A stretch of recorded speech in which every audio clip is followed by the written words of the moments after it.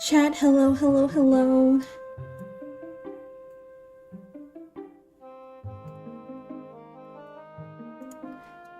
Sorry for the wait. I went to go put in some pizza pockets in the microwave because I was hungry. Forgot to do it beforehand. Hi, Acto Joker. Hi, Unknown Artist.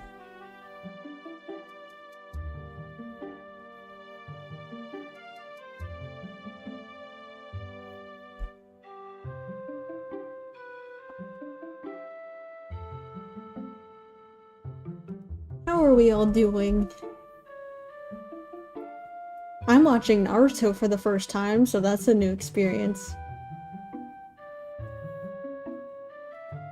It's funny because I've said for the longest time, I know I'm not gonna like Naruto. Because typically I'm not really into, like, fighting anime, because, you know, the anime for the boys and whatnot.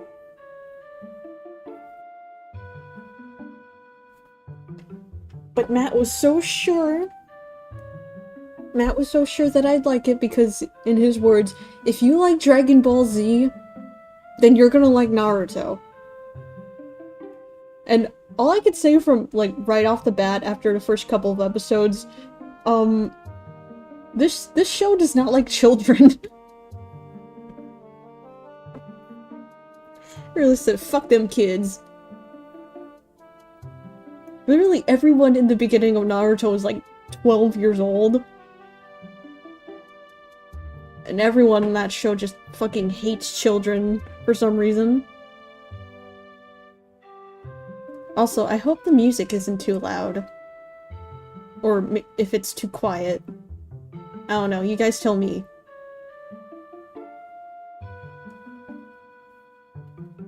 You know, instead of not telling me when the audio is too quiet.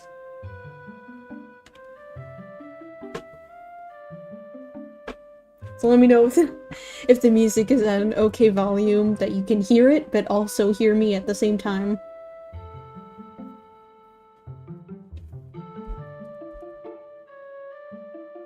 I'm just waiting for these pizza pockets to cool off.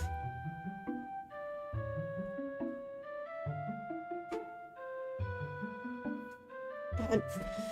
I haven't drawn anything in a while. I don't even remember what was the last thing I properly drew.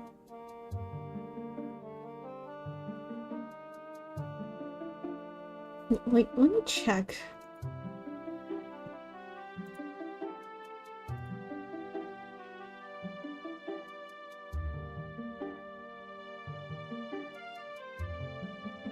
I mean, I tried drawing, like, a new watermark because I got inspired by Mel's watermark because it looks so cool.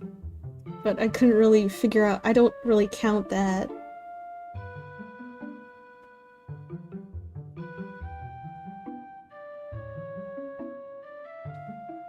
I mean, I guess the Ash plush? Maybe that was the last thing I drew? I don't know. I guess my character is a Saiyan.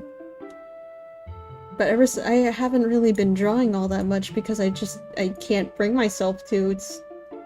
Ugh. Hello, Epic 10.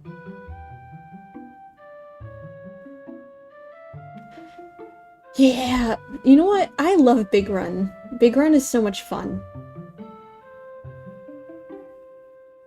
Splatfest. I'll have to play in Splatfest to make up for the fact that I didn't play Splatfest. Because I got so frustrated. Because Shiver keeps on fucking winning. Down with her.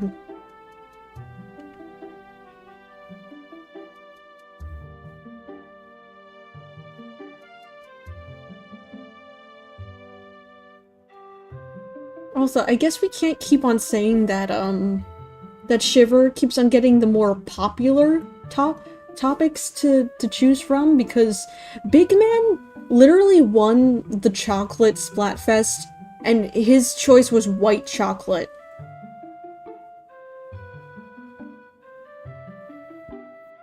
Best leader of Deep Cut is Big Man, no questions asked. Like, Fry is okay, and Shiver is just...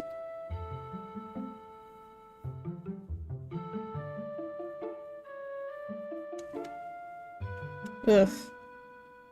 You know, Shiver.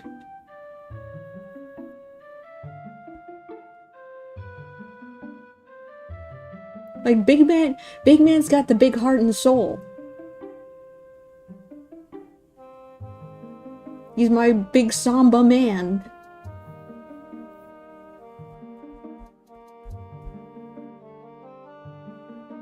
Why would they make a diss track on Big Man? What did he do to them?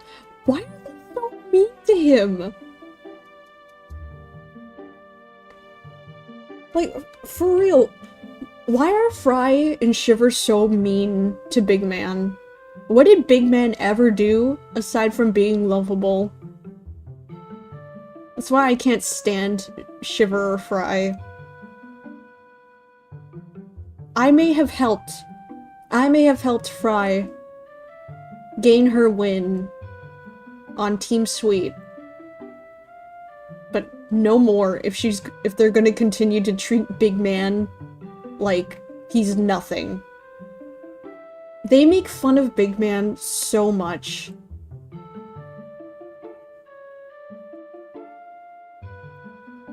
Like, it's hard to believe that any of them are even friends. I don't know why they hang out together.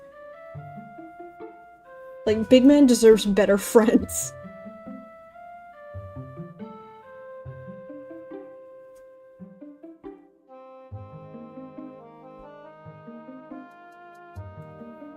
It's not that serious. It's serious! It's serious to me! It's serious to me! Big Man deserves so much more than Fry and Shiver. They're such bitches.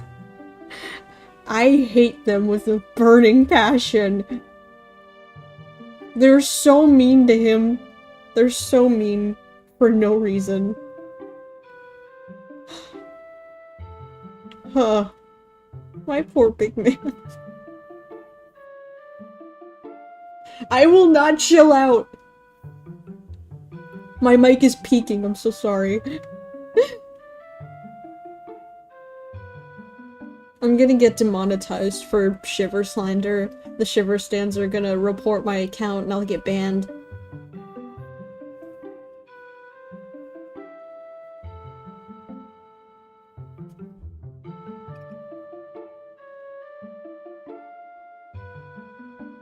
Gonna get demonetized for hate speech.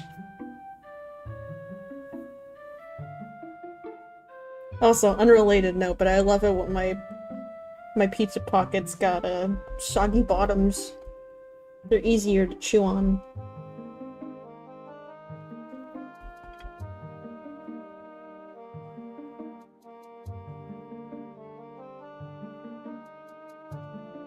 I'm gonna eat one of my Hot Pockets, then we'll get started on the drawing.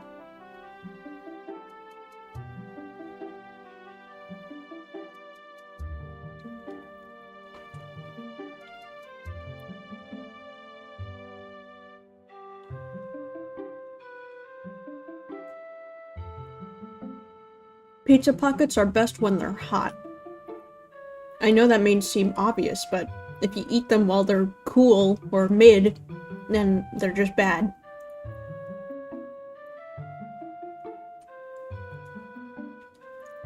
I gotta eat them when the insides are all gooey.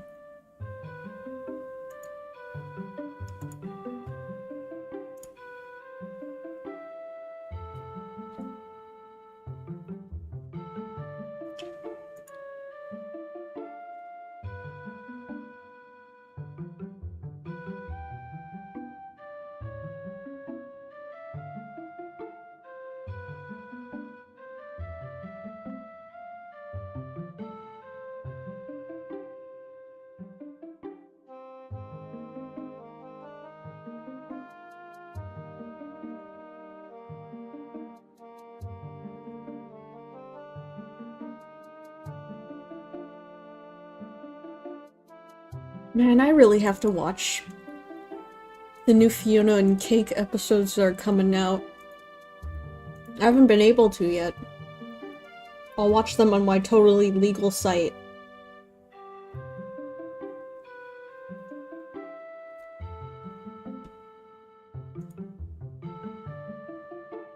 Hi, Unlucky Kitty.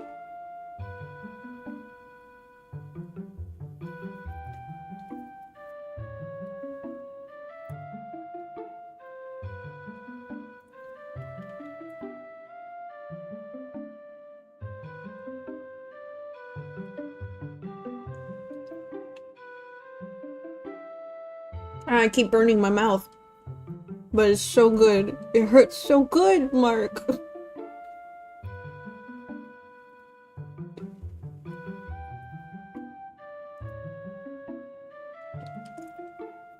What am I gonna do if I reach 1,000 subs? Hopefully get monetized.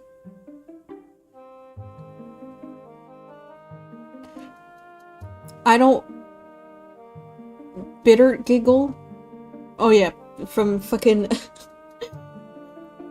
Ban 4. No, I didn't know Bitter Giggle said the Zumbo sauce thing.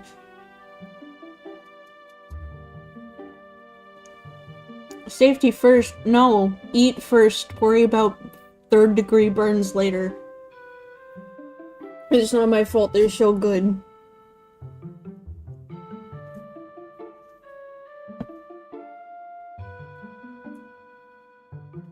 Also, what would you guys prefer? Hold on, let me get my tablet out.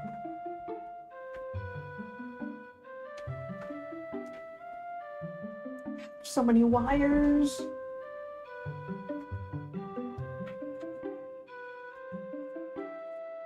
Ugh.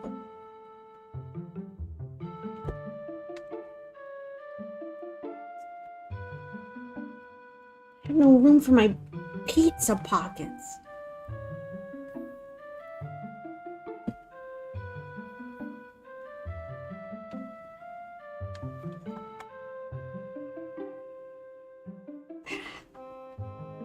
There we go. I think this is a good setup. Hi, Christian. Hiccup.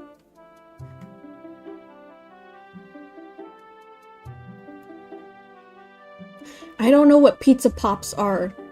What are pizza pops? That sounds like an ice cream. For my pizza pockets that I get from, you know, the grocery store, I buy 2 12-packs. So I eat 3.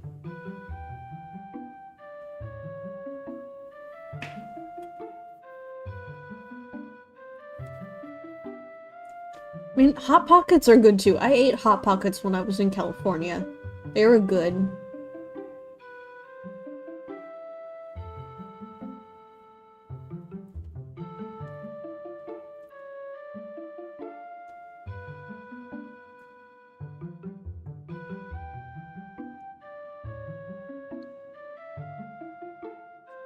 I'm so hungry. I didn't eat breakfast, so...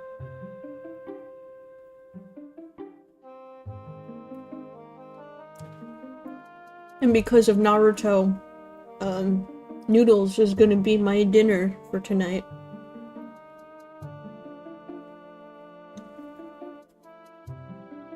Yeah, I don't have to worry about ordering food because Matt let me buy groceries.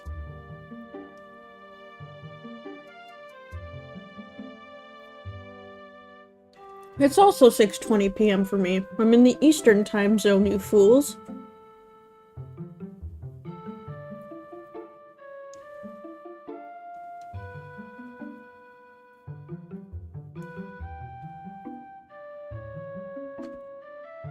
One thing that you'll know about me is that I am always hungry. All day, every day.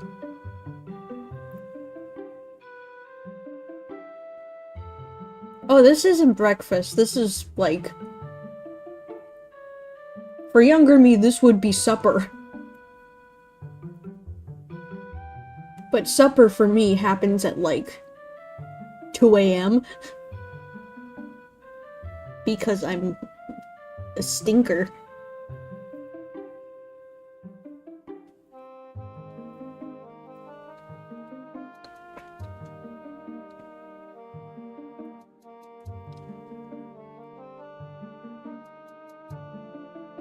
Actually, my breakfast was a fudgesicle. Ice cream for breakfast? Fuck yeah.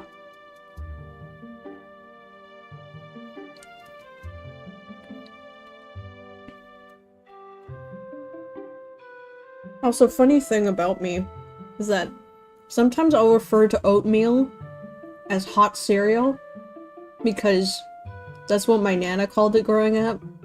So everyone kind of adopted the term hot cereal when asking what we wanted for breakfast. It's like, oh, what do you want for breakfast? So, I want hot cereal.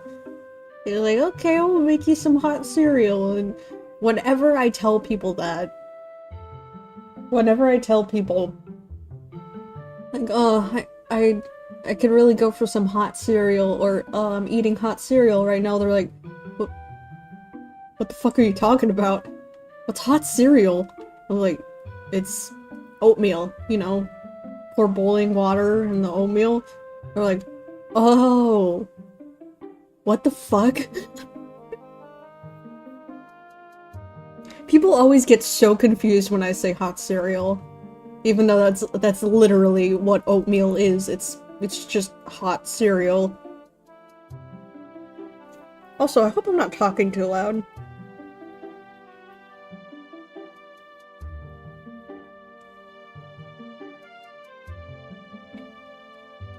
Right? Like, you know, oatmeal, hot cereal, they're interchangeable. I guess it freaks the US people out.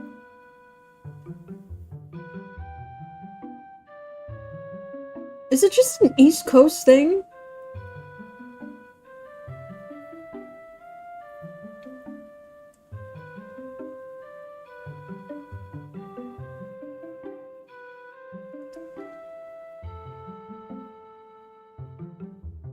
No, don't worry. Fucking hot cereal is oatmeal.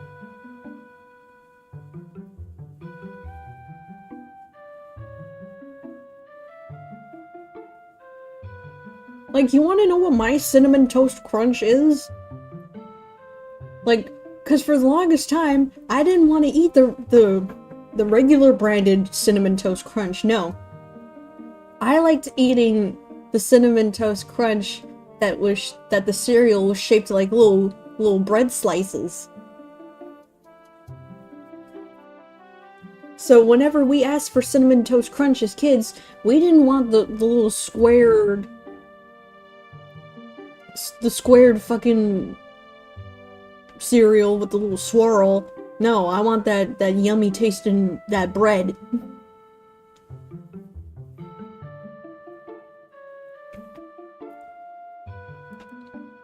Let me see if I can actually find it. Hold on.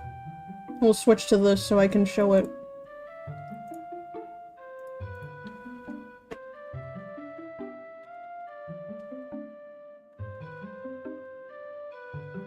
Cinnamon Toast Crunch shaped like bread, yeah! Yeah, it was called French Toast Brunch. French Toast Crunch.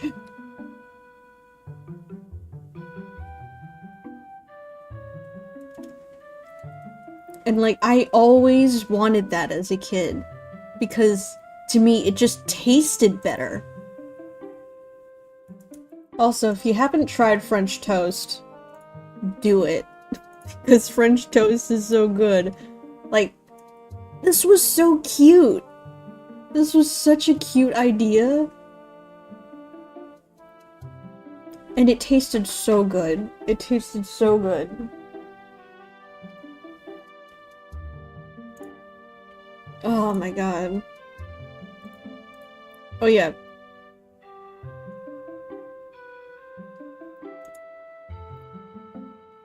I wanted to ask you guys. Are we good with the Ordon Village music? Or would you guys rather have, some D&D horror stories going on in the background?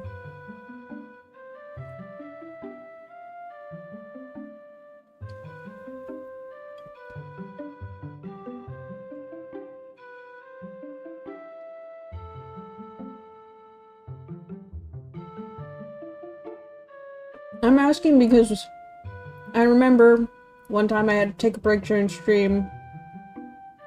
It was we were waiting for Matt to come home. Or come back. And we were like, oh, we can put on some D&D horror stories in the background. Ooh. And don't get confused, D&D horror stories is not, you know, spooky, scary, you know, Halloween type horror stories. By horror stories, I mean D&D going wrong in all the worst ways.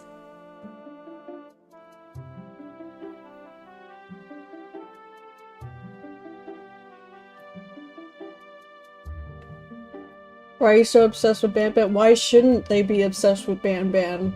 Banban is the greatest game ever made. Better than Bloons, even.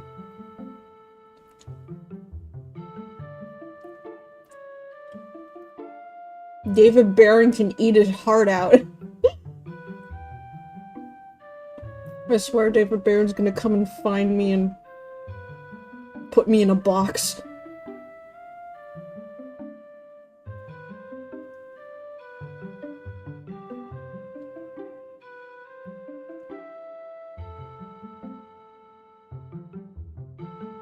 I'm only asking because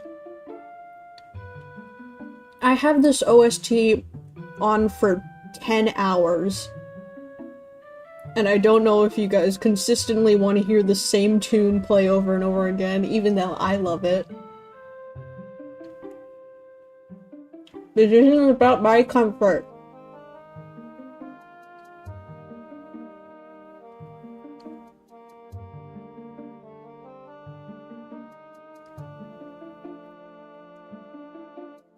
It's about what you guys want.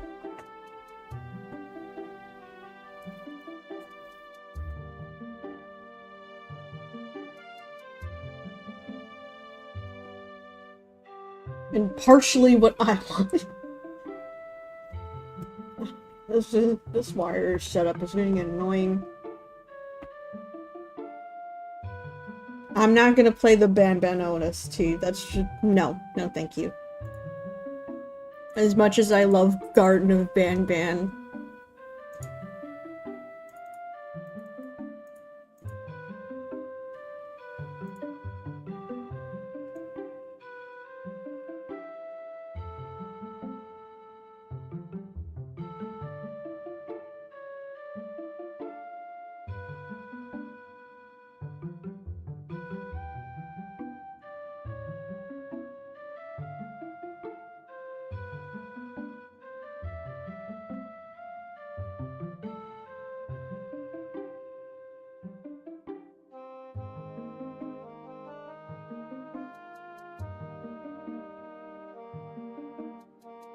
Okay, this is very off topic, but like, do you ever look at like a character like Vegeta, Yamcha, even Goku for that matter, and you look at them and you go, why are their titties so damn big?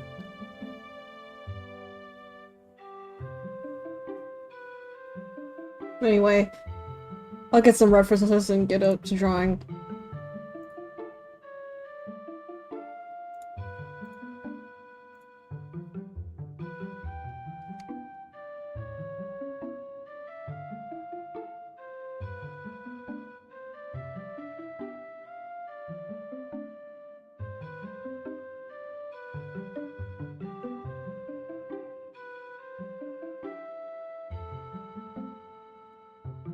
Where is that reference that I had? Hiccup.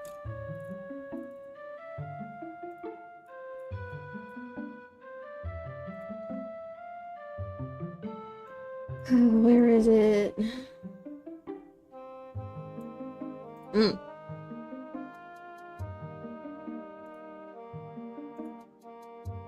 Let's open up a new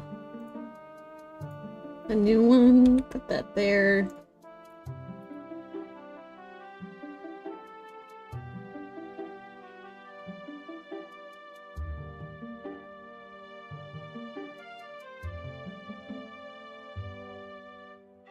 Wait, what? Undertale music is now copyrighted? I remember when that shit was there for free.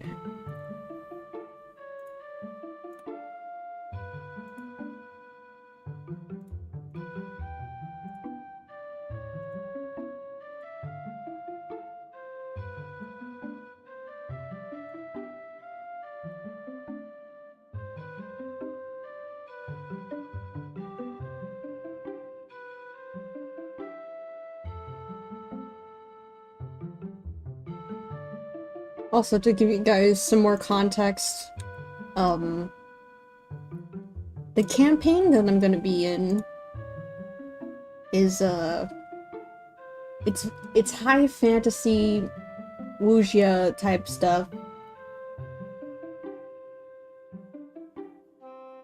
So it's kind of like Naruto, but, you know, less modern. At least I think so, I'm not sure.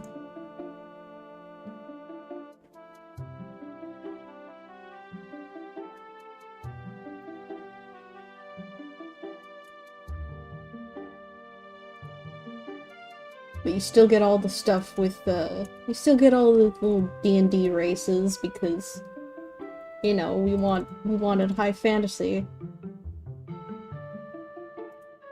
I'm just gonna be taking a few of these for inspiration that is too big. Where's transform? Here we go.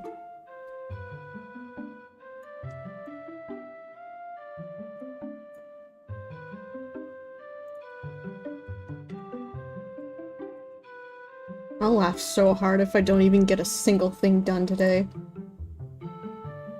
You're like, okay, yep, that's the stream. See you guys later. Yeah, I should look up that mask.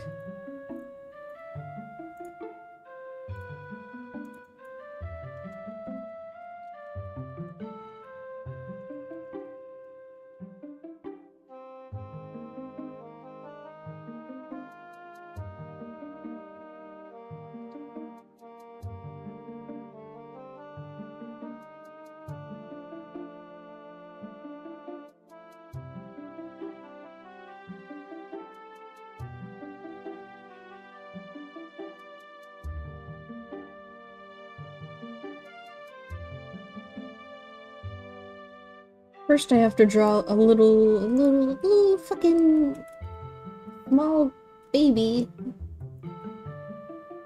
Because at the start of this campaign, we're all gonna be children, and then we're gonna get a time skip. So I have to draw various different ages. So that's gonna be fun. Hey, Blastmad! I've been looking at chat, by the way, so I'm a bit behind on what everyone's talking about.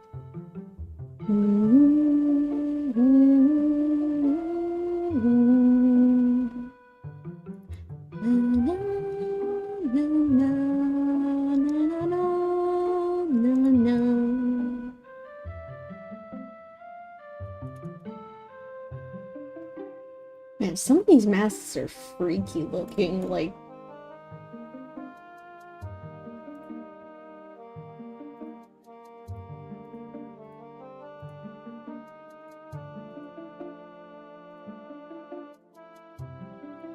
Okay, I guess I can't copy that, but whatever.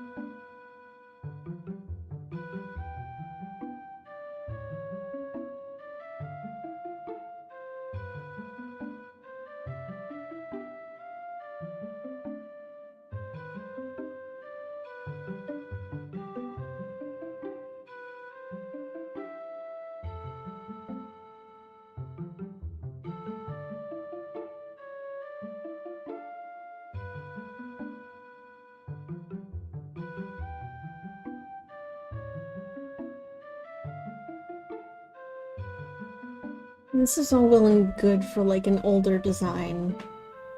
I need something for like a little baby. Not like an actual baby, but like, you know, a 5-year-old or something like that.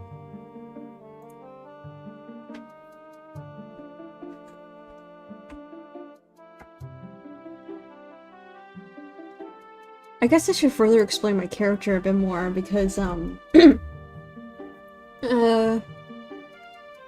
my character origins is that they were originally from a cult. And that cult worships, you know, lycanthropy. And my character just so happens to have lycanthrope in her blood. So she's a little werewolf gal. And she's treated like this you know, divine being. Like, you know, she's a blessing from the gods and whatnot. And, you know, they treat her fine, all well and good, you know. Because, you know, that's their literal blessing from the heavens. But eventually it's later revealed that they were going to use her lycanthropy, to, basically use it for nefarious purposes, i.e. kill people. And maybe turn other people into lycanthropes.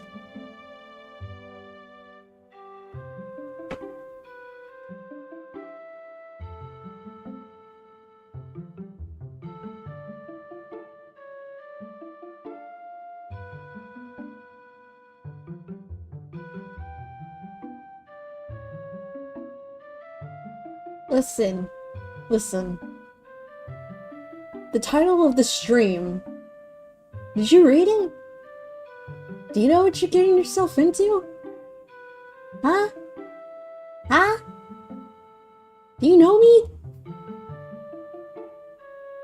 We're getting into some drama real early on at the age of 5. You gotta start early, you gotta teach them young, you gotta teach them right. Not even the children are safe.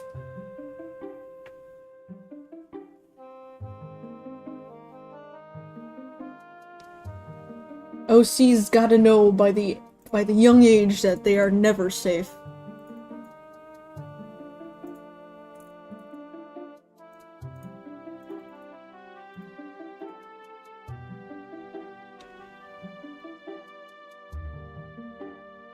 Not even the children!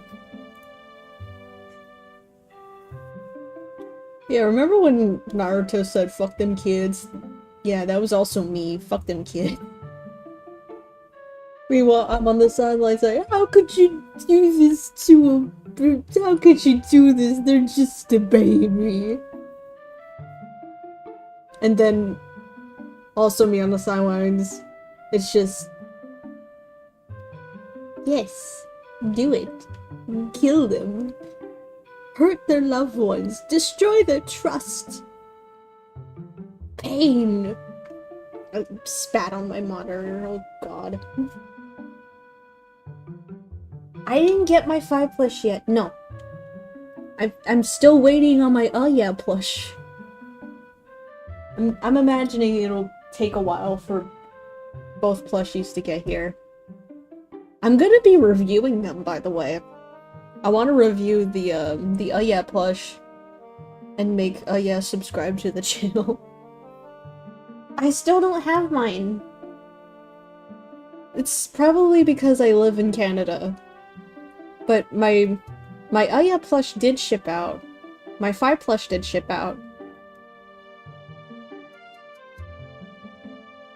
I can check my shop app and see where it probably hasn't moved an inch.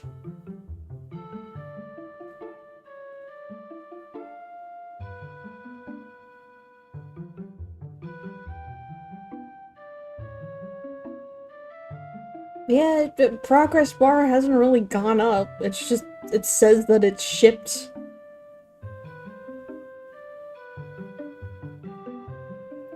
Also, it says, oh, we couldn't find a tracking number, so I don't know where the fuck this thing is.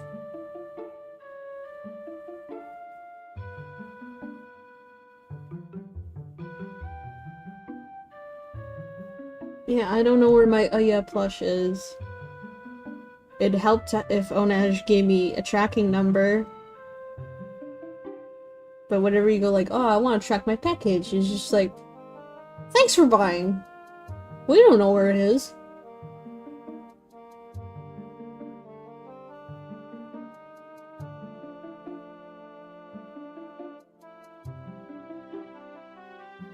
I don't know when Dags' plush is getting shipped out. My nose is itchy.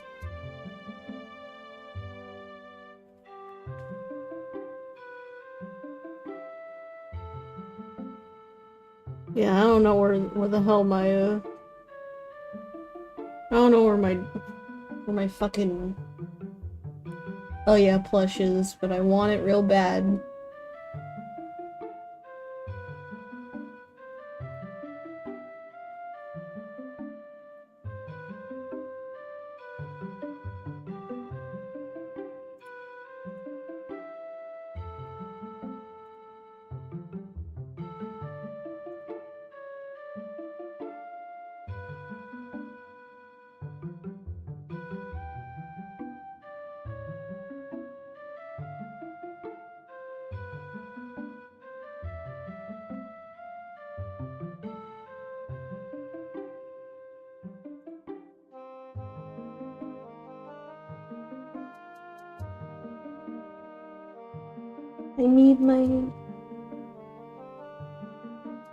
I need my oh yeah plush.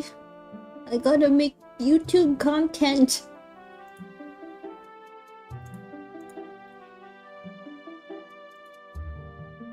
Also, yeah, this music is already tiring me out.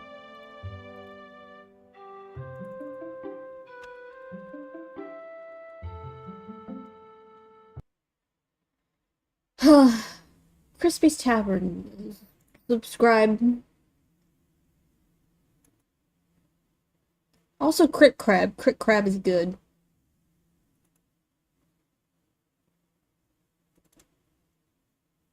Awful DMs make worse players. That's true. My cousin. I just need to make sure that this is working. Can you guys hear it? My cousin told me about a campaign that a friend of a friend was making over Discord. A campaign Oh, where we would be traveling turn up merchants. the I audio. loved the idea, so I rolled up a bard and met the gang. They all seemed pretty nice at first. When the game started, one of the players started acting quite rude, but nothing to get mad about.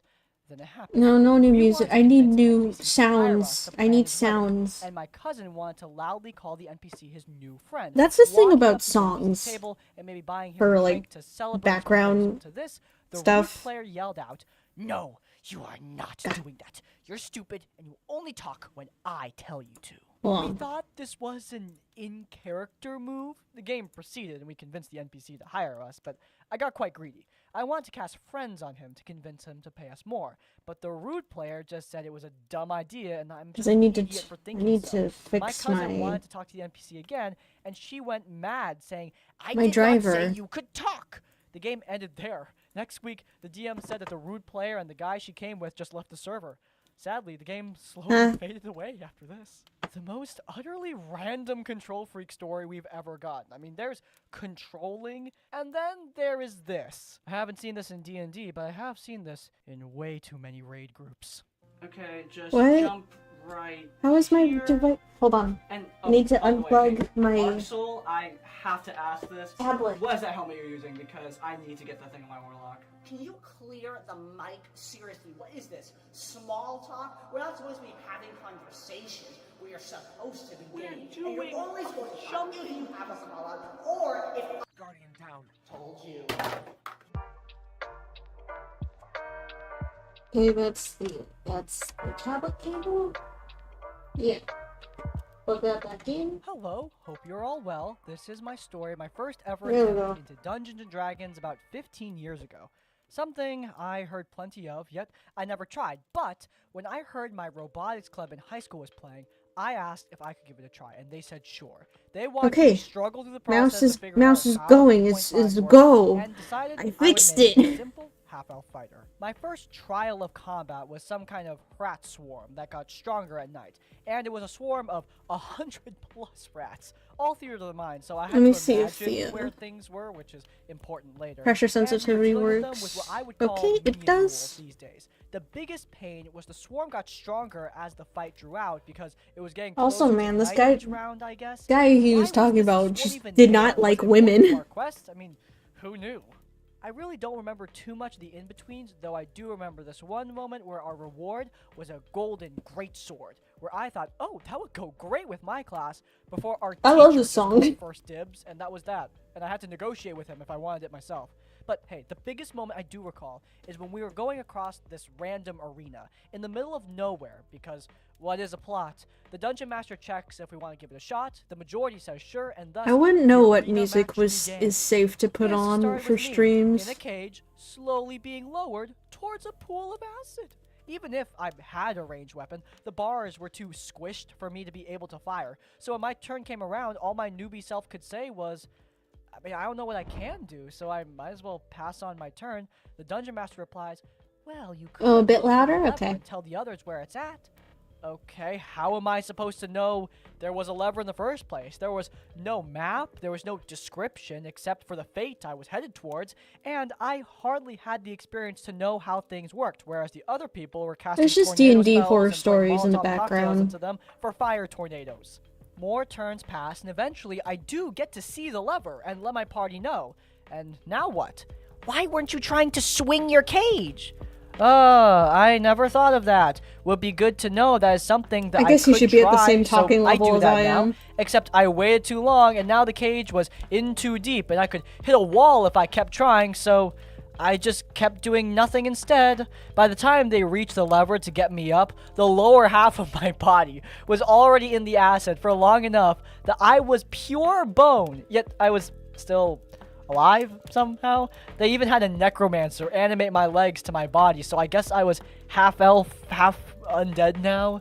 Things did not get too far before we had to focus on competition, and the sessions just fizzled out from there. Looking back, it was an utter garbage of a start, but I think I still had hope I could do better later down the line. Well, the next time I got to try and play was with someone with a DMPC whose level was over 20, multi-class 4-ways, yet still aimed to play mentor while we tried to figure out the task at hand. So yeah, another session that didn't really get too far. Honestly, I don't think I ever really got anywhere until I Hold got on, I'm into 5th gathering edition more with my current references. Dungeon Master, and now I've been having the itch to DM myself. Well, good for you. You have plenty of object lessons that you can learn from. I'm gonna be honest with you guys, I am all for high school club Dungeons and Dragons games, but just be aware what you're getting into. Here, D&D is secondary, and therefore, it's not gonna have the same engagement that a group that is there to play D&D is going to have. You're not there to play D&D, you're primarily there to do your competitions, right? And to practice. I was thinking of doing a D&D game in my speech and debate club. This is in high school, way before I ever started actually getting into DMing and Dungeons and Dragons, and I'm kind of grateful that I never did that because I know it would have been a disaster. People would have been distracted, no one would have been taking the game seriously, and I think as a DM, I wouldn't be having as much fun. I'm not saying it can't be fun, I'm just saying know what kind of fun you're probably going to have. It may not be the same as a roleplay heavy group that's meeting for 4 hours a week, but hey, it can still be enjoyable, you know, as long as you avoid item stealing teachers and horrific acid pits. Way too big. Okay, Way too so big. I've I wanted to need play the D&D for a reference to be long time. I did a small. lot of research, and I finally That's signed up for a unnecessary. It's one-shot too campaign small. in my local board game store. It was going great, I loved the party, but then something really unpleasant Sorry, but happened. the base idea In short, for Crystal we walk into the Horns room, has been in we my see a mind crown. for Paladin sees days. that crown is bad, so he turns to my rogue, telling them not to touch the crown. So, you know, I don't. But the paladin accidentally throws it off the altar with his tail, and something happens. The DM explains how everything felt really wrong, and we heard someone. Me, being a rogue and stupid, decided to pick up the crown since, someone had already touched it and whatever was supposed to get activated had probably already gotten activated. As soon as I do that, the Dungeon Master asks me to throw a charisma check. I fail, so he tells me my eyes turn black and I don't control myself anymore, and my character runs off in some direction. Another rogue tries to hit the crown out of my hands. They succeeded with the roll, as far as I remember, but the Dungeon Master said I'm still holding the crown. So my character runs off in the direction of another character, who at this point has no idea what's happening. That character runs after me. After that, my character gets on an altar, and while the other characters have no idea what's going on, my character stabs himself in the chest. The DM says I'm dying, so I'm not dead yet, and I'm thinking, okay, the Paladin will help me. Surely, the Dungeon Master is not gonna kill me on my first session, knowing it's my first session. This shit is right before fire. They're combat cooking with the in the Banshee studio. triggered by the third rogue in the party, right? Okay, wait, hold on. 3 rogues? That's... My entire family was killed Thank you, by Octo assassins, Joker, and for the now, as an donation. assassin myself, I will hunt down their murderers and take my revenge. You think that's bad? My best friend died saving me from my family, the gang I was once a part of. Now I've taken up the art of gunslinging and thieving, and I will avenge him. Well, I don't have any sort of tragic loss. Thank you for the $20. I can't pay for the full wedding trip, but I just hope this helps a go to those bit. who steal from others, Literally, and any I steal donation from helps. them. The game's the game. I don't want someone to pay So, for the whole you know, trip for obviously me. the I whole just stealing I thing. just need I'm help. playing rogue. Not to mention, I'm trying to make Only this my one job. way to settle this. Agreed. Roll for it? Yeah, sounds good. Oh, yeah, sounds And great. so, Yeah, no. paying me the Paladin helps comes make to the room, this but when they try to approach me what and I help, do, the Dungeon you know, Master says they've been streaming my thrown job. back with a huge force of magic. Maru, I'm then the DM turns to cooking! me and says, I'm dead. That's it. And it's My first ever gonna campaign, be right before the combat, yummy. which would probably take us to the end of the session. So I had to sit there for like 20 to 40 minutes I'm of the cooking, ending I'm to just gathering watch references, them. I am I didn't even have time to introduce a new I am character. Just, becoming nope, Remy my Rat. character is gone. Completely. The DM says it's the consequences of my actions, but I kind of feel like crap. Okay, the consequences, but did they really have to kill me on my first game as a consequence? Well, knowing it's my first session, giving me the hope of, oh, I can still be saved, and realizing that right after this, there's going to be a long combat until the end of the game. At this point, it literally just looks like a punishment for me, considering my party did try and help me, and the DM just didn't let them. Am I being dramatic and this is normal? I should toughen up and crap? Or was it a crap move from the Dungeon Master because it did feel like that? And I'm pretty sure I wasn't as interested in the game as I am now. I'd quit playing right after stuff like this. Should I even play with them Mario, again? Or is I am it better trying to to cook. find another game? Because I really did like the party. Okay, They're so- insanely cool.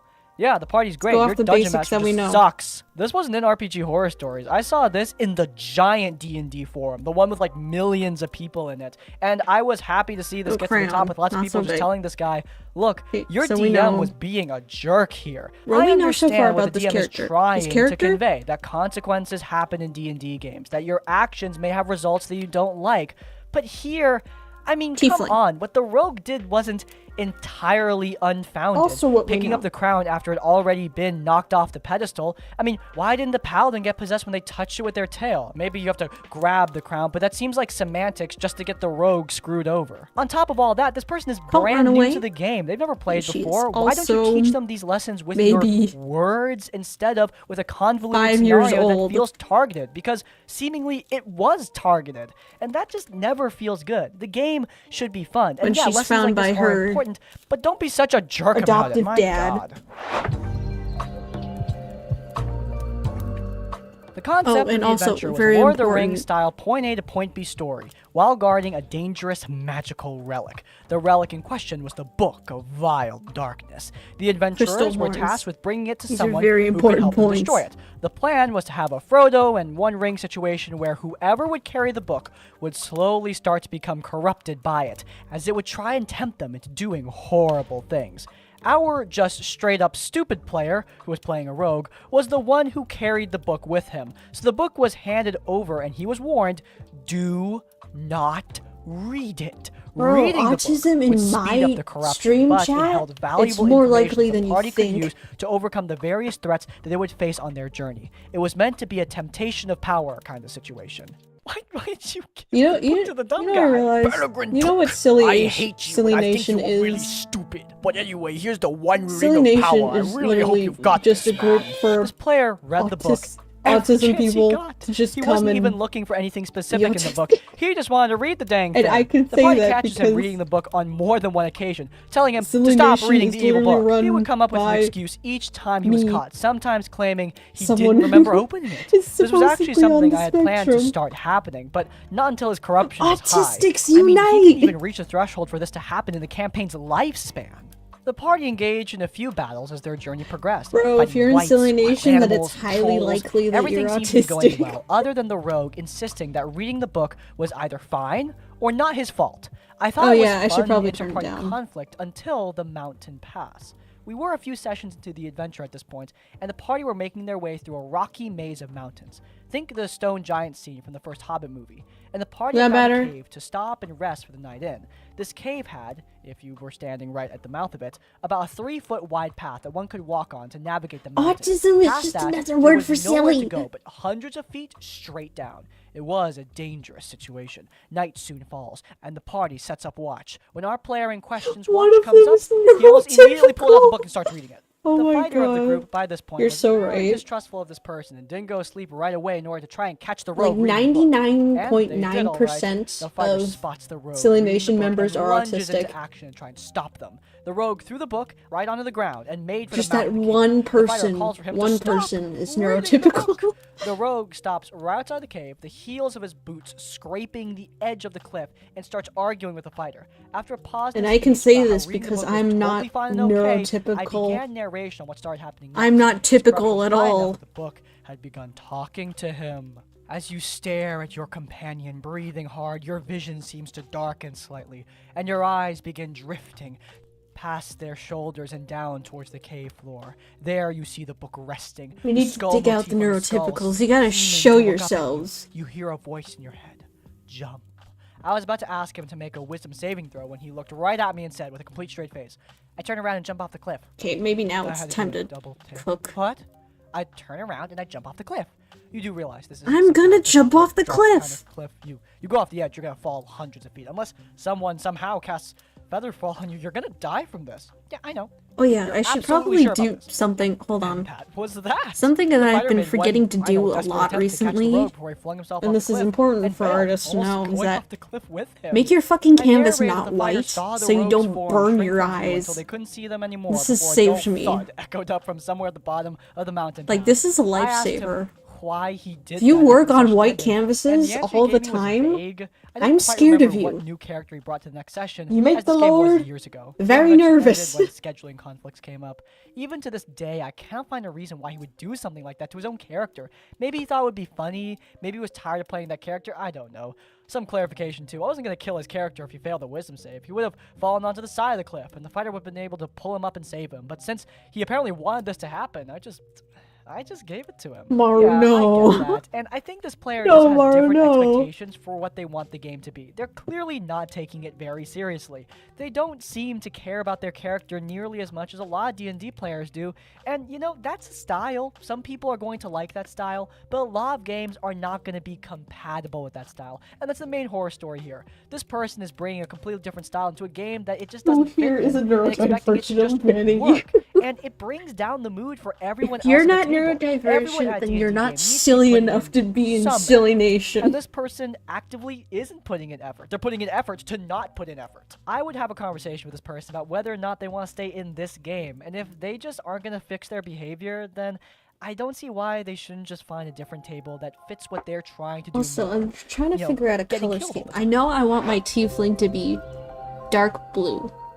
like a My first midnight true blue. temptation into You know, D&D style kind of games blue that was a Princess homebrew Luna is in Pokemon My Little Mystery Dungeon Pony. campaign my partner invited me to. And not run by two season game masters, 1 one to keep the numbers Luna straight, that and the people other to keep somehow the say roleplay done is well. the Sounds fine to me, better but honestly, version. Like, Pokemon I'm is a sorry, bit but of a if you think hyperfixation season for 1 me, so Luna of of My course I Little was Pony going is to join no fucking matter better, what. then My you're partner just is a fellow wrong. dungeon master in quite a few campaigns on the Discord server it was in, and since everyone was seemingly all good friends, it was a little awkward starting out, but Like, I'm it sorry, all seemed but to go really well since I shockingly got along with everyone. Then things started to go, downhill. Many of Game Master 1 This- and 2's NPCs kind of stole the whole story.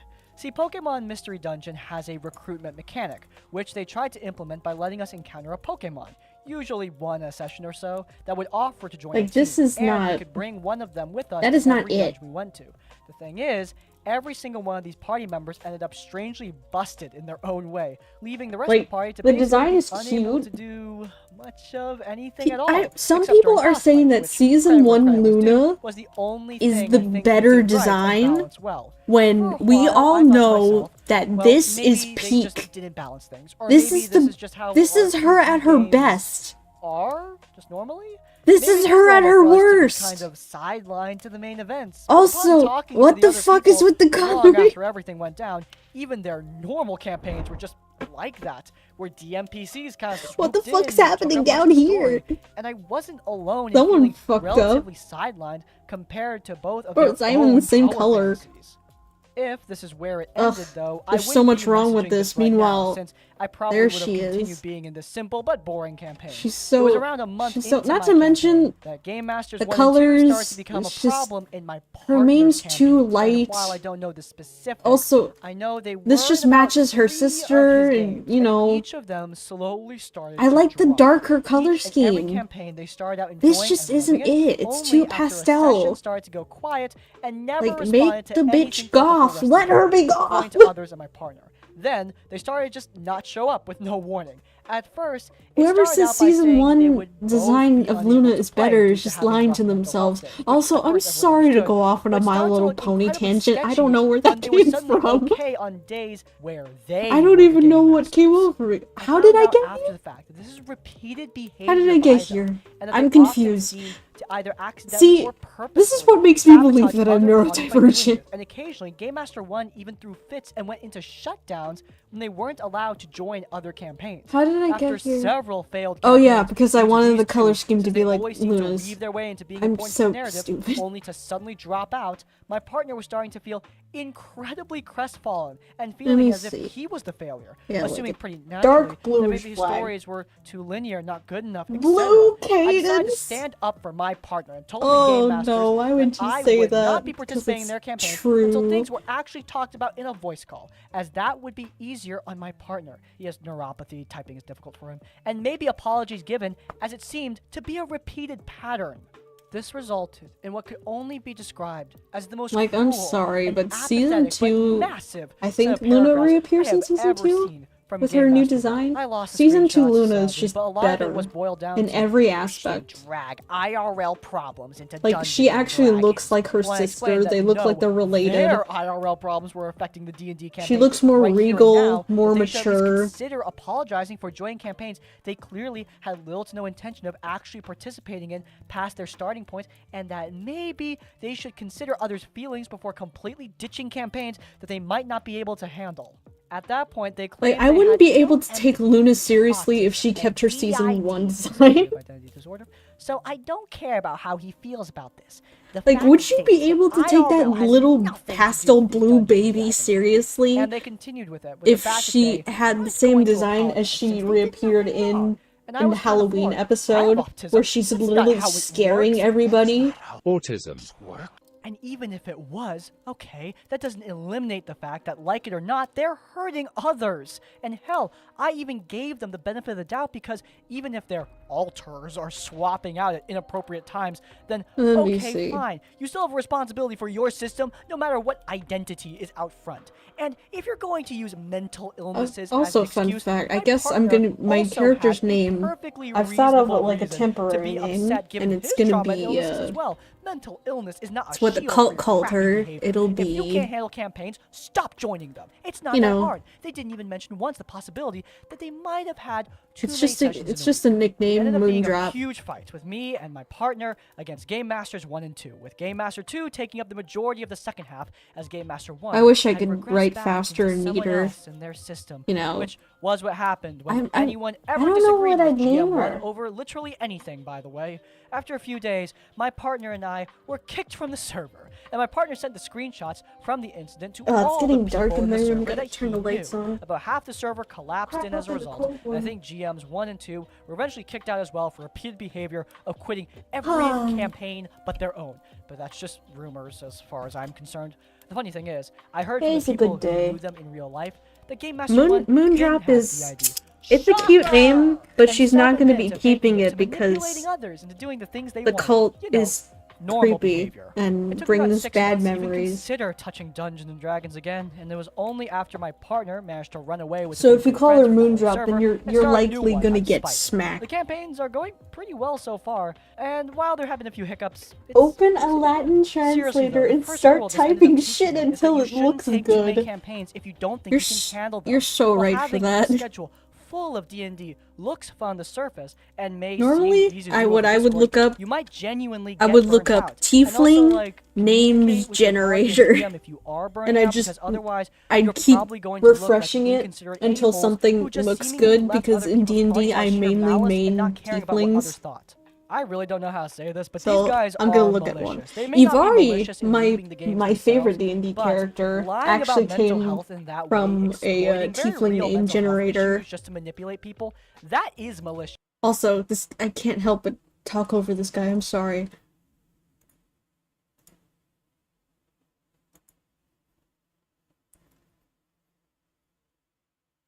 Okay, so Ahari.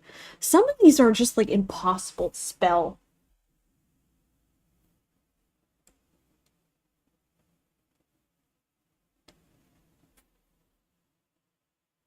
Maybe I should pick a Japanese name since it's gonna be gonna be focused on like ninjutsu and whatnot. It is like a wuxia type deal. I mean, her teacher's name is literally Gogetsu. I think that's his name? Gogetsu? Or character prompt. Or like Master Gotetsu, yeah.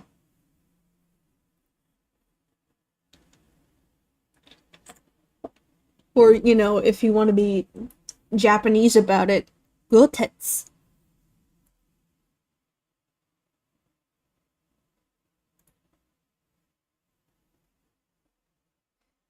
That's gonna be an out of context quote from me if you want to be Japanese about it.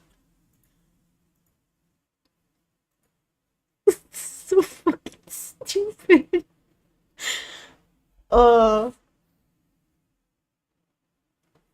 I wish I had D&D in 2 hours. I wish I had D&D. I want to play so bad. And the thing is with this new D&D campaign is that it's a new system, there's new sheets, it's all stuff I'm not used to, and man, I was so upset about it because, you know, me being a neurodivergent person, we tend to not really like change. Change is kind of an ick. Like, change in routine, change in stuff that you use. For me, it's especially with D&D. Like, now we have to use spell points instead of spell slots, and it's just like, man, it's so different. And I don't like different. Different feels bad. Different feels wrong, but I have to like get a grip on that because I don't want to stop myself from having fun just because I don't like change.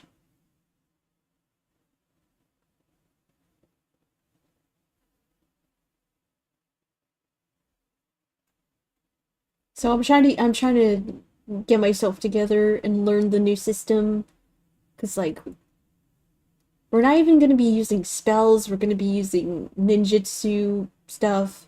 I mean, I guess we still call them spells.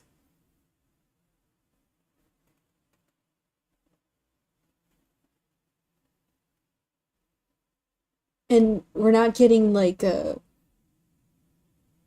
D&D races, the ones that we're picking, they literally don't matter. Like you won't be getting stats from your race. Uh the races are just purely for aesthetic reasons because there are no races in the Naruto 5e handbook, you know, you're just a little human. Oh yeah, by the way, we're using the Naruto 5e handbook for everything, you know. And it's a lot to take in because there's so much content. There's like over 1,000 like spells to quote unquote spells to choose from. There's it's just it's so much. It's so much.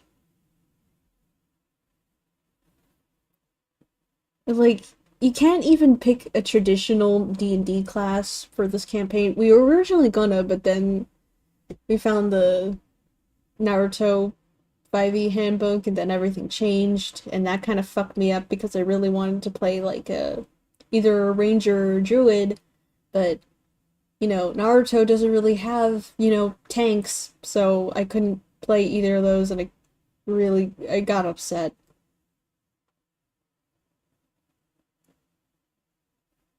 So I don't know what my class is in Naruto point in Naruto terms. Um I don't even remember what the class was I chose. I don't know. I just know that my character's gonna be able to do what's it called? Gen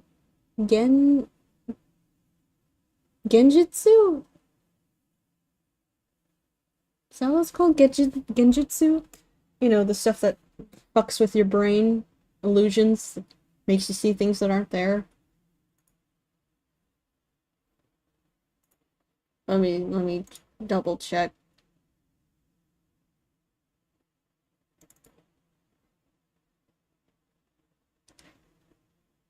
Yeah, Genjutsu.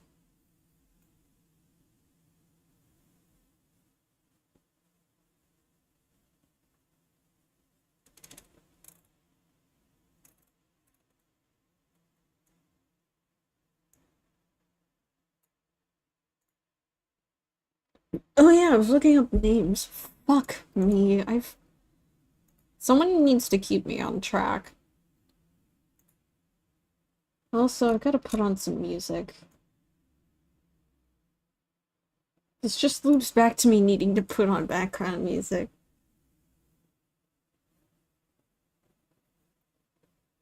Oh.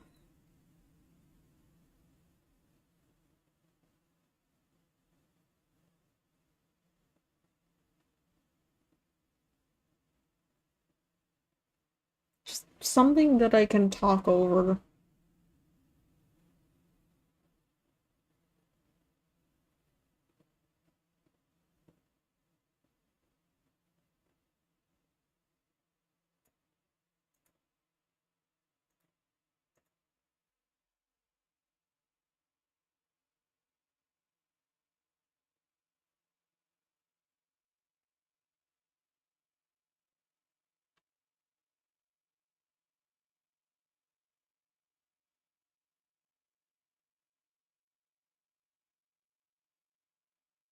Gitso is not a slur.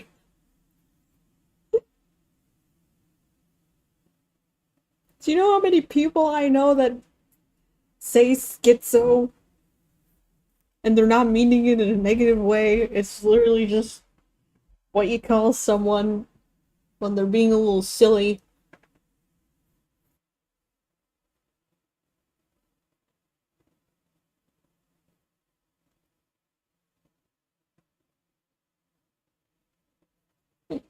I'm just worried if I put on tavern music, then I might get copyrighted.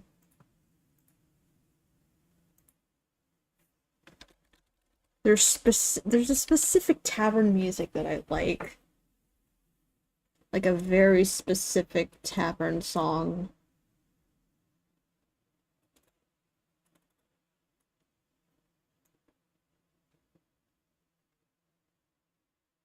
I think it's from Skyrim.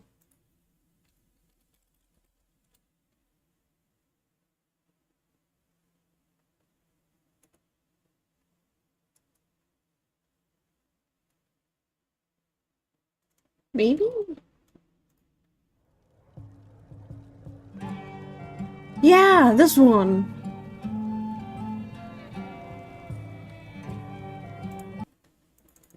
Skyrim, around the fire.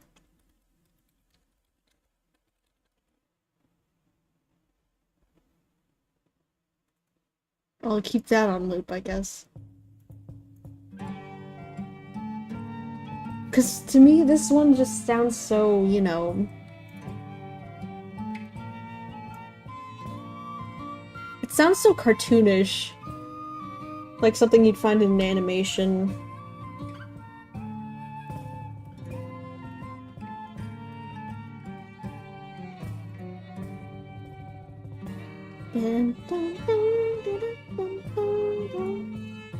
Okay.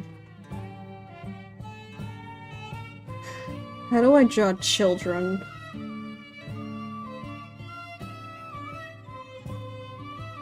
Oh wait. There we go.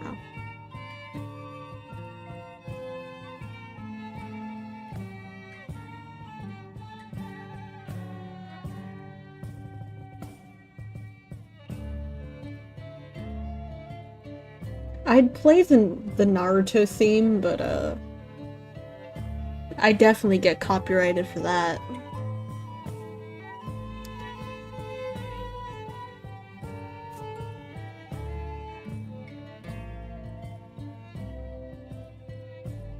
Oh, man, I just remembered that I'm gonna have to figure out a hairstyle for this character. Oh no.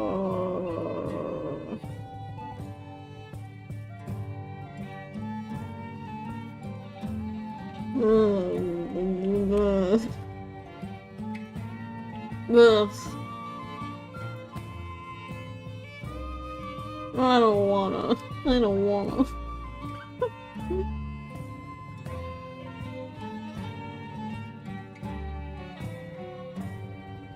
Oh man, I'm gonna... Fuck. Fuck!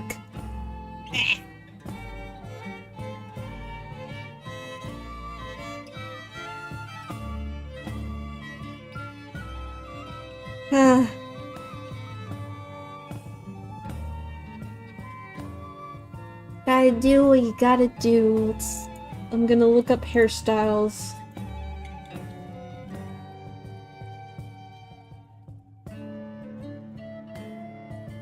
Hairstyles for girls. I just want an easy one that I can do.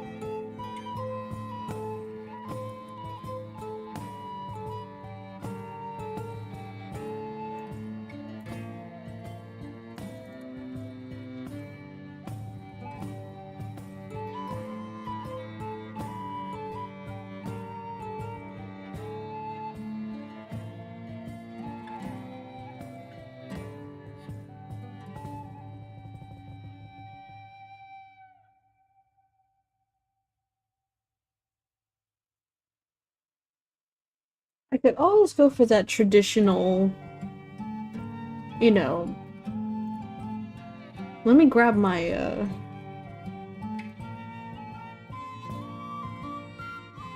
art from my very first D&D character.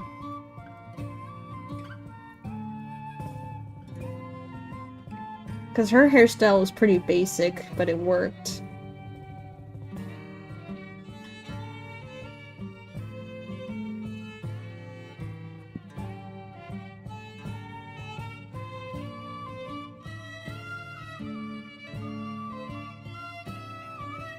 I can find first art that I did of her. There we go.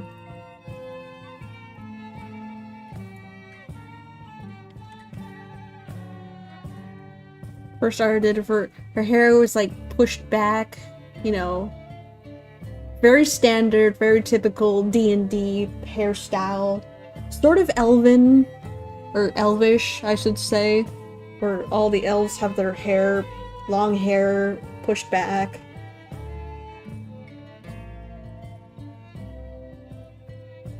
Like, this was my very first D&D character. This is where I started to... I fell in love with the aspect of tieflings. I'm like, man, I'm gonna keep on doing this. And my heart was on point during this period of time. Cause... Let me grab it. Like, I made shit like this. Back when I still went by my old alias, Queen Boo. I mean, people still call me Boo, but... That's more from my inner friend circle. Like, why can't I do this anymore? What happened? What happened to this? I mean, look how good that is.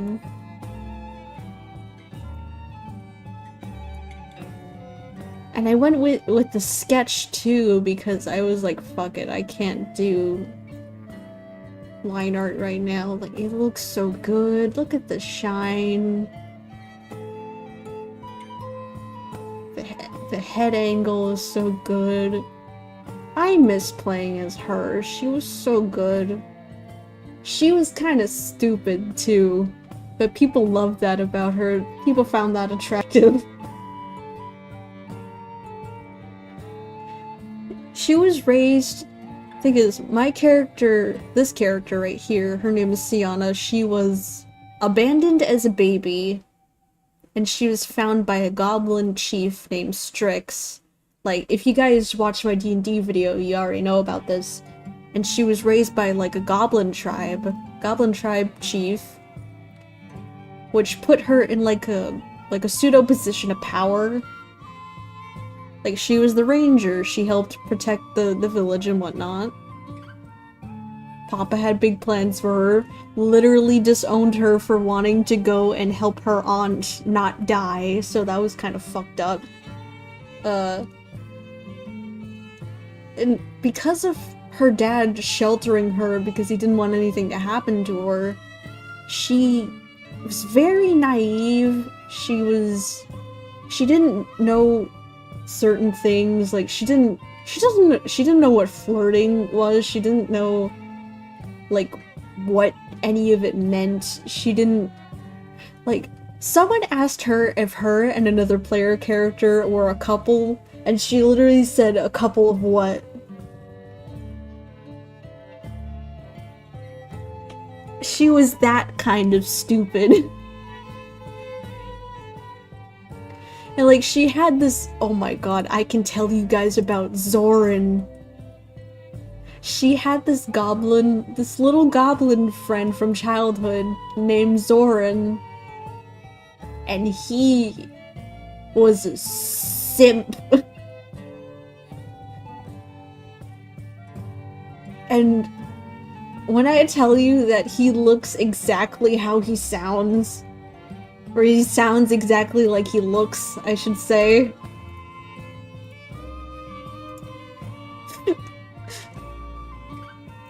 This is Zoran.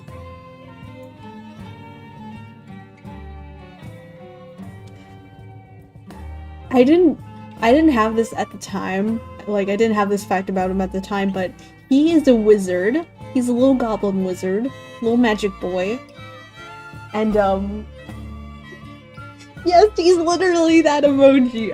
He literally has... I'm telling you, he looks exactly... He sounds exactly how he looks. A nerd? Yes. And you know the lisp that you know the lisp I'm talking about, not the lisp where you go like this. I'm talking about the lisps where you know someone goes actually. He has that like speech impediment, and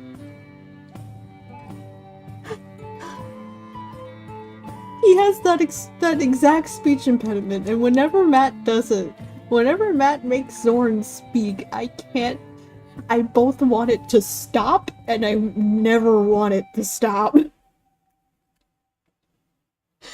Zoran was just that weird simp nerd that was cringe, but you couldn't help but love him because he's just a boy. He's just a man. He doesn't know what he's doing. Do you think he has any idea what he's doing? He might pretend to, but no. I intentionally made his hairstyle like a little bit gross because Zoran's just he's kind of weird. But I loved drawing him back when I first started. And like I really like the idea of my character and Zoran being a thing. Like, I made this little comic about her being like, yeah, Auntie Laurana says you have to marry your best friend, so I'm gonna marry Zoran. And he's like, what the fuck are you talking about?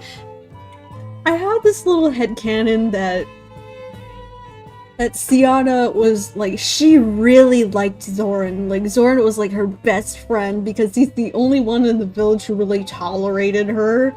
Because, you know, she's a tiefling and, like, everyone else is goblins. So Zoran was like the only one who really hung out with her because, like him, she was an outcast. None of the other children really liked to play with her. And so Zoran just like, you know, tolerated her.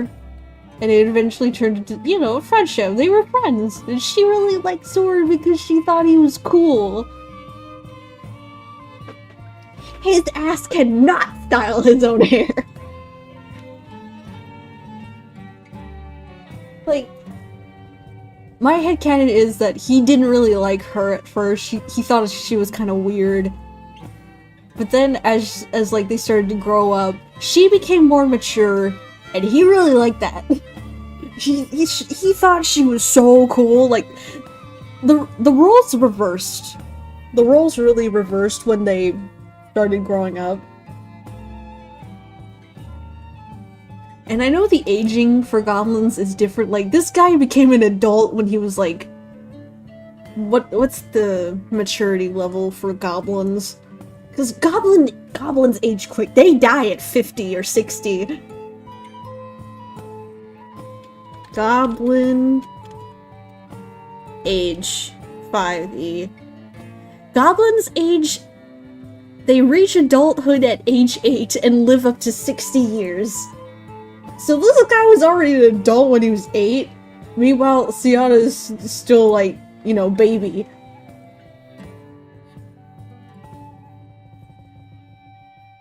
So,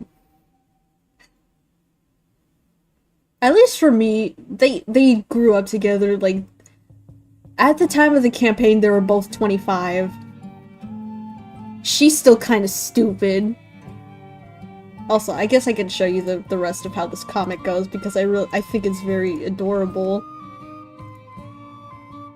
But yeah, Auntie Laura says you have to marry your best friend, so I'm going to marry Zoran. And they're like, bro, you can't do that. You're a tiefling. He's a goblin.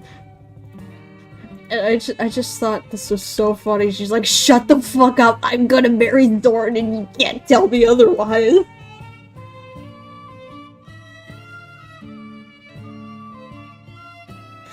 Like, this poor man was like, what the fuck are you talking about? Who said anything about that? Is being friends with you mean I gotta marry you? Shit. No thanks. I love him so much. The thing I should say is that he's now a vampire, currently. Like, Zoran's a vampire.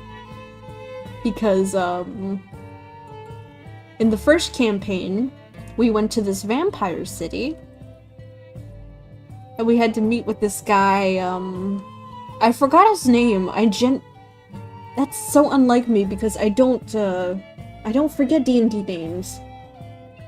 But he was a prince. Hold on. I think I can remember. Because Zoran changed his name in a fucking, oh my god. What was his name? I'm gonna try and remember the vampire prince's name. It wasn't Azathoth, because that was the name of the sword that I got in my second campaign.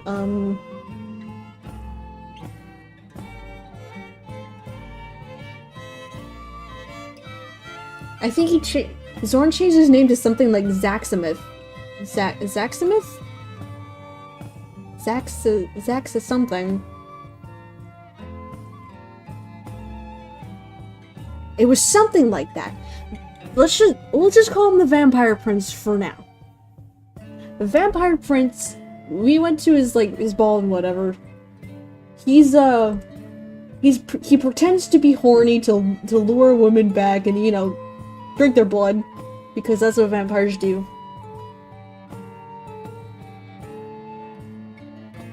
Because, you know, vampires can't have sex, they have no blood in their pee-pee.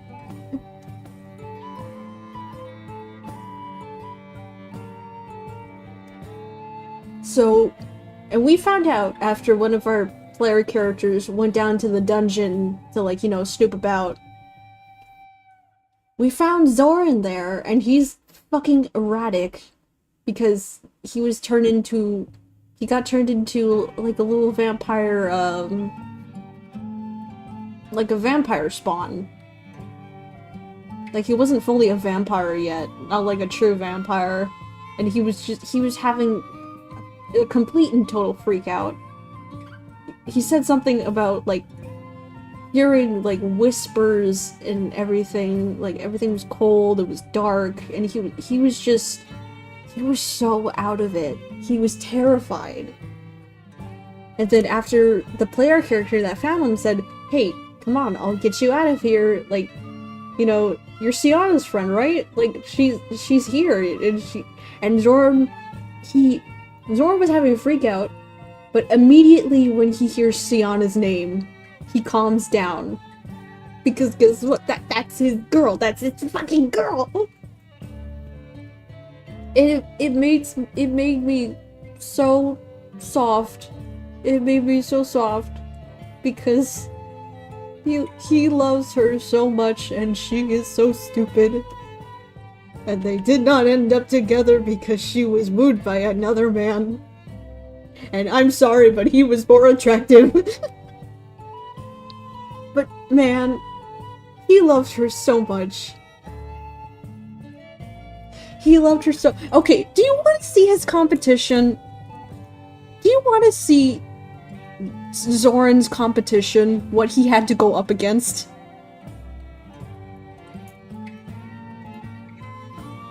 Because the competition was a tough one, ladies and gentlemen. This is Lul. This man was an attack on this woman's soul. Because initially she hated him. She hated him. Sienna fucking hated his guts. I mean, he didn't originally look like this. I mean, because he disguised himself to be a drow elf. So, like, his skin was darker, he had yellow eyes due to his... Because he had lycanthropy. Lycanthropy, I should say. And that he was cursed, and his family casted him out because of it, because the curse was too dangerous. And then he went off to I think the town is called Whitebridge, and him and 3 others of his friends, like, because they were all lycanthropes, and so they found solace within each other, and they used their lycanthropy to, like, you know, help hunt for this town's for the townspeople so that they could eat. And so they found a way to, like, you know, have their curse be helpful. Like, they even carried around, like, the cure to lycanthropy with them, but they never took it because they're like, oh, we want to prove that this isn't a hindrance to us. Like, this isn't something that we need to, like, you know, it's stuff like that. So, what we end up doing is killing all of them, except for Lul. Because, you know, Lul's big plan was to kill his entire family for casting him out. And, like, when Stiana first met him, like, he went under a different name. And I don't remember what that name was. Because his name wasn't Lul. Oh my god, I'm the lore keeper, I should know this.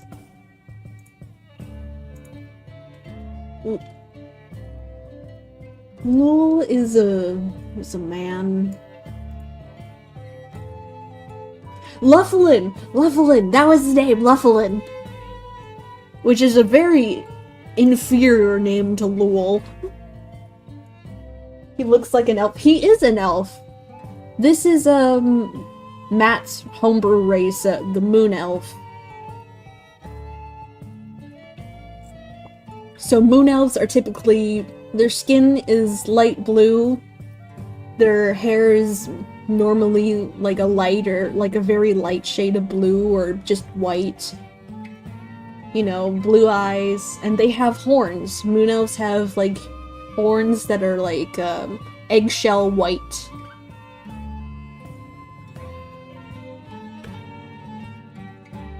So originally, I wonder if I can find it.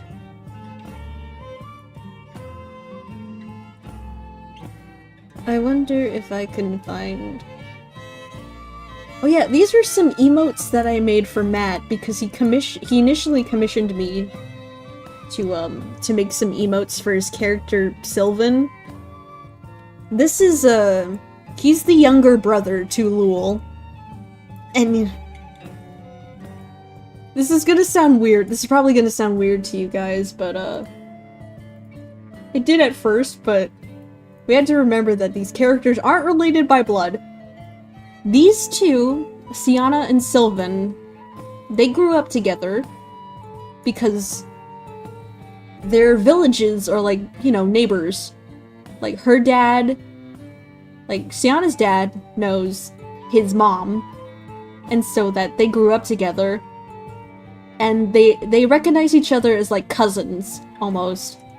Not blood related or anything, like she calls his mom, you know, auntie and whatnot. But they aren't related by blood because if they were, that would mean marrying his brother would be weird. But making emotes for Sylvan was very fun because he's a very, very expressive little guy. He's heavily inspired off of, like, the Starlight Brigade, Strive. Like, even in the campaign, his nickname was Strive. Wait, hold on. I'm gonna see if I can find Luffalin's, design. Because I only ever drew him once. Which is a shame, really. Also, I'm getting off track again. I'm calling him... I'm telling you guys lore about a campaign you don't need to know lore about.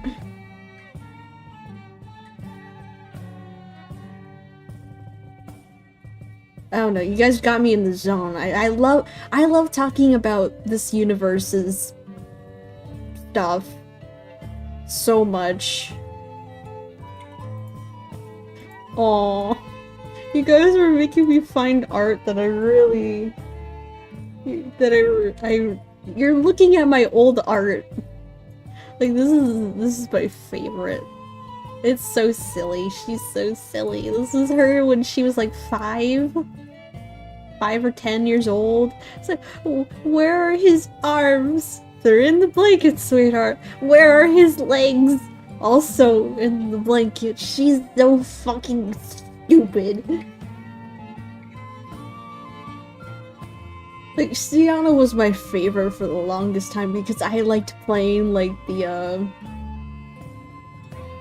stoic little, you know, the responsible one, but she was kind of silly due to being sheltered for damn near all her life. Like, she was so much fun to play. Like, she hadn't even tasted alcohol before, and she's like 25 years old. And when she went to a tavern one time, like in the Vampire City, and she was talking to like these strangers and whatnot, and they asked her a question, and she answered, "I don't know what that means." I think it was in something in regards to, like, you know, sex and romance and whatnot. And they were like, "Come on, don't be coy." And she's like, I'm not. They're like, "You're either really coy or you're very young." And she's like, "I'm 25. And they poor girl, they laughed at her. And they gave her 5 gold pieces. Either 5 gold pieces or 10 gold pieces. They're like, "We like you. You're funny." And she's like, I don't get it." She didn't get it, and then she went back to the group and like, "Those people gave me money, and I don't know why. Why were they laughing?" Because, like, you have to understand, Sienna, she doesn't know anything about romance. She doesn't know anything about... I mean, thing is, she knows about reproduction. She's helped with, like, births before. But she knows nothing about the process. Because her dad was like, you know, "Men only want one thing and it's disgusting." And she was like, "Oh, what's that one thing?" And he's like, "I'll never tell you." Because for the Goblin Chief, he didn't have a wife, he didn't have children, he only had Sienna. Like, that was his only baby. And I guess he didn't want to lose that. And so he protected her to an insane degree, and only ever let her out of the village to either go visit her aunt, or to, like, go hunting, or help with something completely necessary, like the Scarecrow cult. Like, she took down a cult, went back home, and as soon as she found out that her aunt was in danger, he was like, "Oh yeah, time to go home," and she's like, "No, what the fuck?" Like, Sienna throughout the entire campaign was so silly. She was so silly, and people found that attractive about her.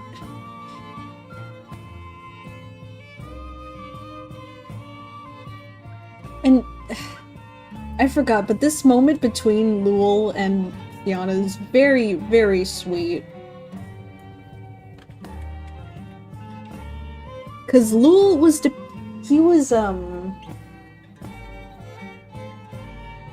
Lul was depending on just going off on his own, like, not returning to the town. And Sienna told him, "Look, you're being kind of childish right now." And Lul was like, "I'm older than you." Like, I don't remember the exact conversation that went on between them. I wish I could, because it was a banger conversation. My improv was off the charts in that session. She said something along the... I wonder if I can find the exact...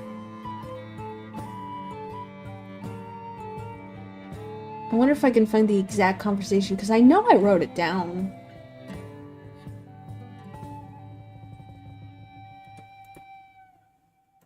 Oh my god, I found the the Loveland design I was looking for.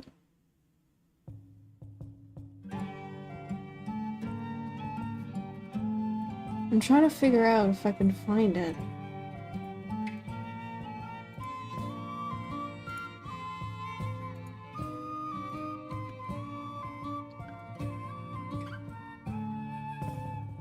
was, okay, I guess I'll just paraphrase. So Lul, let me grab fucking the pen. Shit. Fuck. Okay, so Lul was depending on, you know, going off on his own now that his friends are fucking dead. And, you know, no one really wants him around. And after he got brought back to life from, you know, because he literally killed himself after we defeated him, we went to a town to the famous Trump wizard. Yes, and his name was something like, I forgot his name. I forgot the wizard's name. I don't know, but he was literally just, you know, a parody of Trump. We was like, hey, we want to get, you know, bring this guy back to life. And so we resurrected Lul, brought him back to his true form. This is what he looks, you know, true form, right here. And his mom fucking fainted after seeing her son get brought back to life.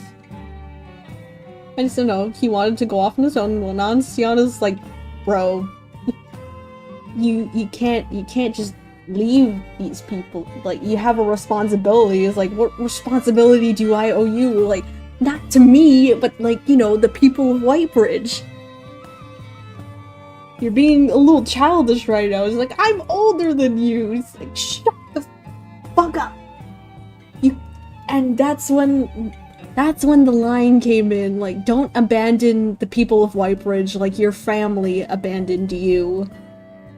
And I rolled an 18 on a persuasion roll, and he was like, fine, I can't resist a face like that. The wizard was a businessman. He dealt in, you know, selling stuff. But that's not the point. Fucking... And then, after this, Sienna would then fall in love with Lul after she failed a charisma saving throw because he winked at her. Because that's how love works at D&D. No, I didn't get a chance to slap him, but I did fall asleep.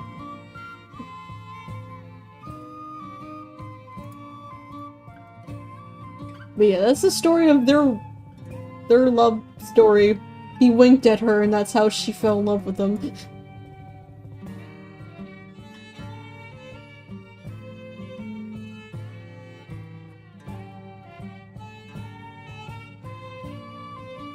Lul was weird. Lul was really weird. Oh yeah, by the way, if you want to see what he looks like before he was revealed to be, the son of, Laurana, which is the Moon Elf Chiefess. This is what he looked like. Like, he had his hair hide his horns and all that. He looked like a bastard. And like, I showed Matt this face when I drew him. He's like, that's exactly it. That's it.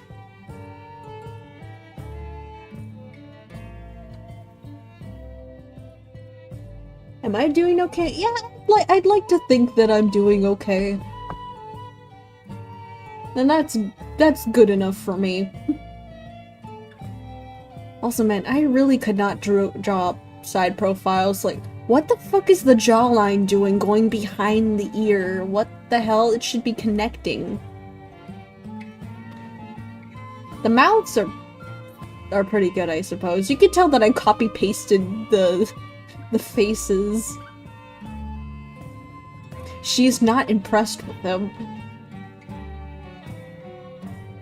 Very good hand, though.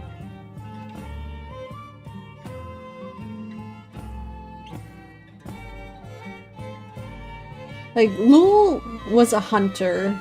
He hunted for people.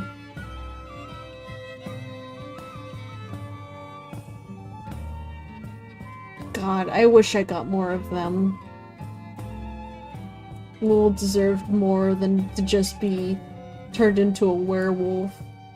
Their love story was short but real.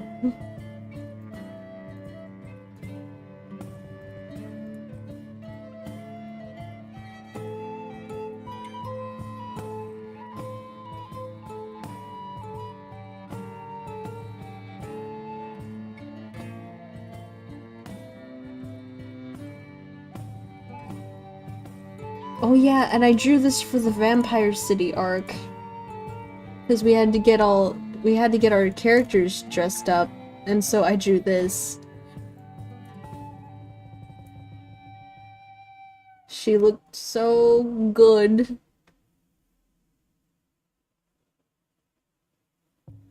Oh man, I really like this red color, this wine red color. It goes great with her blue skin.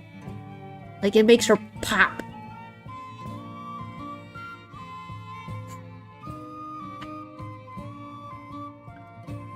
And that's where we found Zoran turned into a little vampire boy.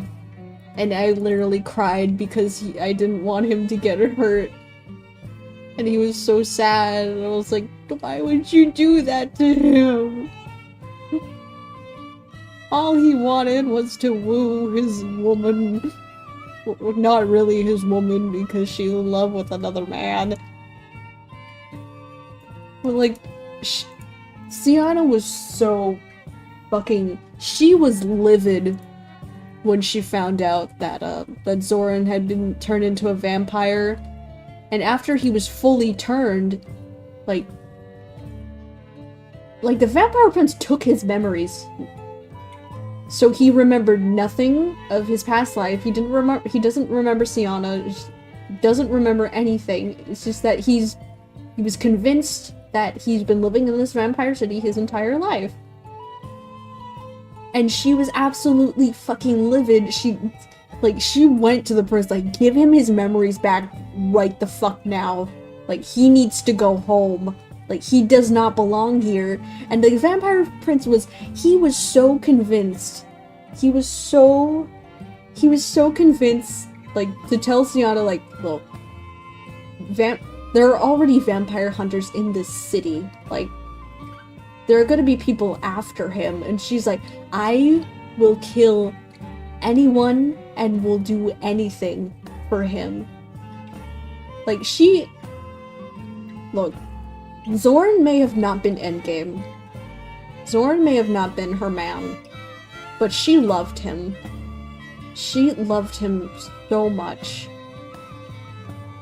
Because that was her first friend for, like, years. Ever since she was, like, a little thing, a little baby. And he means a lot to her, even if it's not romantically, because, like,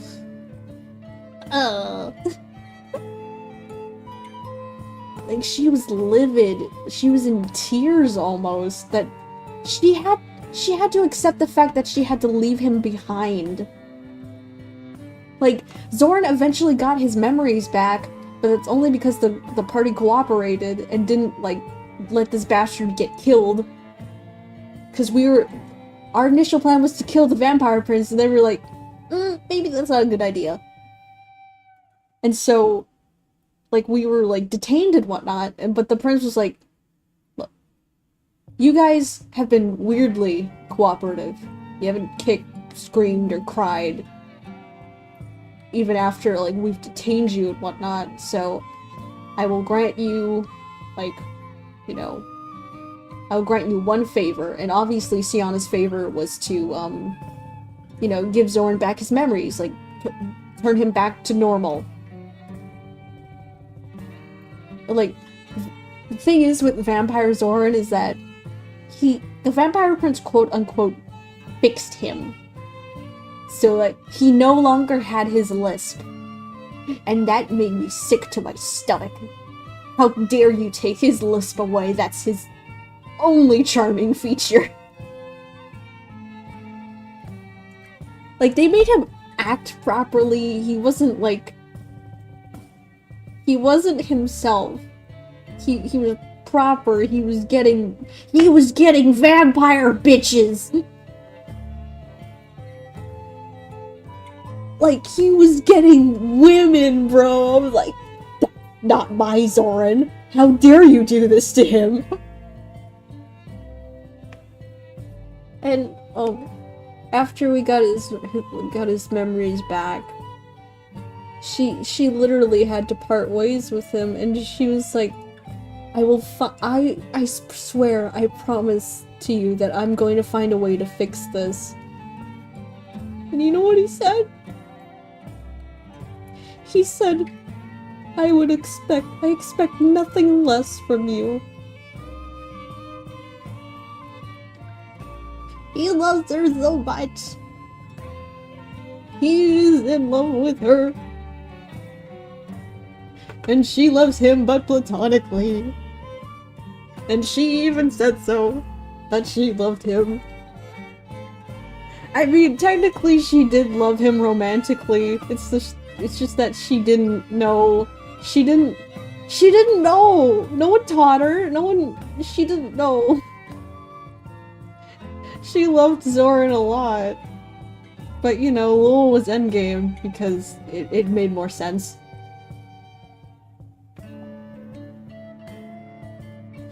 No, she never got to cure him. Like, no doubt that she tried. Because him turning into a vampire was like, it was tragic. But no doubt she did everything in her power to make sure that Zoran was comfortable. Like, also, if you guys want to know, Zoran lived a very long life. Like, to the point where he's taking care of her family line because she asked him to. Because she knew he was basically going to live forever, and she was like, look, you're going to outlive me by many, many years. And I trust you with my heritage, my lineage. I want you to be there for them. I want you to help make sure that this family never ceases. And he was like, I will do that. I will do that. And seeing him again was just... I love him a lot, even if he's a little bit of a jerk to his nieces and nephews.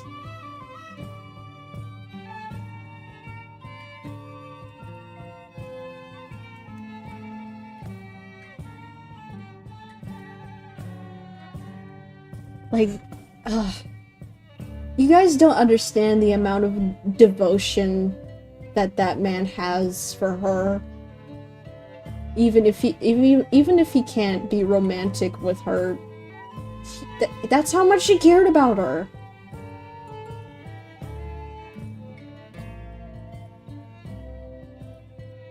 Like, even my second character, Ivari, the one that you guys see me draw all the time, the little purple tiefling, that's the newest addition to like her bloodline, like well into like 4,000 years into the future. Like that's his little niece.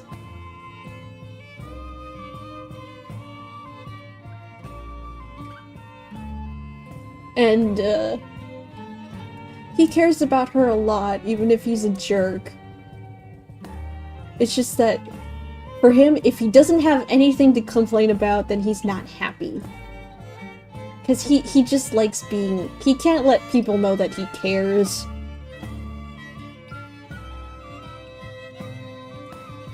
I don't know. Later Zoran is kind of weird.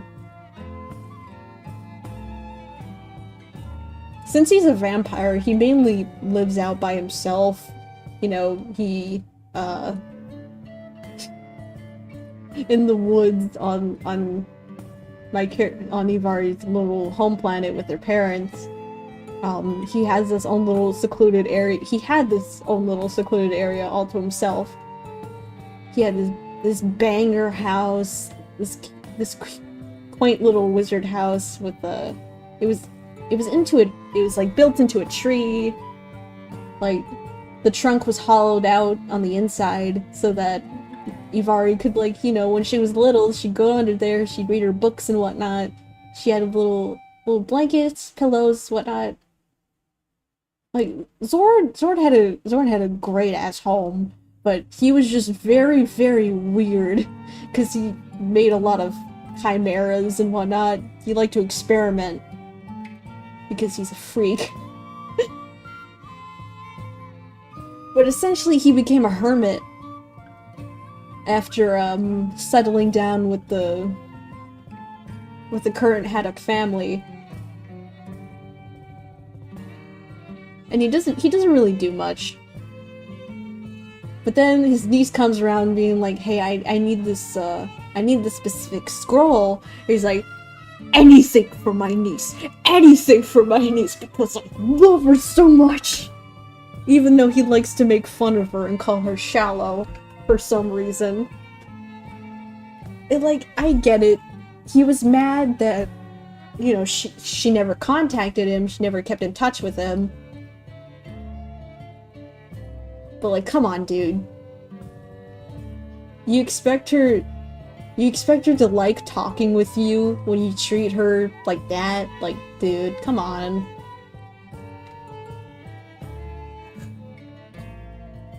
Zorn is a wizard. You have to understand that Zorn is a wizard, and Zorn is a vampire, which means he's fucking weird.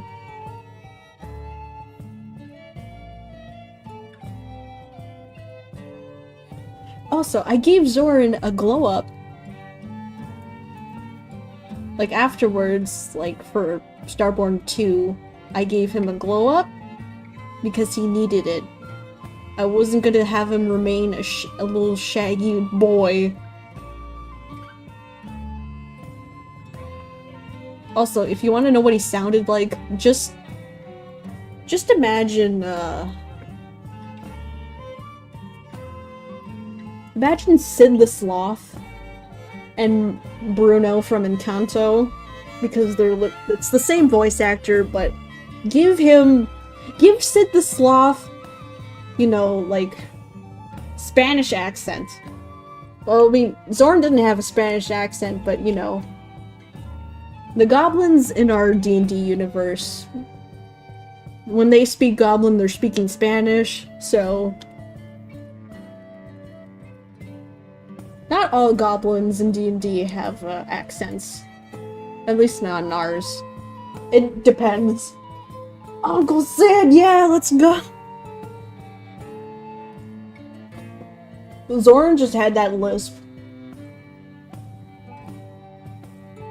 Or speech impediment. I call it a lisp because, you know...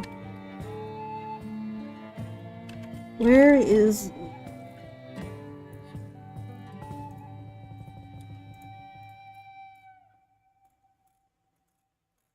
Let me grab the multiple references that I can. Like, here's one.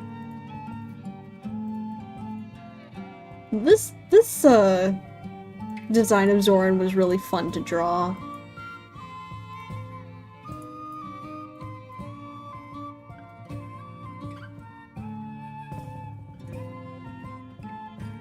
Like, I made him taller because we made it so that he polymorphs himself into being like 6 feet tall. Because over time, goblins, like, evolved in becoming, like, taller. And since Zorn was a part of, like, damn near the first generation of goblins, he's a short little guy. And so he just uses magic to make himself taller. So sometimes, after a certain while, he'll shrink back into being small. And he'll have to use his magic all over again to make himself taller. Which didn't really come into play during the campaign, and I really wish that it did, because it would have been very funny. Well, look how much he loves his niece. Look at that. He's a family boy. He's a family man. No matter what Matt says. He hates everybody else, but he loves his niece.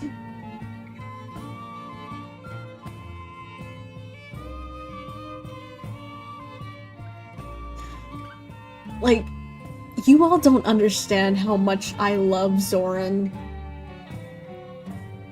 I've had dreams about him. He's my favorite NPC.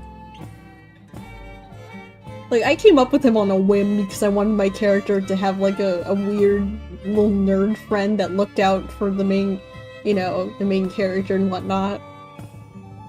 But then he turned into, like, a little simp nerd boy, and I loved him a lot, even though I thought he was cringe. The cringe was a part of his charm. I love Zoran. Zoran is my favorite.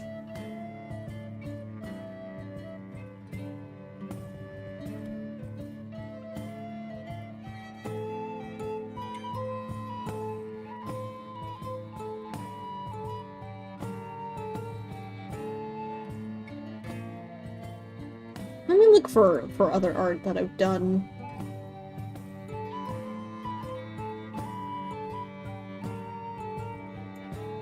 Oh yeah. I could go on forever about this. I love them a lot too.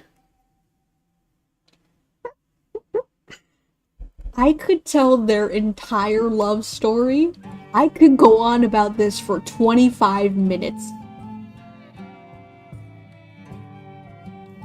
I could go on for them for hours.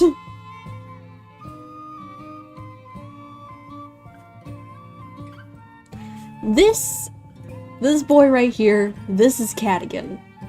Cadigan is a space knight, which basically means he's a space cop, and that means he's a pig.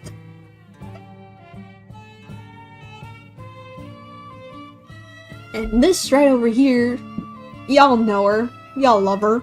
This is Ivari. She's my D&D character, my second D&D character that I put so much love and effort into, that I've obsessed over her for the past 2 years. Like, she doesn't get any better. Nothing gets any better than her. And she used to be a criminal. Like, she stole from people, she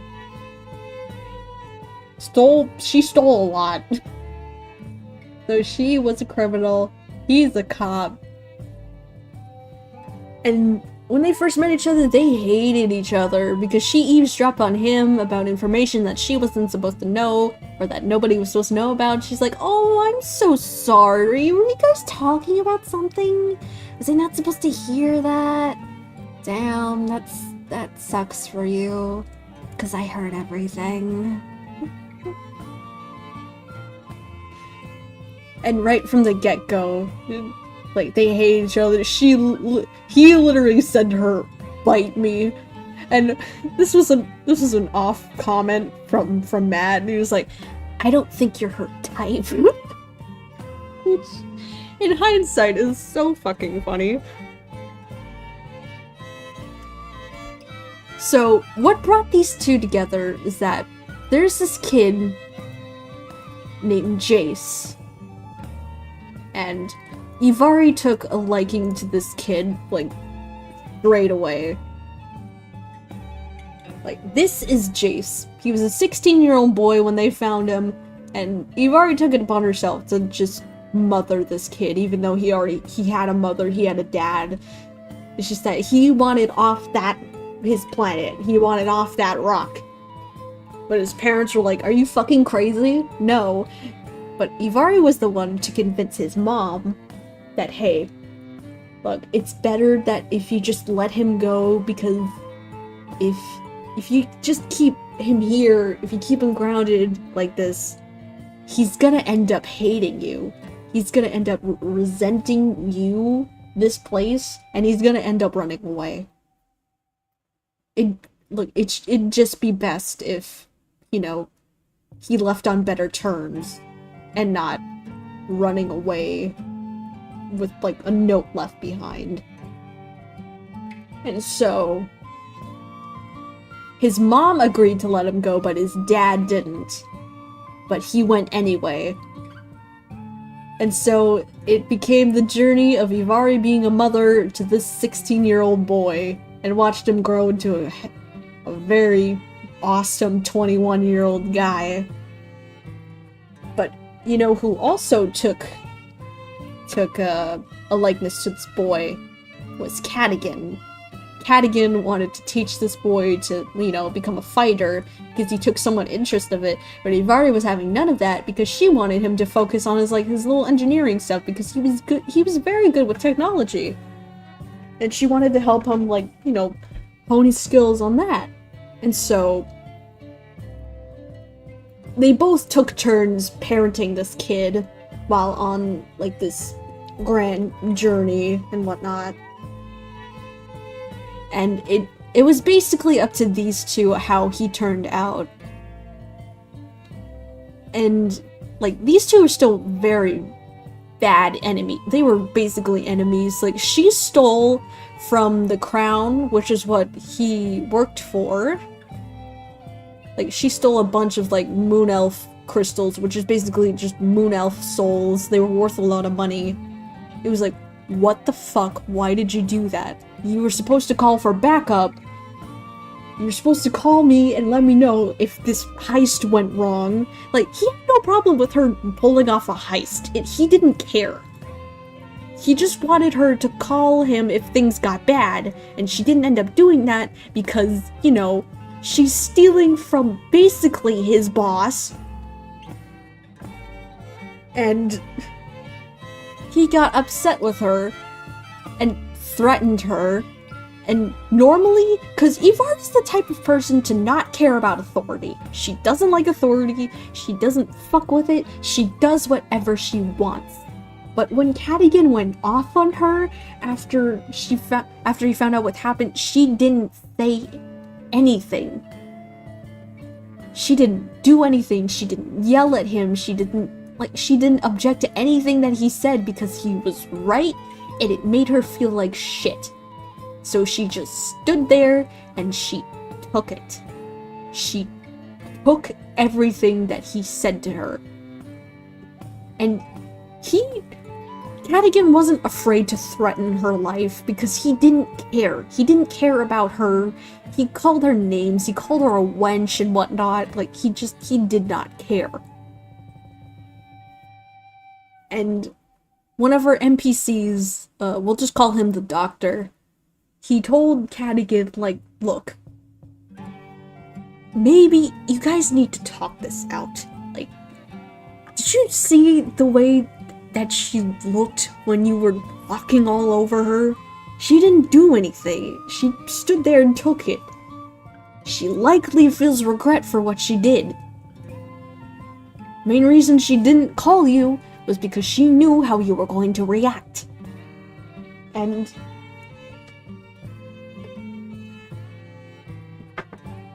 after Ivari eventually apologized, she's like, look, I'm a fuck up, but I am trying. Like, no one likes me. I'm trying, I'm really trying. I messed up.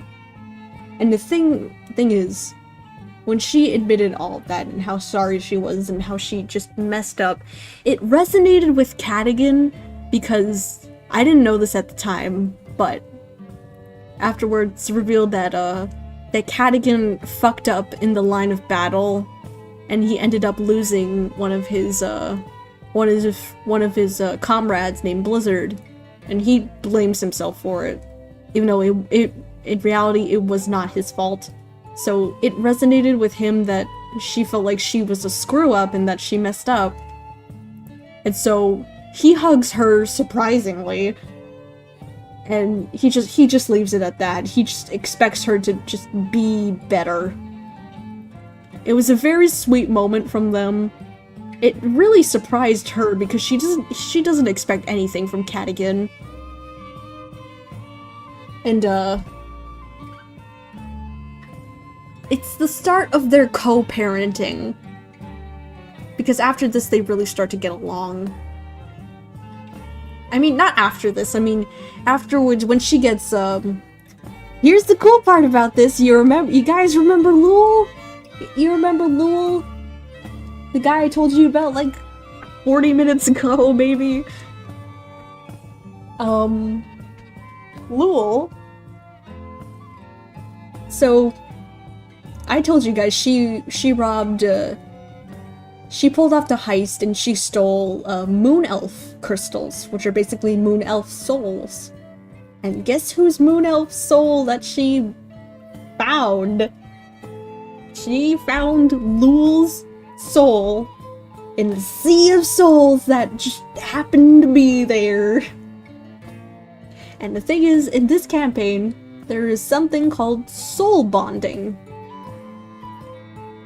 At least, it's known within Moon Elves that, you know, you can soul bond with your ancestors and whatnot if they turn into, like, Moon Elf crystals. You just have to touch them. It's a lot different. Like, for Moon Elves, it's easy. Like, they just go into your skin, no problem. But, with other beings, like, you know, let's say a tiefling, it's a very different process. So, she is related to Siana. This is one of Siana's many, you know, one of her many, you know, grandbabies. And so, because she's related to Siana's bloodline, that means she's also related to Lul. And so, through that logic, she was able to soul bond with Lul.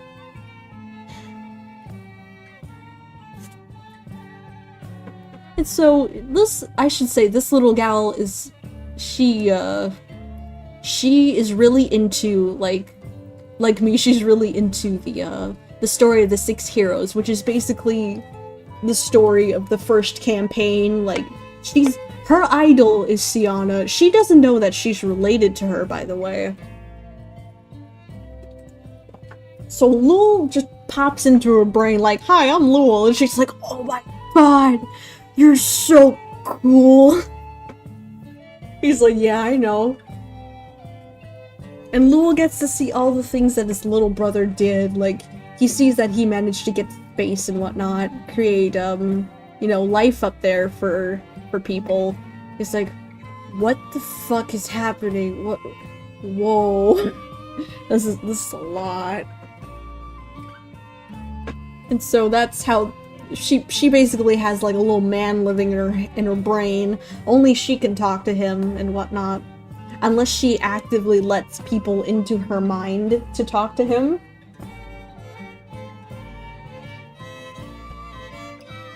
But yeah, that was a tangent. Like, after she got Lul, after, like, she passed out from, like, the pain, because soul bonding for another being other than a Moon Elf is, like, it's painful. Because you need to touch the Moon Elf crystal, and upon her touching the crystal, it exploded in her hand and dug into her skin, and it burned.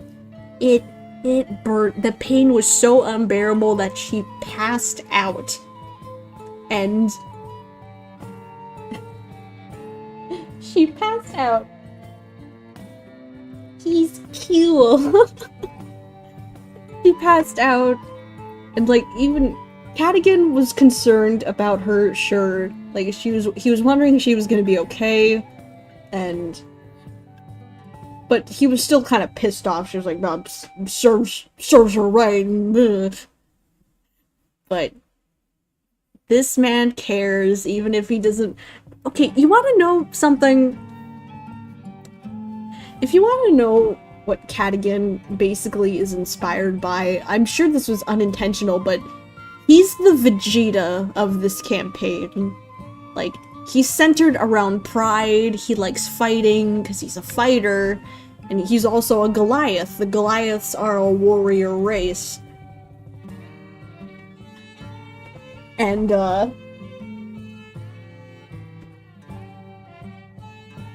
So like he can't let people know that he cares, or else it's gonna be a blow to him mentally.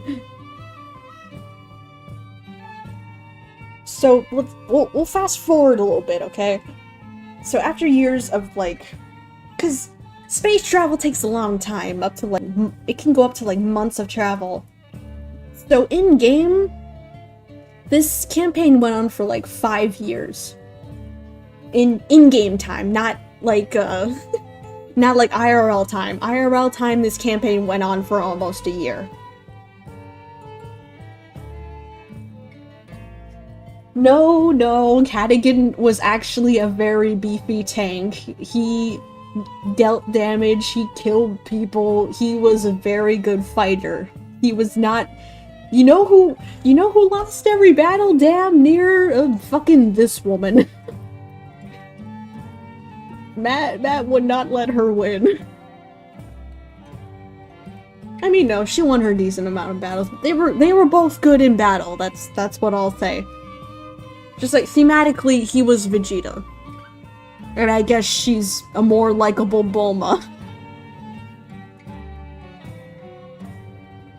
Look, back on track. Me getting back on track. Also, hi, Anthony. Oh yeah, speaking of Anthony... Anthony, can I tell them about Randy? If you're still here, can I talk about Randy?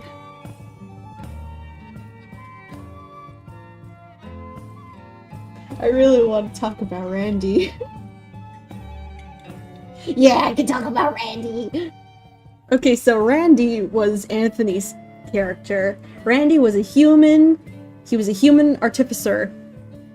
And his whole gimmick was that he made monkey robots. My favorite was Fidel because he was funny.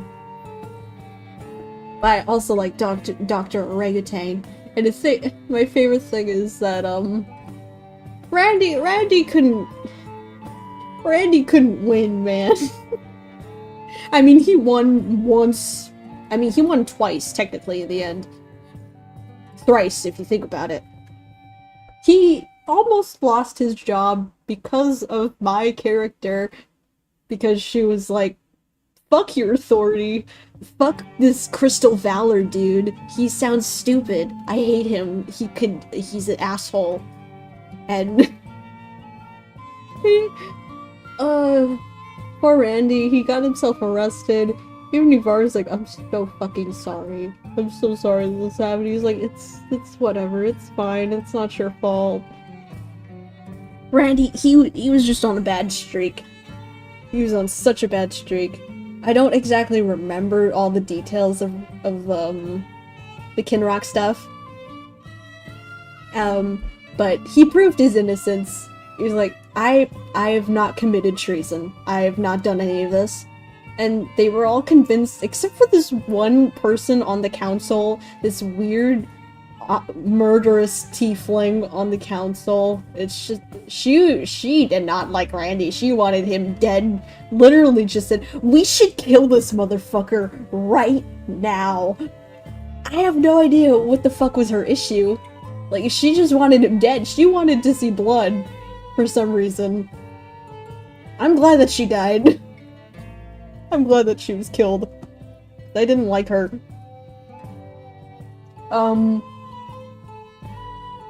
Also, the thing with Randy is that he had a huge crush on Ivari for some reason. To the point where Randy went up to her ex and was like, yo, do you still love her? And he was like, I did at some point, but like, you know, not anymore. They had like a really serious conversation about it. And then Randy immediately afterwards, because Ivari was standing right outside the room, was like, hey, you wanna go on a date? And Matt was like, damn, you really did him like that, didn't you? Randy was crazy, man. But, at this point,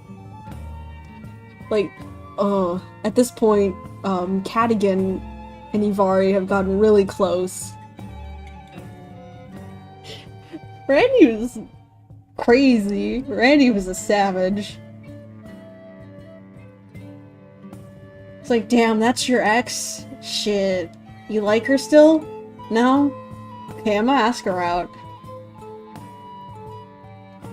But yeah, at this point, the Ivari and Cadigan stuff had been blooming.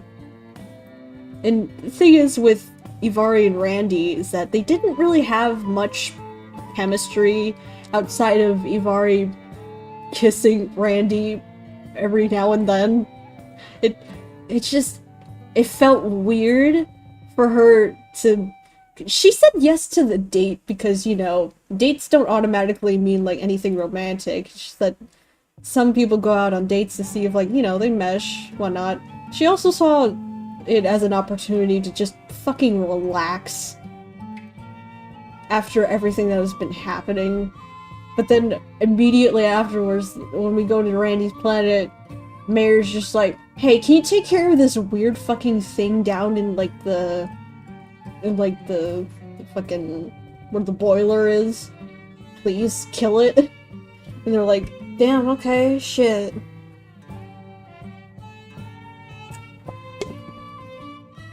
And the thing is, before this, because Randy was out of the picture at the time, Ivari had convinced... is that Ivari and Cadigan, like, Ivari confessed her feelings to Cadigan already at this point. Because over the course of the campaign, they have been slowly getting closer thanks to raising Jace together. And, like, you know, it's slowly advanced to the point, because over the course of time, they just started caring about each other more. Like, Cadigan, Ivari, and Jace, like, that was the big three of the campaign. So, they had the night to themselves and whatnot. Me, Matt, and Jay have said that they did not have the sex, but that they only got to first base. Before we're like, okay, that's enough. And before that, Randy wasn't even in the picture. Randy was, he got booted out. He got taken into a green portal. And he was, he was put on the shelf for now.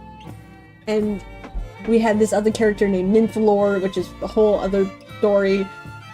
But, when Randy came back, because Cadigan was also gone at the time because Jay was taking a little bit of a break from D&D because he was busy. But eventually, Jay came back, and that was the day when Randy was gonna, you know, confess his feelings and whatnot. Then Cadigan just comes booming back and he's like, what's up, babe, I'm here. And, the funny thing is that I remember this so well. I remember this because, I wonder if I can find the audio, because I took the audio. I actually want to play it. I wonder if I can get it from my laptop, or if I uploaded it anywhere. I'm gonna see if I did. Because I have this audio. It's like a 6-minute audio.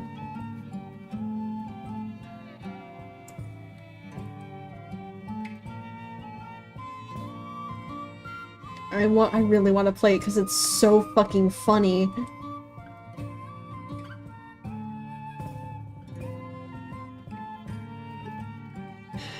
Yeah, I have most of the audio downloaded on my Google Drive, but I specifically cut out this audio and saved it because I loved that moment so much. You know what? I'm gonna look for it on my laptop.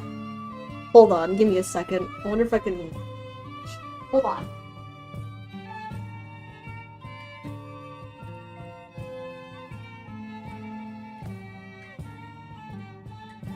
Give me a minute. Give me a minute.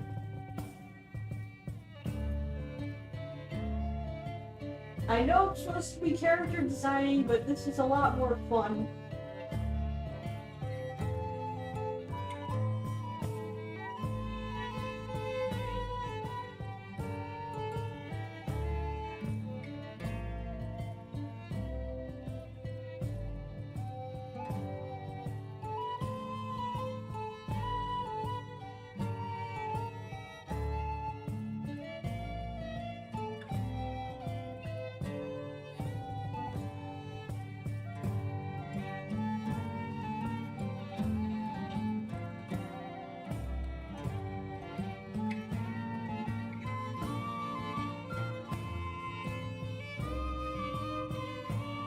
found it.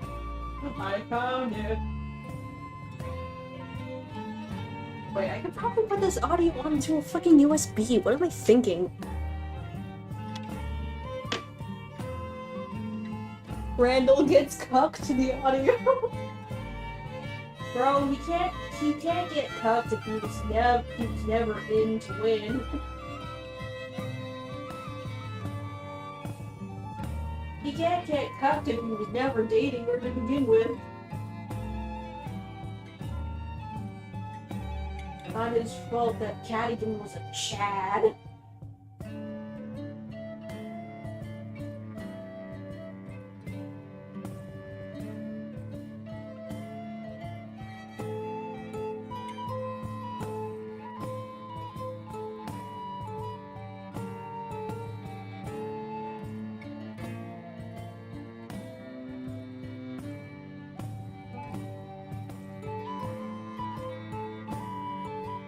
Have the audio, ladies and gentlemen.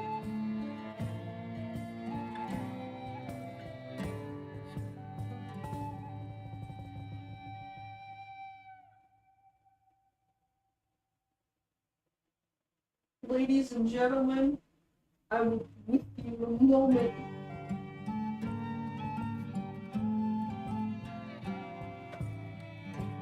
Look, I shut down.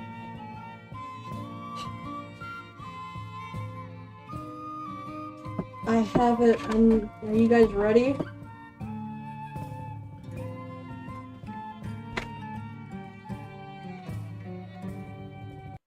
Shut up. Shut up. Shut up. Everybody shut up.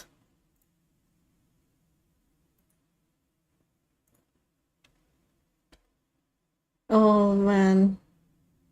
Oh no. Oh no. Oh no. Oh no.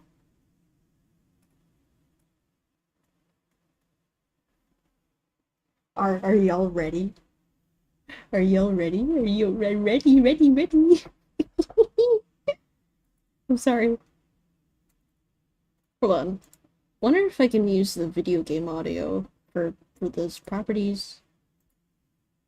Media player. Yeah.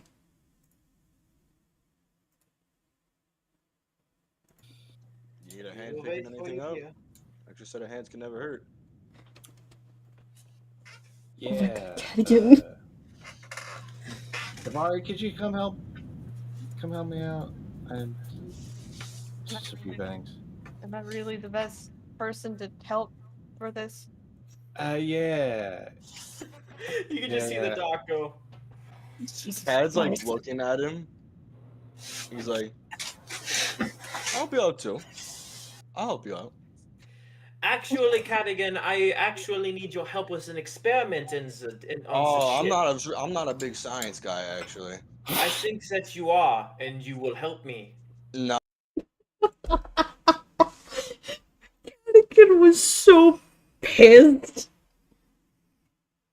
Cadigan was so jealous and pissed off that Randy dared talk to his woman alone.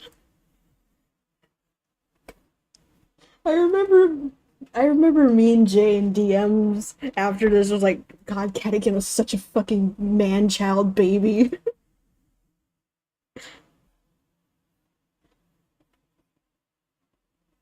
It's like, you hear it in Randy's voice, like, hey, Mari, you wanna come help me out? I need you. It's just like, are you sure? I'm not a strong. It's like, yeah.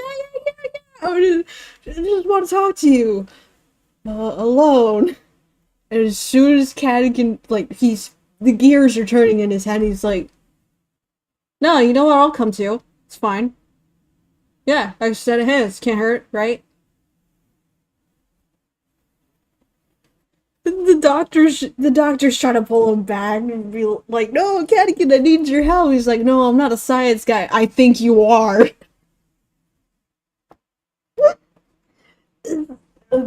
This moment is great. I love D&D. Like, Cadigan the whole time's giving Randy the stink eye, because at this point, like, Cadigan and Ivari are a thing. And Randy doesn't know that until this point. God, I need to go back. I need to hear that again. You need a hand picking anything up? Extra set of hands can never hurt. Yeah, Davari, could you come help me out? And just a few things. Am I really the best person to help for this? Yeah. Yeah! You can just see the doc go. Cad's like looking at him. He's like, I'll help you out too. I'll help you out. Actually, Cadigan, I'll help you out, cracks knuckles. I'll help. Oh, I'm not a big science guy actually. I think that you are, and you will help me. No, I'm pretty good with my hands. Though. I'm a very yes, I need your hands. I need your hands to help me. Doc, it's fine. Doc, it's fine, it's fine. Cool. The thing is, in this moment, Ivari doesn't know what's happening. She doesn't know that Cadigan is jealous. She doesn't know, like, the context. Like, in her mind, she's a little bit stupid. In her mind, Cadigan just really wants to help out Randy. And he doesn't want to be on the ship with the doctor because, you know, he's been away for a while. Figured, you know, might as well help. That's what I'm wondering. Did Randy like her because she was stupid? She was just a little bit silly. Or that she was banging hot and good at sex. I don't know what the appeal was because all Ivari really did was kind of fuck Randy over. Randy, what was the appeal? What was the appeal? I don't get it. I kinda get it, but I don't get it. For Cadigan, it makes sense a little bit. I guess Randy's just human. Humans have basic desires. And that's why the doctor called him boring. Cat shakes his head, he's like, whatever. What do you need, Doc? Cadigan. Whatever. Fine. Go. I don't care. Fuck. He's so mad. He's so mad that his girlfriend is going off with another man. Your help on the ship. Let's go. No, don't walk off. Cat like gives Randy a look over his shoulder as he's walking away and keeps walking. He's such a stinky. Cadigan's such a stinker. I miss Cadigan a lot. I love Cadigan. Thank you for the $30, Helix. Have some money. Thank you. Help me get to California by paying me because the deadline is in a month and I'm scared. What type of look? Is he mad? Not a mad look, just a look. Like a kind of like an inquisitive look. An inquisitive look. No, he was giving him the stink eye. Jay even was like, Cadigan was acting like a big man baby.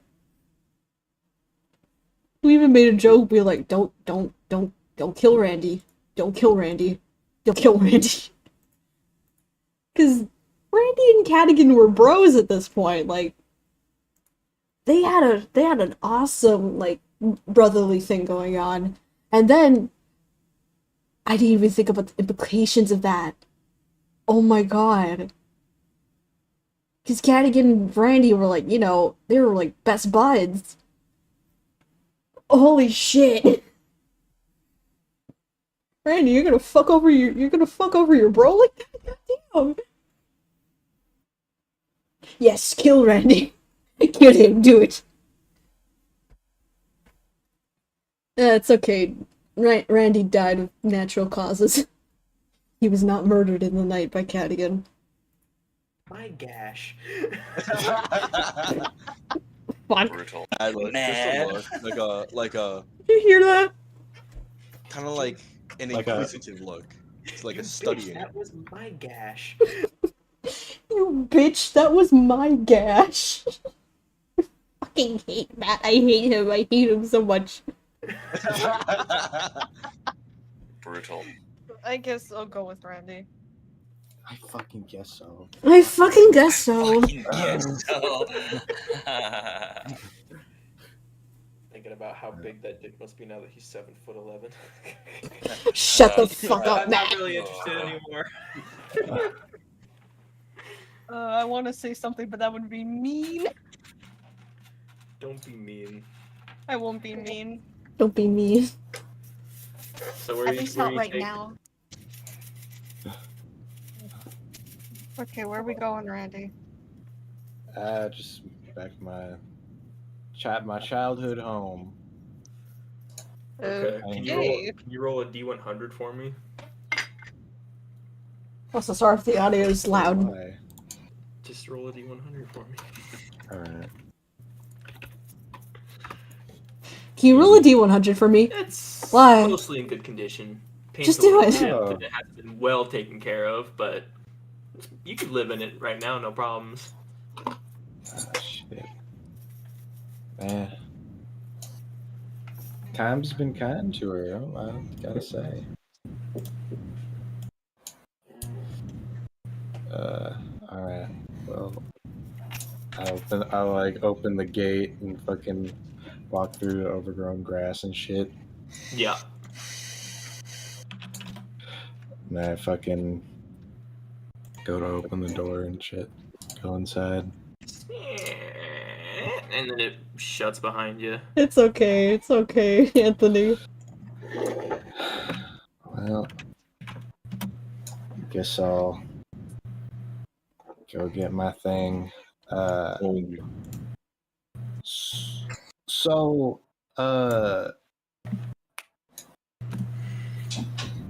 Oh no. Oh no, here it comes. I just want to say,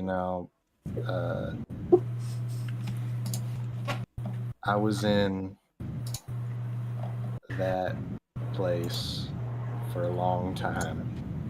Context, Randy got dragged through a portal and we all assumed that he was dead. Like a really long time.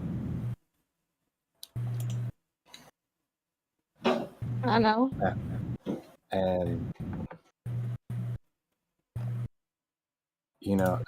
I can see some things have changed. I see some things have changed, and I realized that my bro Cadigan does not like me talking to you at all.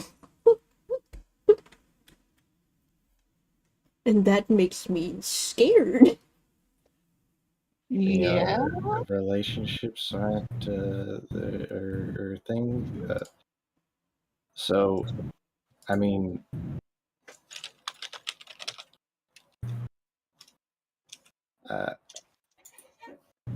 fuck. What am I trying to say? Randy, what are you trying to say here?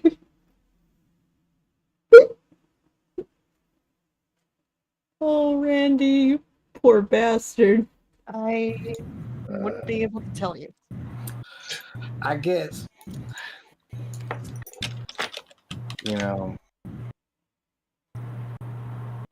if you don't,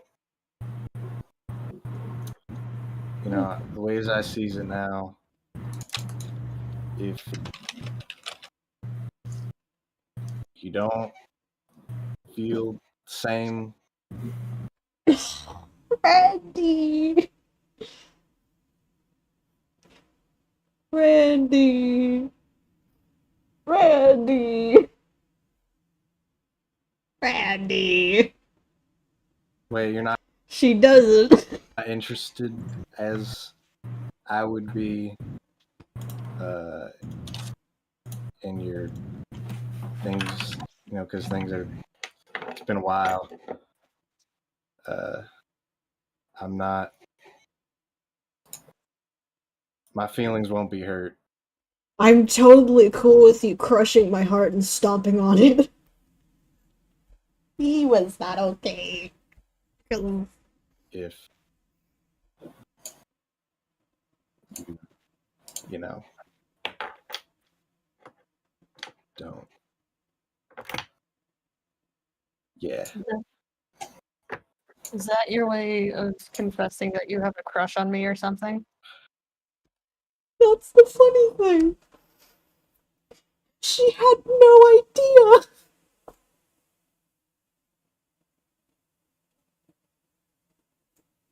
She had no idea that Randy was into her like that.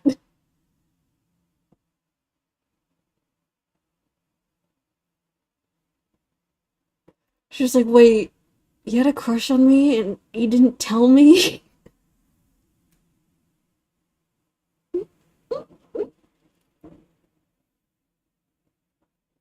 Oh. Anthony, what was the appeal? What did he see in her? I need to know. I need to know. 'Cause she's so fucking stupid. I thought this was already. I asked you on a date. What? Girl, I thought we already established this. I am in love with you. Girl. Randy, what was your thought process when looking at this woman with, I get the banging tits and the amazing ass, but she was so fucking stupid. Was that also an appeal to you, Randy? I need to know. I need to know the inner workings of your mind. I want to get a good look in there and see what's happening. Well, I mean,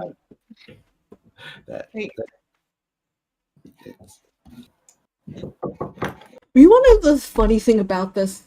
One of the absolutely fucking funny thing about this. She's kissed Randy more times on the mouth than she has with Cadigan.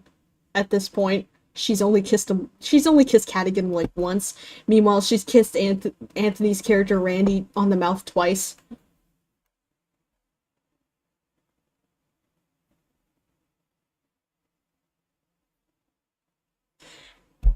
It's like to her it wasn't romantic. It was just like a gesture of like, you know, first time she kissed him on the mouth was when he got his job back and he didn't get arrested.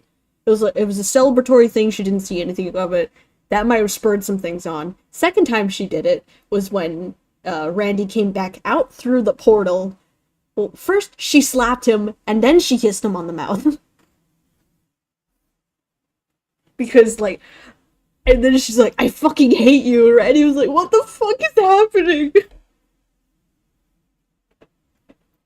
Ivari was weird, okay? Like, she's a very touchy-feely person.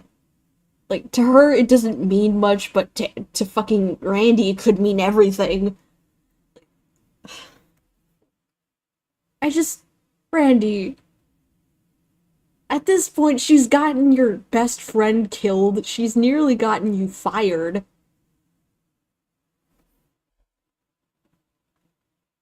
Oh, Randy.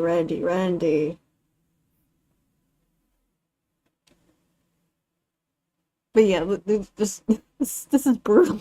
Fuck yeah. Randy, like, abort. Abort! Get out of there!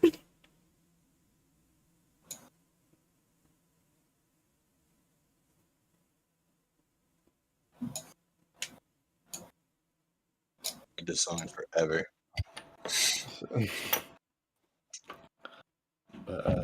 Fuck.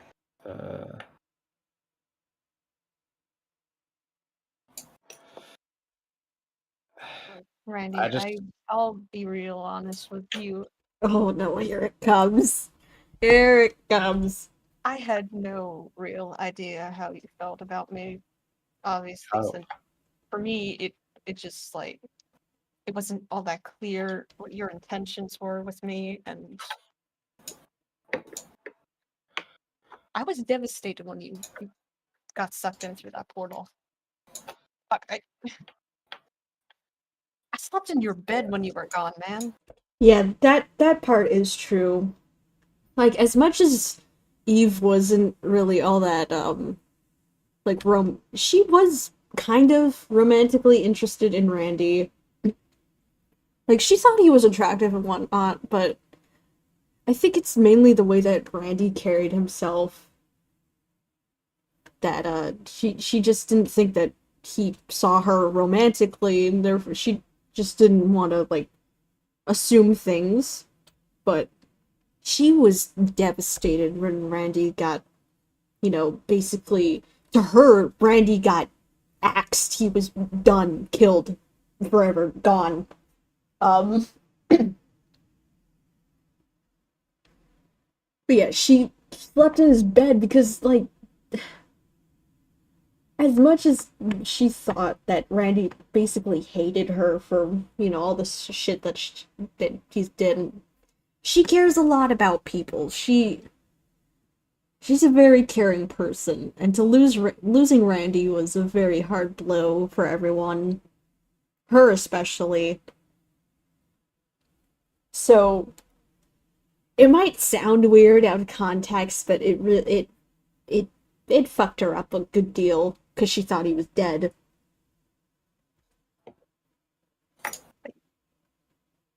I missed you a whole lot, and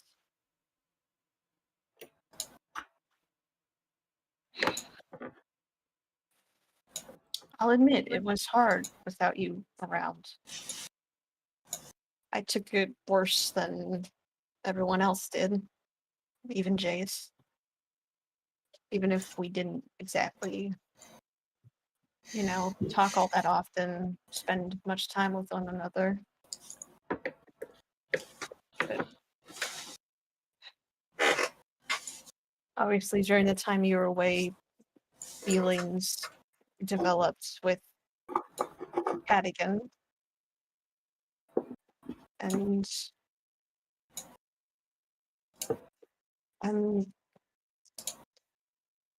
I already confessed to him how I feel. And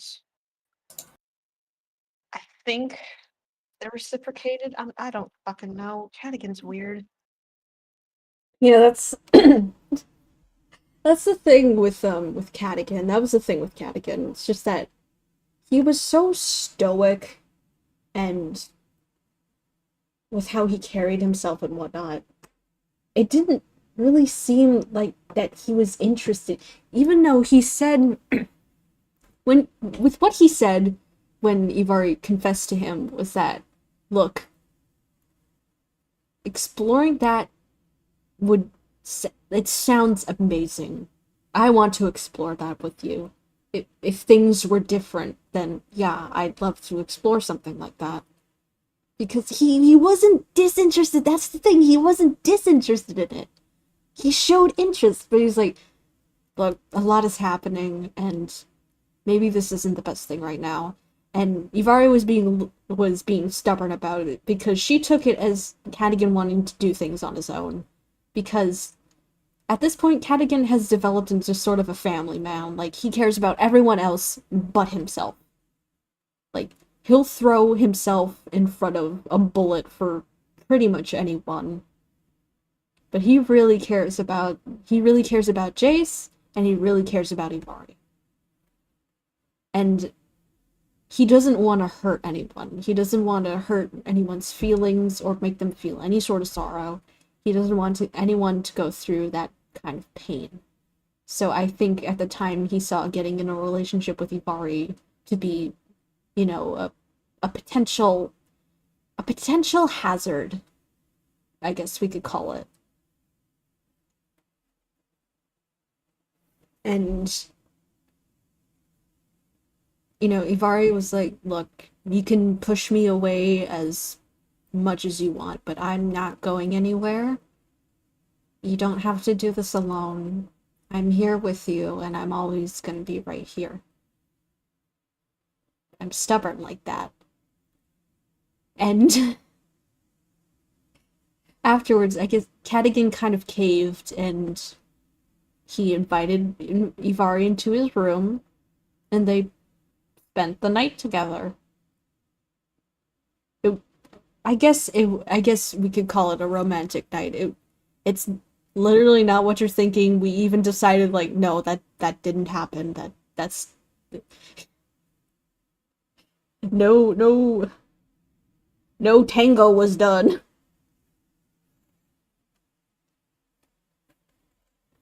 But that's when they really started to get, like, romantic and whatnot. That's when things became their relationship really, like, solidified. And Randy wasn't there for that. So he had no idea. But I'm faithful to him. Yeah.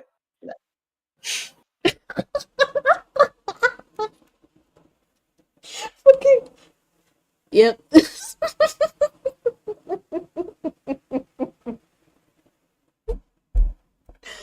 Oh, Randy. Poor bastard. Just like, look, I know you like me and whatnot, but I'm faithful to this other person. Yep. That's cool. That's great. Fucking Christ, dude. I love this moment of the session. It was so good. That doesn't mean I don't. That doesn't mean I don't love you any less. Platonically, not romantically. Don't get it confused. Right. Yeah. All right. All right. Cool. I'm gonna get my thing real quick, and we're gonna smell my sheets when I get back to my room, and then Fucking never Jay. wash them again. Fuck. I'm gonna throw my sheets when I get back. Holy shit.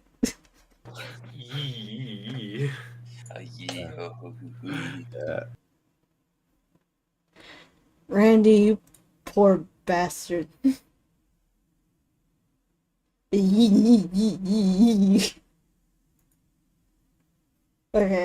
Okay. It's stuff like this that I cherish. I'm never throwing any of that audio away. That's remaining in my inventory forever.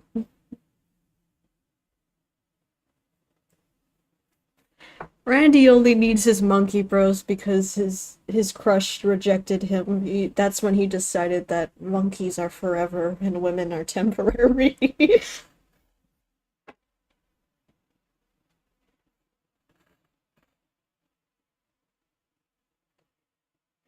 Thing is, Ivari and Randy could have likely happened if Randy hadn't gotten taken. That's the funny part.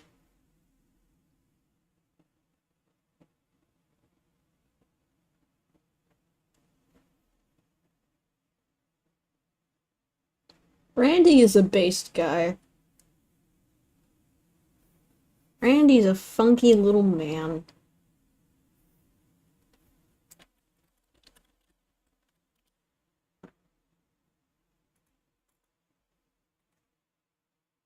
But ultimately, Cadvari won in the end. Oh yeah, Ivari and Cadigan are married, by the way. Oh, I could go on about Ivari and Cadigan forever.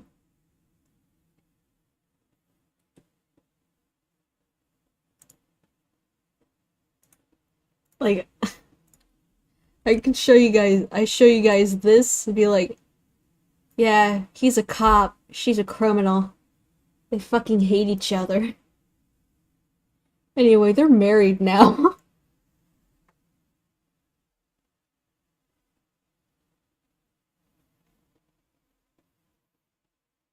Like, he's so in love with her, even if he doesn't say it. It shows.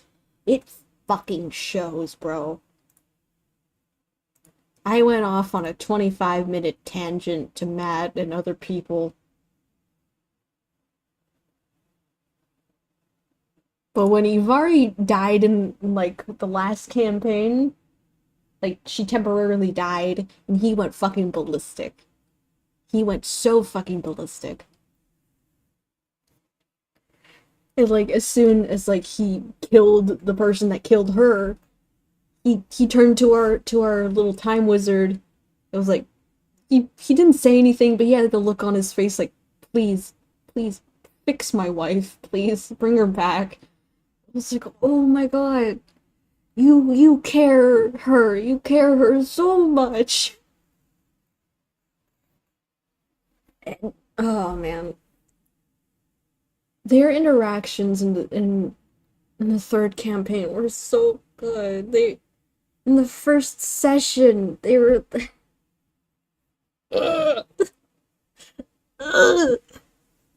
I am so emotionally attached to them, you have no idea.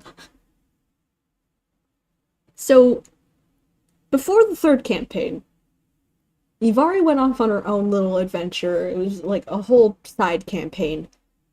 So she was gone for 3 years. Cadigan doesn't know where the fuck she is. She didn't say anything.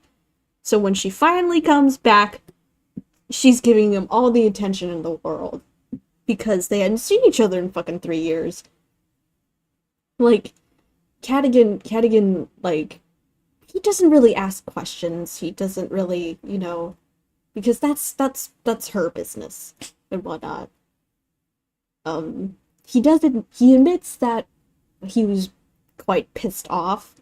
Like, even since he's, like, you know, the captain of the Space Knights now and whatnot, the troops had to, you know, steer clear for him for a while because, you know, Goliath, bad temper, whatnot. Cadigan just admits that he was worried about her because 3 years with no communication, no nothing. He just wants to know where she was and what she was doing. She was like, I was basically dealing with, like, mobster shit and whatnot. I didn't tell you because I don't want to rope you or anyone else into my own problems because we fought so hard for this peace and quiet life. And I don't want to put you through that again. He was like, okay, I understand, and look, none of that matters now. As long as you're here, happy, and safe, and that's all that matters to me. And that made me so soft. Another thing that made me soft was that they were discussing Cadigan's dad because he was, like, a key part of the story, right? And, they were talking about his dad, whether or not he's even alive or not. And Ivari is like, oh, it's fine. Even if your dad is dead, I can just bring him back. And Cadigan was like, I don't care about him. I'm not worried about him. I'm worried about you. And I'm like, fuck. Why? You didn't have to do me like that. And I was like, oh, they are in love with each other, and it's so great. They were so soft in this campaign. Like, it's the most affection Cadigan has ever showed her.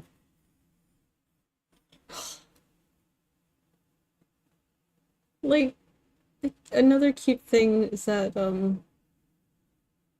when they were going to, like, the Goliath planet, and then, because Cadigan was, like, nervous out of his mind, because he's going to meet the people that he thought was, like, dead for, like, over, like, 30 years, almost. And, like, obviously Ivari catches on to this because, you know, that's her man. She knows when he's feeling off. And they're basically like, look, no matter what happens, I'm gonna be right there with you. And nothing bad will happen. I'll make sure nothing bad will happen, because if anything bad does happen, I'll kill them all. Because, you know, they are their own individual ride or dies. But before they all land and whatnot, Ivari slips him something. And she's like, look, it might be better if you call me something other than your girlfriend when we meet your dad. And then she walks away, you know, to go to the landing bay. And Cadigan goes to look at what she gave him, and it's a customized golden ring that she got custom made on the planet she was on for the time being. And Cadigan starts to tear up a bit. And a little tear runs down his face as he's looking at this, as he's looking at the ring. And he doesn't say anything. He doesn't call after her. He doesn't do anything like that. He wipes away the tear. He slips the ring on his ring finger, picks himself up, and he walks out of the training room, not as a boyfriend, but as a self-proclaimed husband. And that is the beginning of Cadigan and Ivari being husband and wife.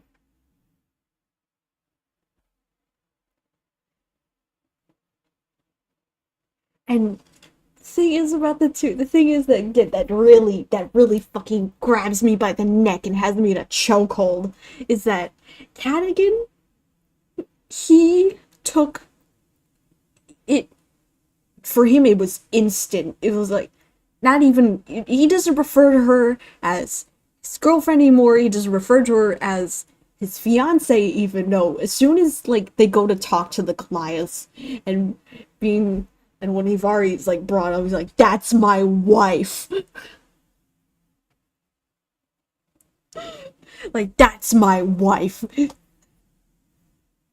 like, whenever he refers to her, he refers to her as his wife. And it surprised me, it surprised Ivari, because he was so quick to it. He was so quick to, like, you know, say that Ivari was his wife. Like, and she was like, we're not even married yet. He's like, they don't have to know that.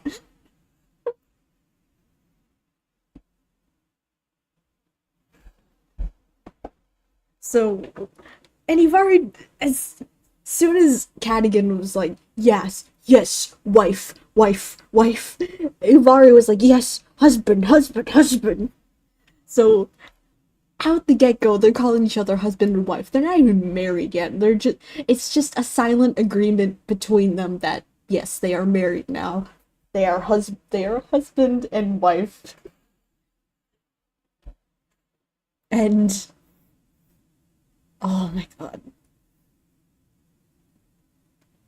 They feel so strongly about each other. Like, they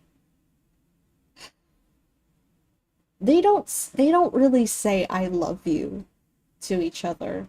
Ivari definitely says I love you to Cadigan, but Cadigan isn't really the type to say I love you out loud. For him saying I love you is doing little gestures of, like, affection and whatnot. Little acts of romance. Because Cadigan has a lot of pride. Remember, this is, Cadigan was still very much in his Vegeta arc, where he has a lot of pride. He's not gonna, you know, show his emotions all that often. He's gonna let it's hard to explain, but, you know, he isn't the type of person to say I love you. And over time he I I guess he sort of softened up to the idea. He never, I'll say this, he never really said I love you out loud.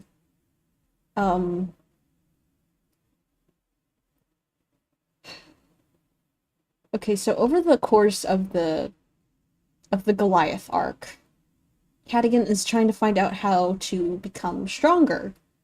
And also be, like, you know, accepted into the Goliath culture, which I'll say is pretty brutal.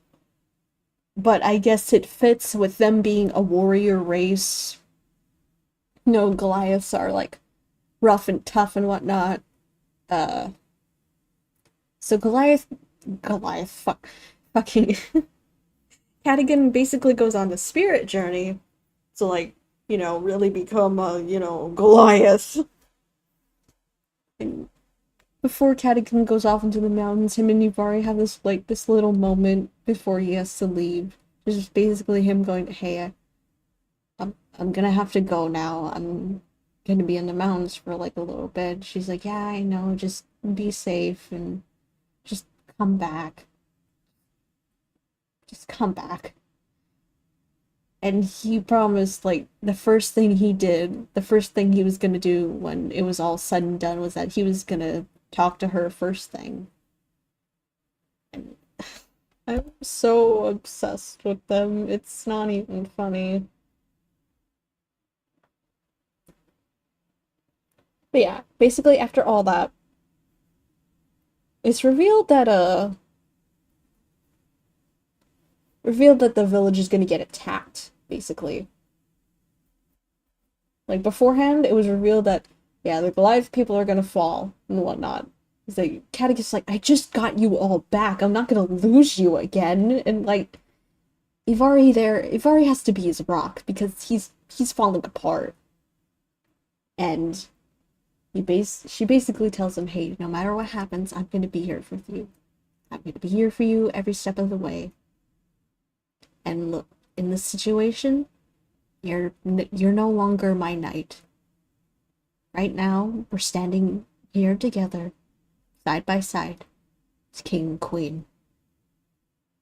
And I know that sounds a little bit, you know, fucking cliche and whatnot, but, like, for Cadigan, that hit hard. And for me, for in the campaign, it was the first time that Cadigan initiated any sort of affection from Ivari. Like, he knelt down and kissed her when she's the one that usually seeks the affection from him. Like, it's such a moment of genuine, like, I won't say weakness, because that isn't weakness from Cadigan. It's definitely him being vulnerable. And for a man who has spent his entire life basically being a weapon, and, you know, a man who spent his time being a fighter, someone who has to be stoic and, you know, just strong for basically everyone. Him being vulnerable with just Ivari, it makes me so... It, like... I'm obsessed with them. They are my favorites. Like, genuinely, this romance, for me, it can't be topped. Cadigan and Ivari are, like... If I had a tier for D&D romances that I've done, Cadigan and Ivari would be S tier, and everything else would be the other tiers. Because they felt real. They felt so real. I love them a lot. And I guess I'll get to the part that Matt really wants me to talk about. So, yeah, eventually, the Goliath village does get, you know, placed under attack. And the big bad that we have to fight, he puts us up against the he puts us up against a couple of people. Also, I should mention that he took in Cadigan's dad, which, for me, context for me, because this is fucked up, and this did happen, I don't care what Matt says. The big bad, his name is Janus, and he said to Cadigan's dad, hey, I'll leave everybody alone if you give up and kneel before me, and submit yourself to me. And he did that! He fucking surrendered because he didn't want his son to die, and his people to fucking die.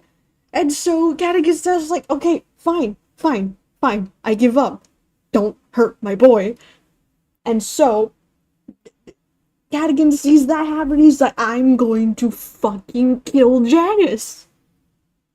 Rightfully so, because fuck Janus. I fucking hate him. Ooh, the amount of hatred.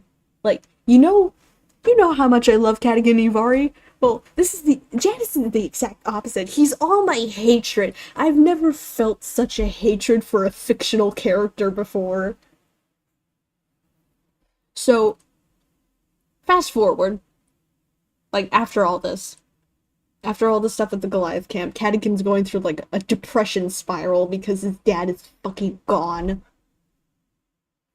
And, he's under Janus's control. And so eventually, we go to fight some of Janus's goons, and Cadigan absolutely demands a fight with Janus.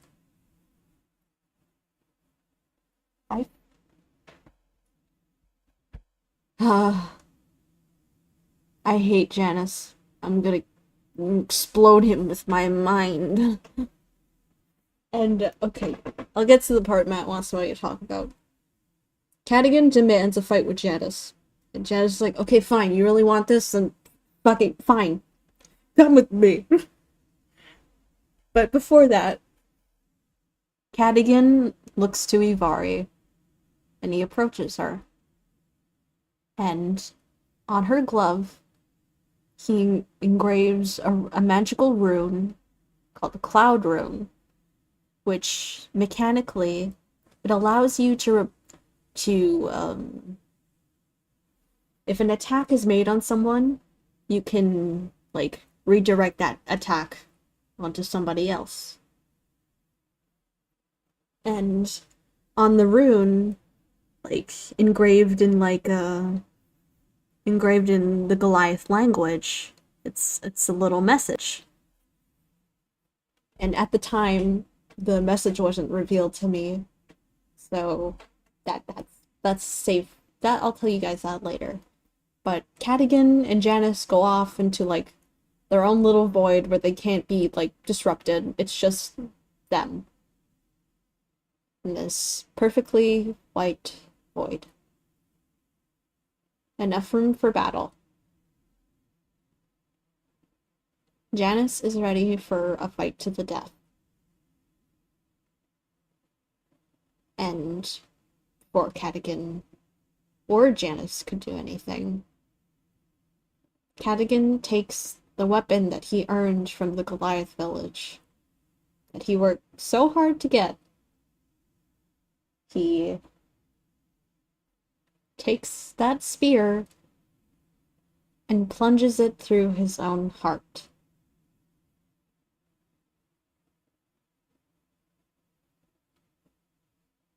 And that's when everyone fell silent.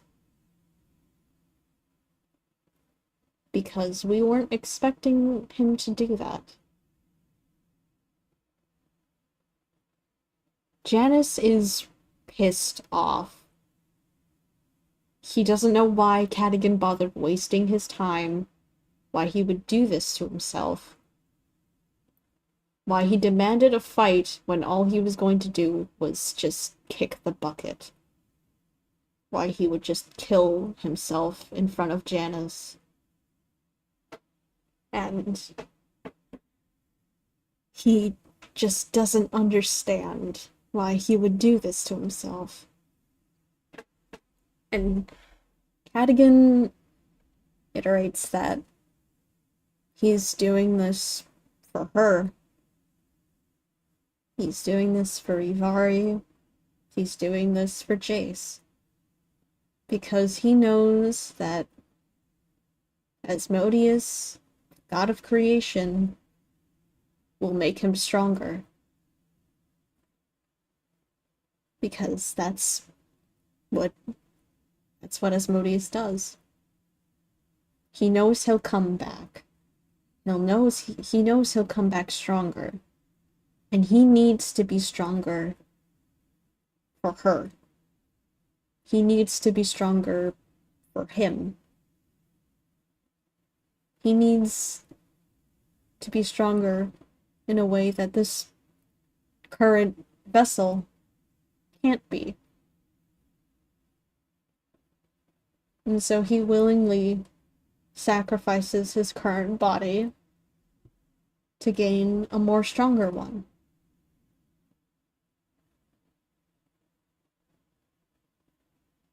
And it pisses Janice off tremendously.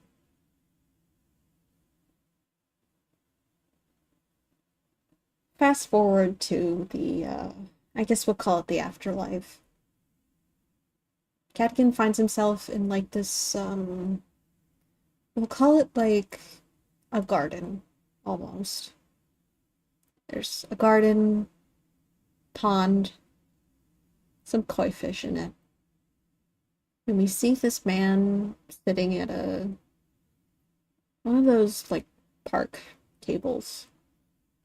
He's playing chess with himself. And they have this chat.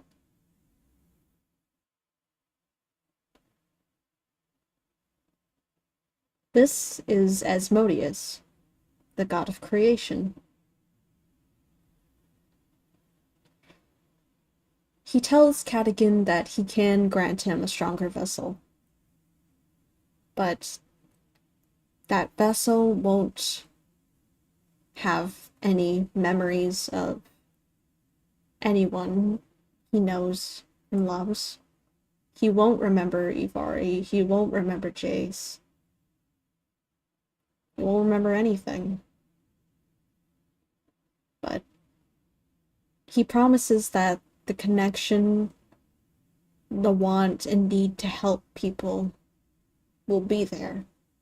And that he'll find them again. That's something that he can promise. Cadigan asks Asmodeus if they really can defeat Janice, and what will happen if they don't. Asmodeus doesn't know. So Cadigan just has to believe that they can, because if they can't, then everything is over, and that his sacrifice would have been for nothing.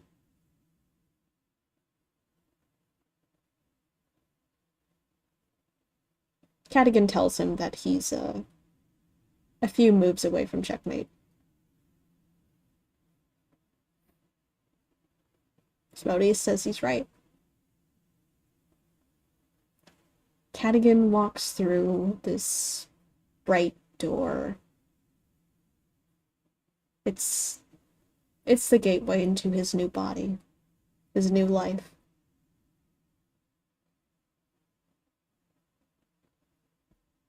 And thus, Cadigan is no more.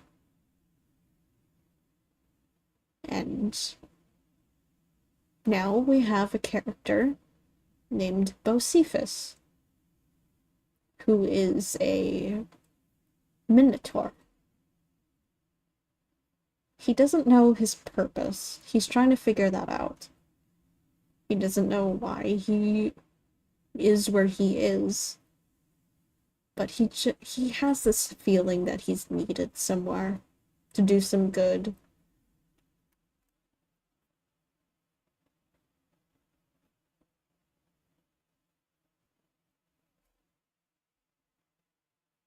So Bocephus finds the party, but as soon as he lays eyes on Jace and Ivari, he basically breaks out into like this weird rage. Like, he tries to attack them, but one of the other characters holds him back.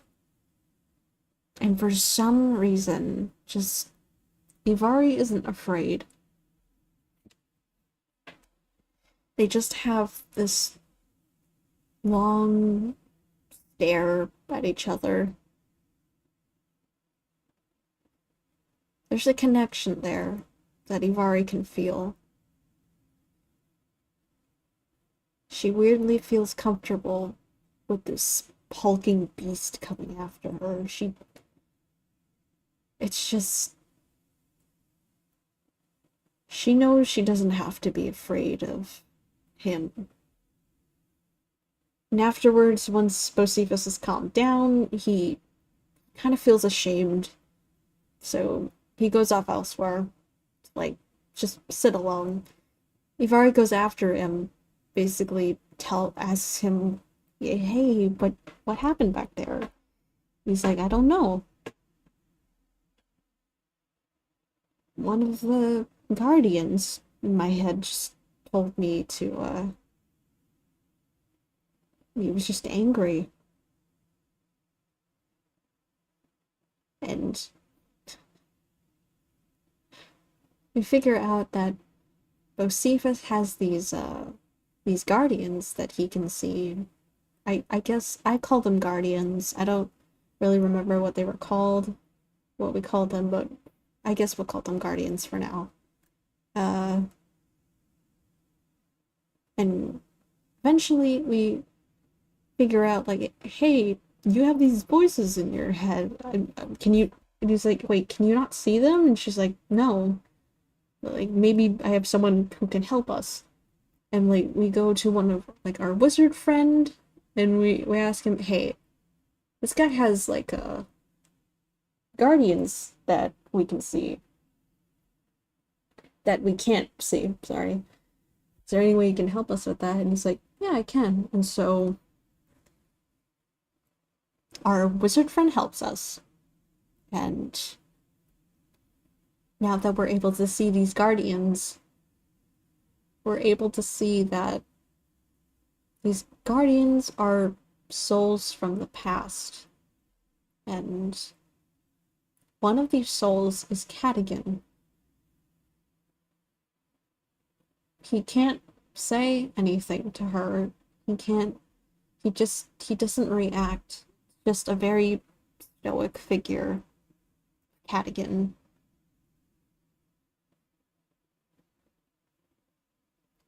And Ivari just has a very emotional breakdown. She wonders why he left her alone. She wonders why he didn't say anything to her. She wonders why he never told her that he loved her. Because he never said it out loud. He just never told her that.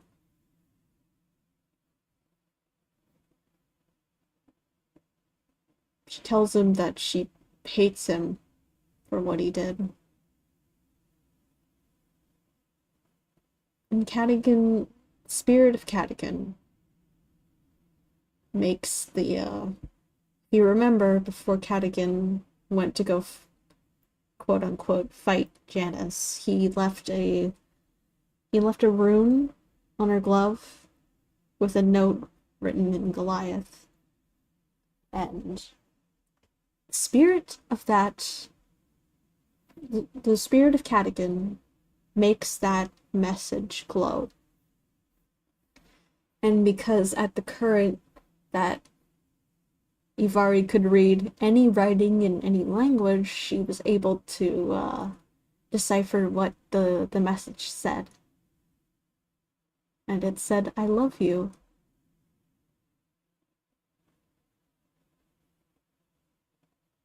And basically that was the first time that Cadigan had ever really said anything like that to her, because we've already established that Cadigan really isn't the type to, he isn't really the type to say those things out loud.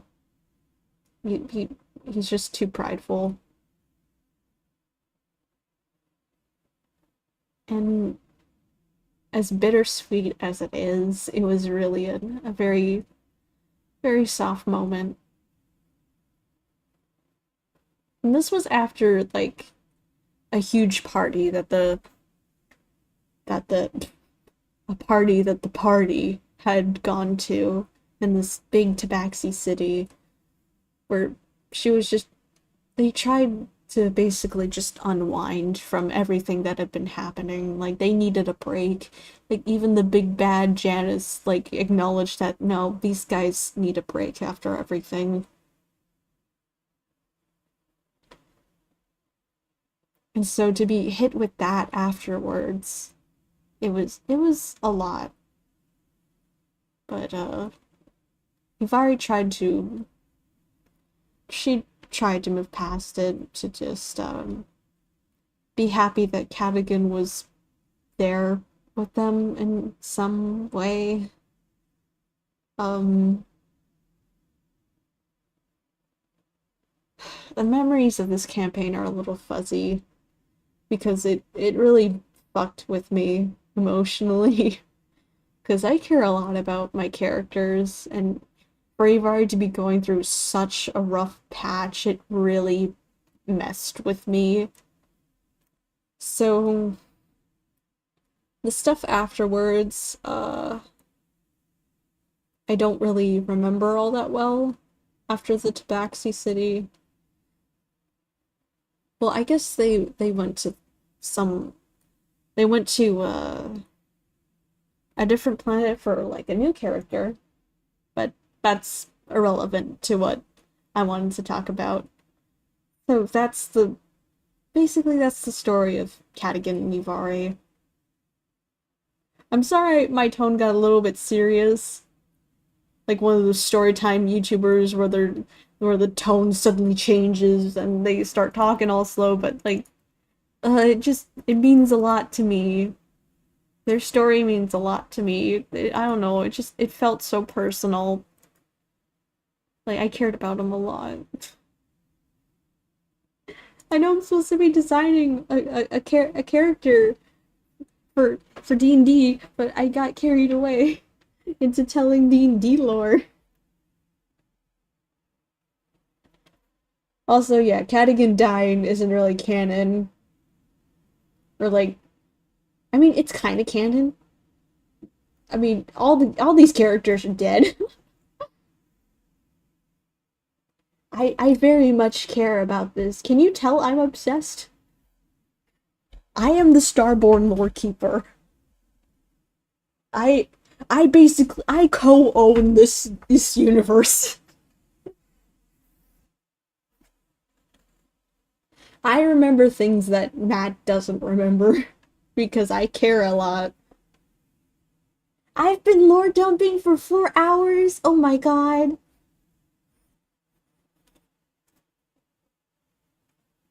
I don't care, it's fun. I like talking about it. You know what I co-own.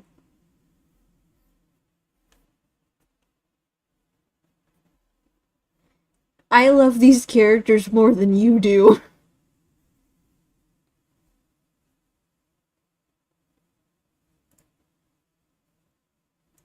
Oh man. I love talking about this stuff.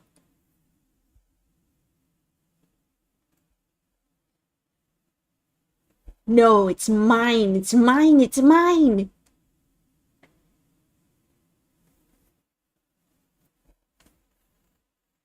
Your IP belongs to me now!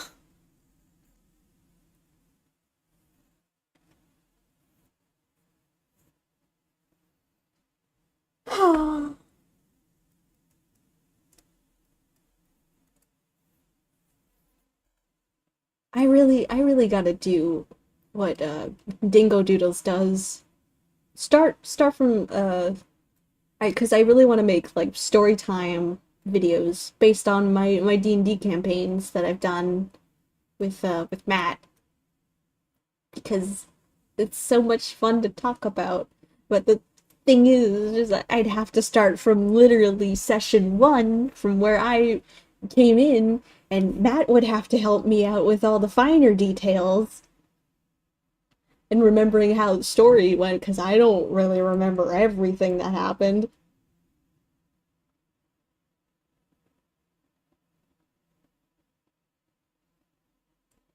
I really want to do it though, because I know it'd be fun. It'd be a fun project to do. Anyway, I'm gonna stop fucking around and actually get the character design. I'm so sorry. I've spent 3 hours not doing what I was supposed to be doing.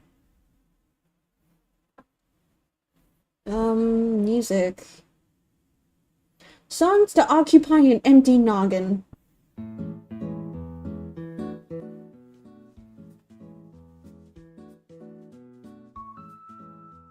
I don't know if I can play Nintendo music.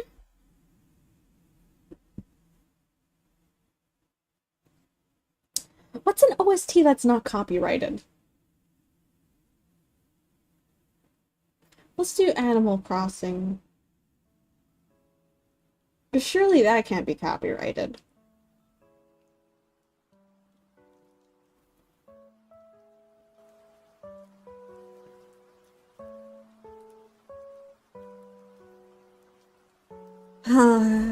Can you tell I have a hyperfixation?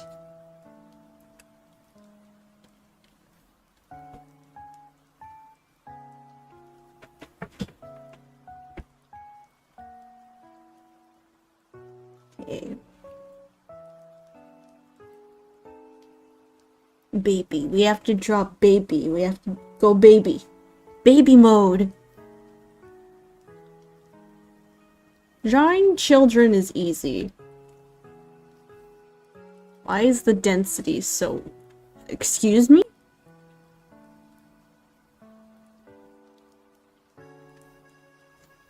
Thank you. Why was that at 50? I don't get it.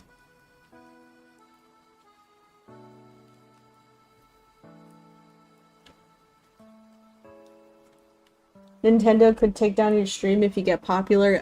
Not likely. I'll never get popular. I'll never become Iron Mouse or Philip Fiznom.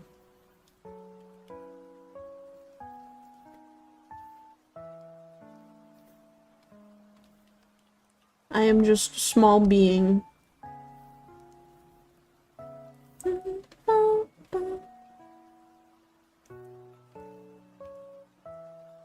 I hope you all like my storytelling. I like talking about D&D. I could do it for hours.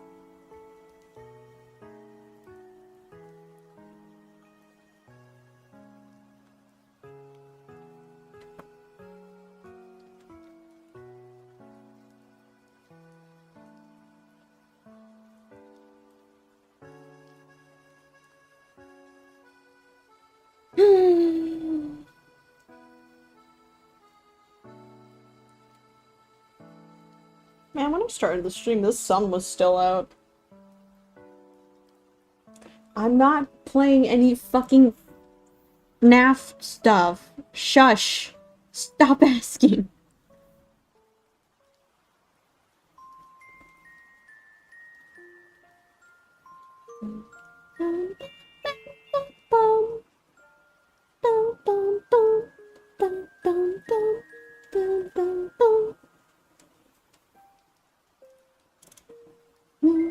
One's around to help, but that's okay. Da da da, dun dun dun dun dun dun dun.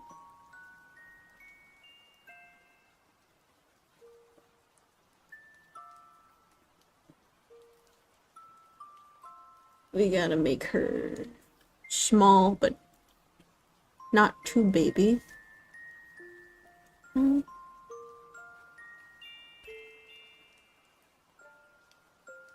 Make her really round. That's the secret to cuteness.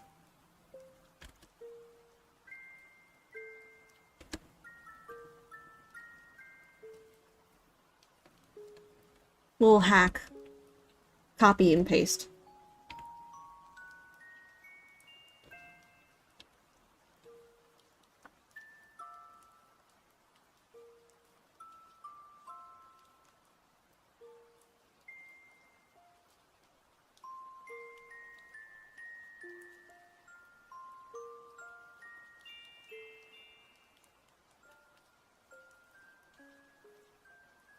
No, Anthony, why would I do that to myself?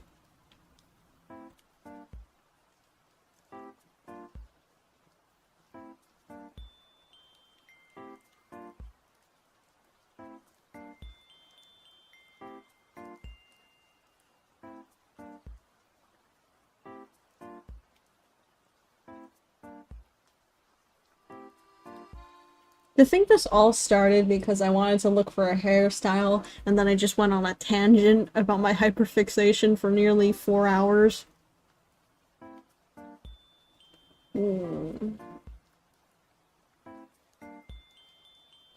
Baby eye shape, it has to be round.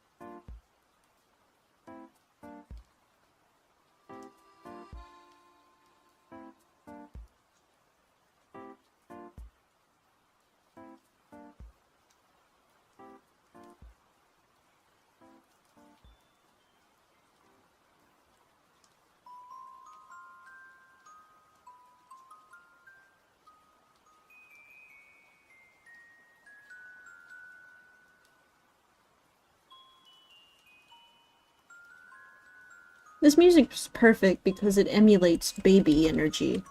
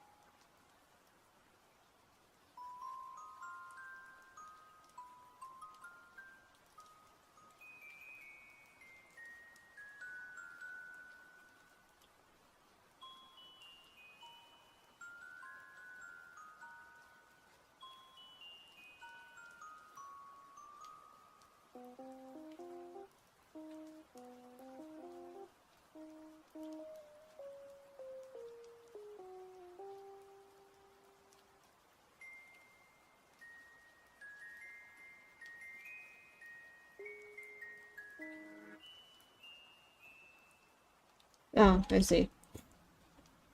That's why I wasn't erasing.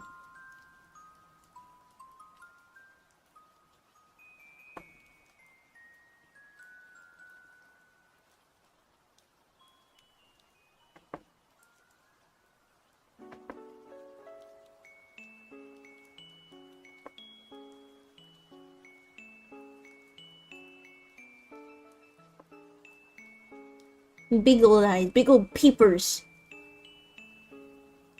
Oh no.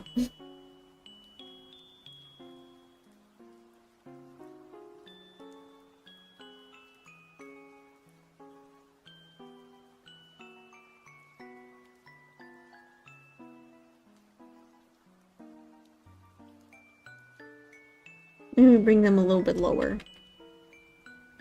Yeah, there's about good. Maybe her face is a little bit too wide.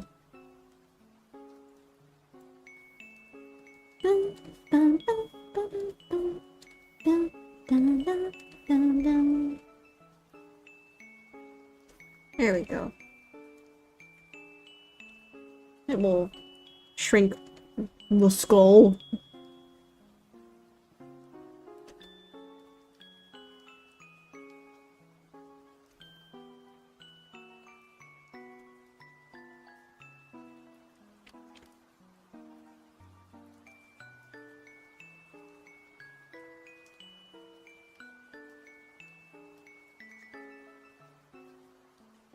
Maybe I'll give her those eyebrows that some characters have, where they're like raindrop shaped. You know, like that. I think that's a cute design that some characters have. Like, it makes her look baby.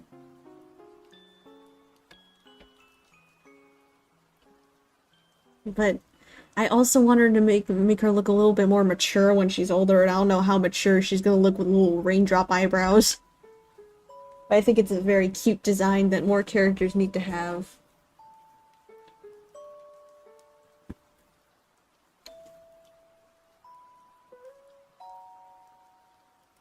Anthony, you're part of the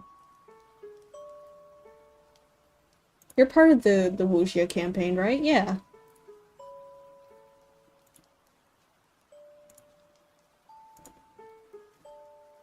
You're getting some spoilers. I keep spitting on my monitor. That's not cool. Will you guys look at the baby face? I'm gonna go get a fudgesicle cause I'm hungry.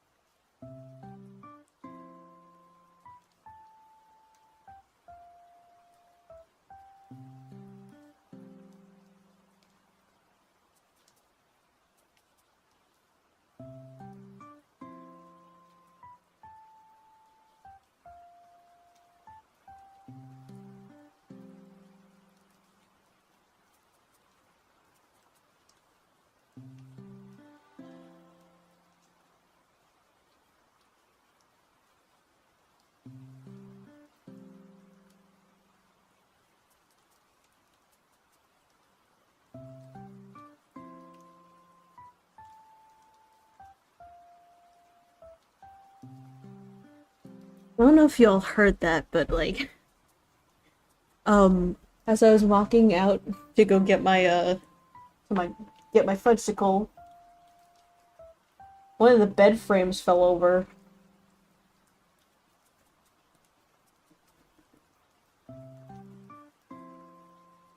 Not a bed frame, but like a bed post, I should say. It was pretty loud, so I don't know if you guys heard it. And it grazed my ankle a little bit, but I'm okay. No scratches or nothing. It was just loud. I hate loud noises.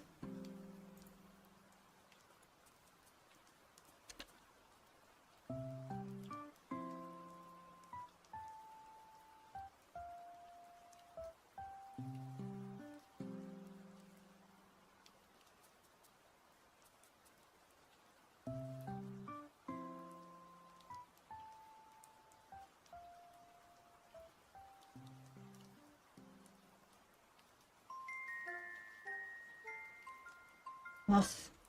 Lately, my mouse has been double-clicking on its own, and I don't know how to fix that.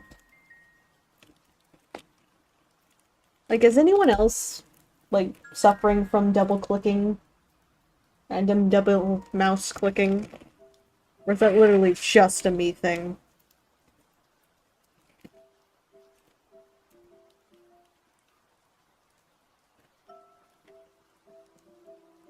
No, you didn't hear it? Good. Normally my mic can pick up everything.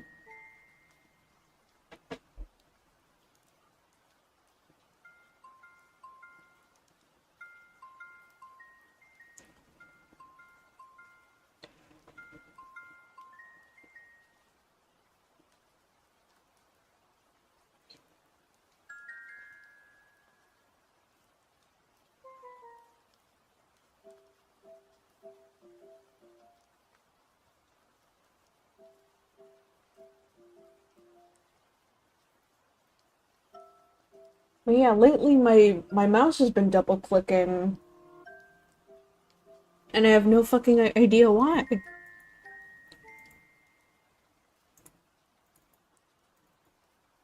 Because I'm not doing the double clicking. I click on something once and it is like, ooh, double click.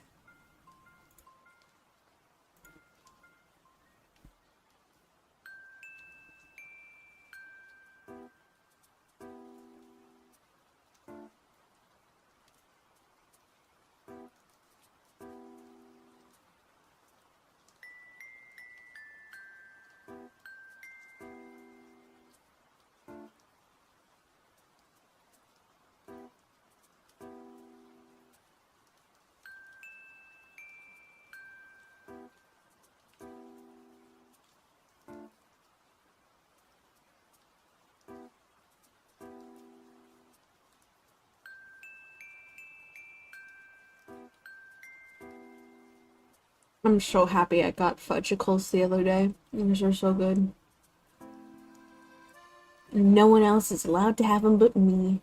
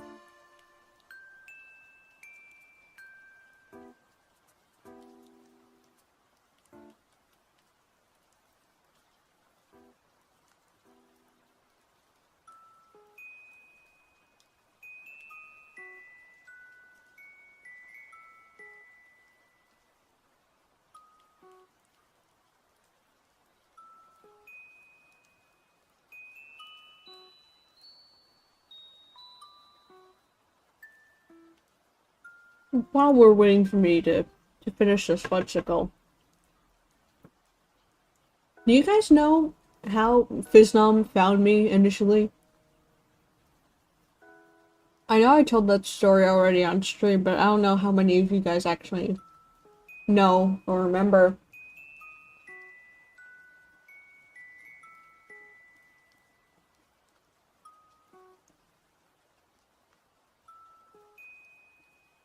Because to me, it's a very funny story.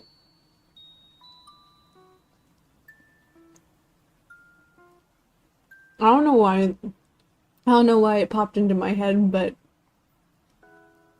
I don't know, it's something I cherish fondly.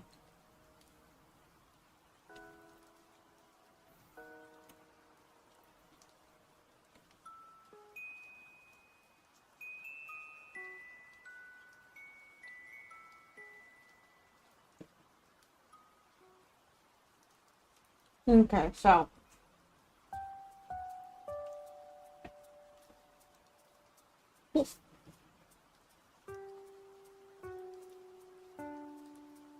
did I move? Did I move the chat accidentally? I'm gonna assume no. I'll say no. Okay, so I have to close my door. Hold on. There we go. Okay. So, one day, I was tweeting about how I really hope that no FNAF tubers found out about my my FNAF lore video because I didn't want them to make fun of me or think that I'm weird. I was talking about it with someone.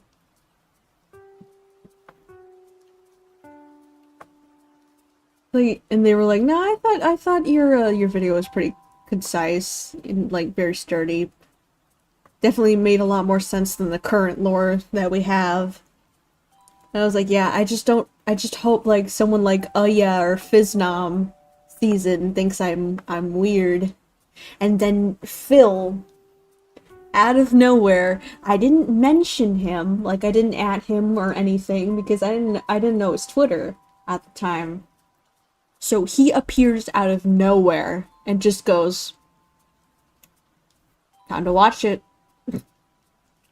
And I start freaking out because I didn't expect him to see that because all I said was his name. And he watched it. He liked it. He left a comment on it that said, "Cool video." And then he even responded to the initial thread that I had. He's like, "Yeah, I watched it. Very cool video." And then he followed me. And that's how Phil initially found me. Even funnier thing was that when he first started talking to me, it was something about Clip Studio, because I had retweeted something about a Clip Studio paintbrush where like it was basically something to paint rocks with. Like, you could digitally paint rocks, and I guess he saw that, and he shared a tweet about Clip Studio Paint implementing, like, AI tools into their program. He's like, "Hey, this is happening with Clip Studio Paint." And like, I already knew at the time, so I was like, "Yeah, I know, it's kind of fucked up, but I only use Clip Studio Paint for, like, sketches and whatnot, so it's whatever." Plus, Clip Studio Paint never really implemented it anyway because the backlash was so great, and they're like, "Okay, we're here, we're not adding that." But at the time, Phil, he said that, got that across to me. I'm like, yeah, thanks. It's like, yeah, all that stuff's pretty fucked up and bad. Anyway, are your commissions open? And that's how I did my first commission with Phil. I mean, afterwards we eventually, like, moved to Discord to talk, because we were like, Twitter DMs are kind of unreliable, they kind of suck. So that's kind of how I started working with Phil, in order to, like, bring commissions to him. And I have to say, it's very fun. They were very fun commissions. Like, he's a wonder to work with. Even though there were some times where he kept asking me to change things, and I was like,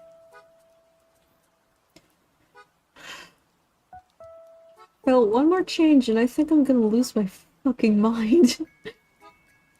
I thought that, but I didn't want to tell him that. Then I made all those emojis. The emojis are very fun, very easy. I felt cathartic, but also very sad whenever I finished a batch, because, like, man, it's over. I want to keep going.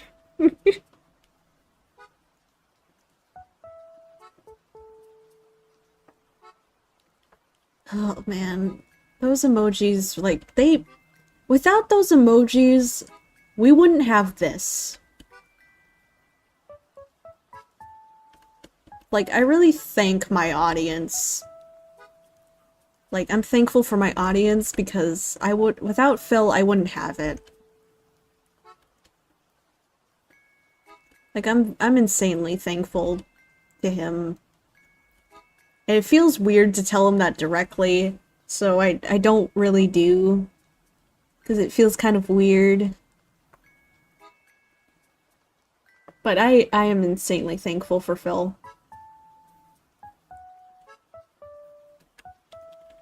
Without Phil, we would not have Silly Nation.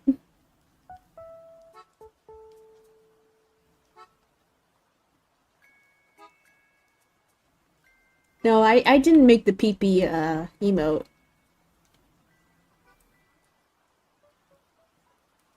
The pee-pee emote, I think Ellie made.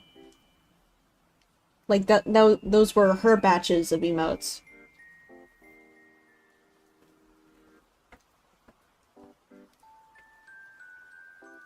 Hold on, I have a message. My emotes were to,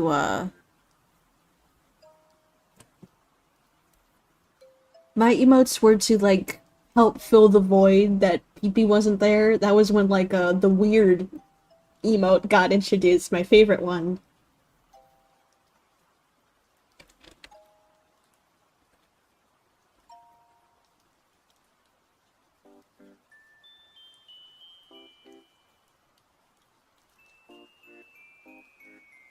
I remember feeling bad because the emotes were taking a little bit of time to make.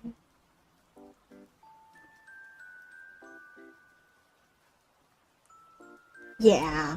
It's really thanks to Phil that I got introduced to, like, so many different other content creators.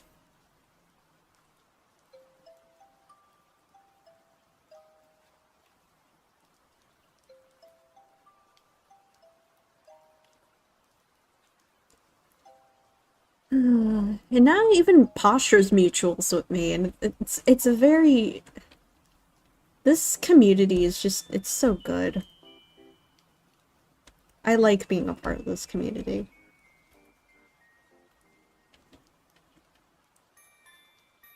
People can say what they want about the communities that we have, that we put ourselves in. About, oh, how they're so toxic, they're so bad, but, they only focus on, like, the bad eggs of the bunch.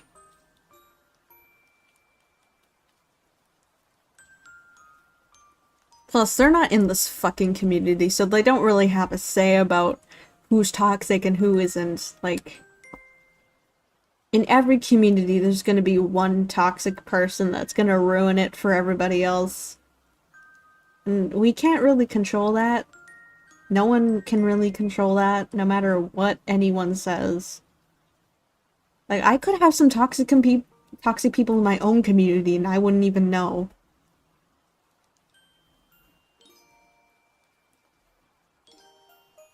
What matters is that the good people that are in it. And I will say that Phil is one of those people.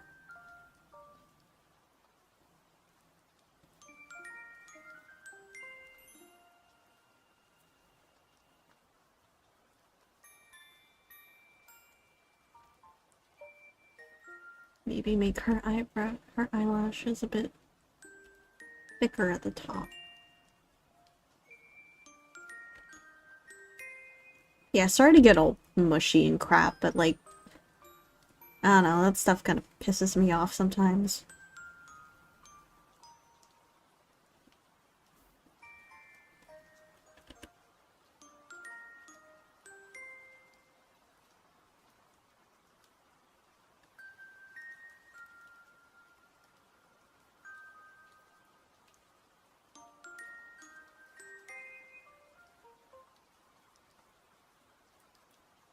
Isn't that right? I think so. Yeah. Right. Yes.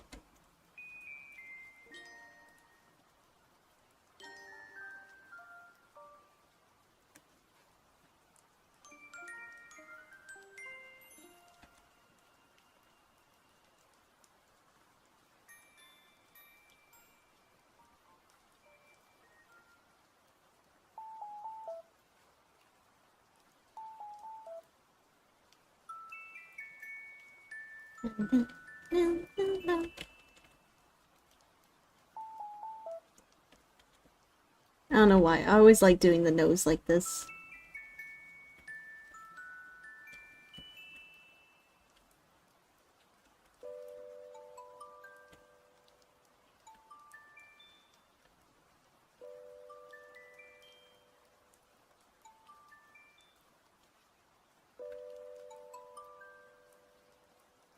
It's just so cute. I like the little diamond shape.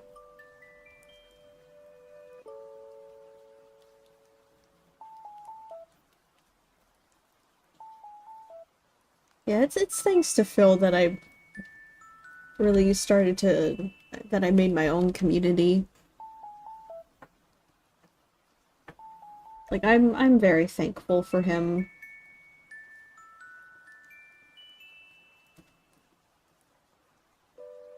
People call me a dick rider, but like who the fuck cares? You ain't the reason why I have a community, so fuck off. You're not the reason that I have a $2,000 computer.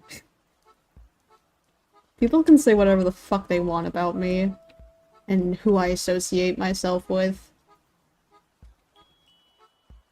I just don't care.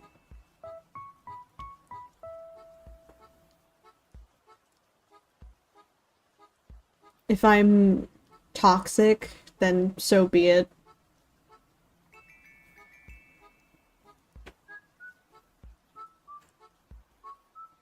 Look at her, she's baby. I can't wait to ruin her. I always try to give my tieflings unique features. Like different eye shapes, but for now, since she's small and 5 years old, then it's fine. The baby, look at the baby. I'm gonna work on the horns up here. Look at her little peepers. For horns, let's go down here. I wanted to make them like this shape, but then I realized I'm gonna have to draw them over and over again.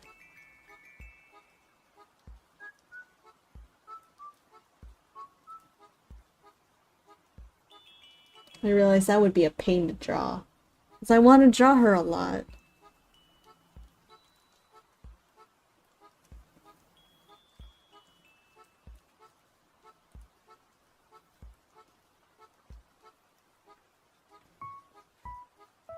I try not to act quote-unquote toxic when I'm online.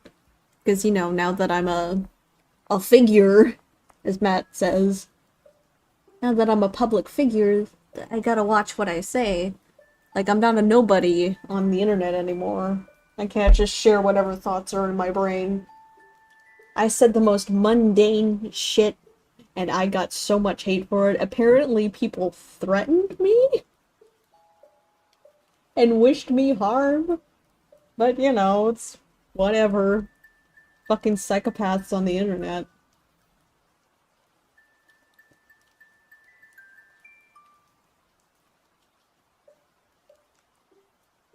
It's whatever. That's the wrong canvas.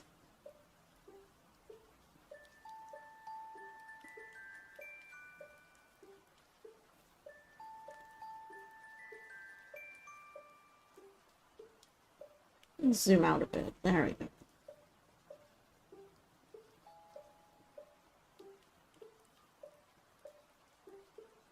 Since she's small, she can have small horns.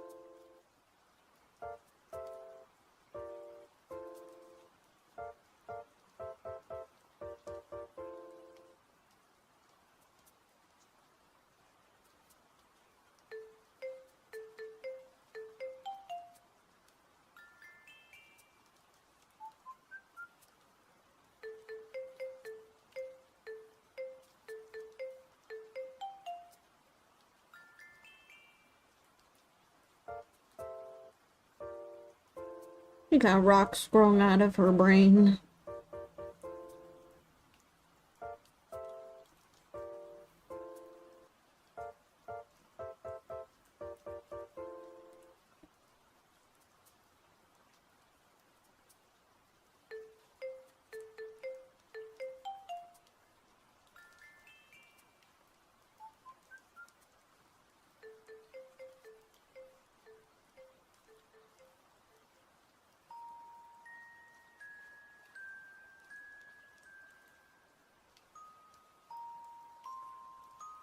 Make those a little bit bigger.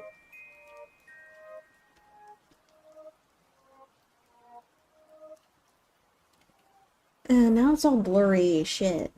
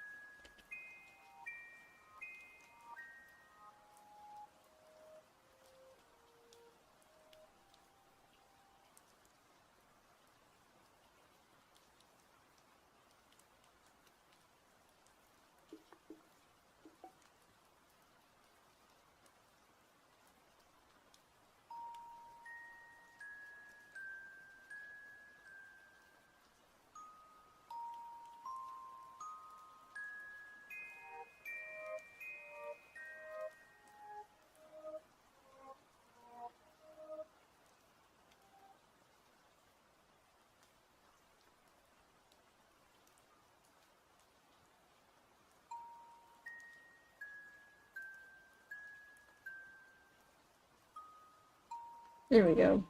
Oop.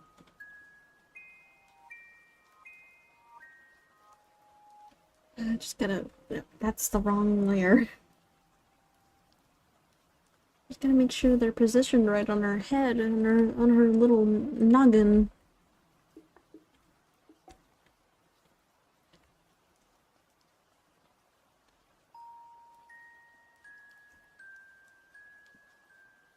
I think that's right.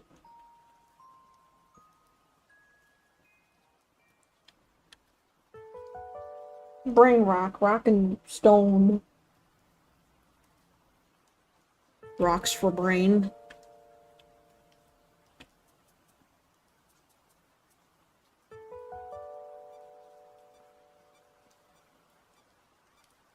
It'd help a little bit if she had some smaller ones in the front. You know, like down here.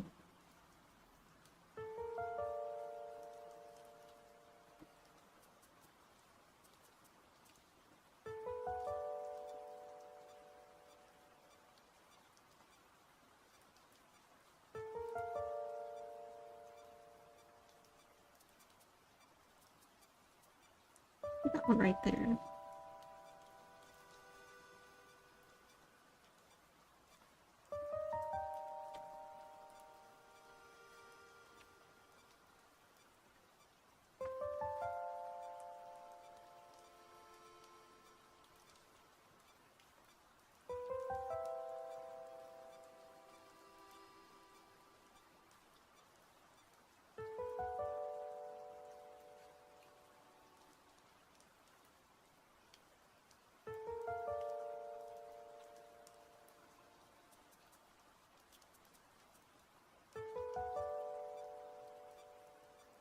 What do you guys think?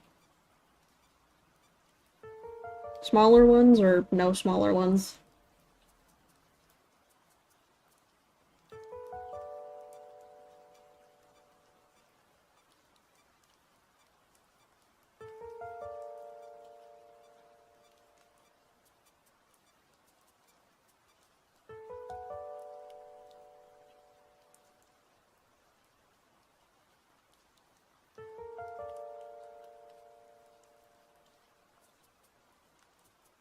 Here's the smaller ones. Little smaller ones in front. Just to give more crystal variety. Here's the original one.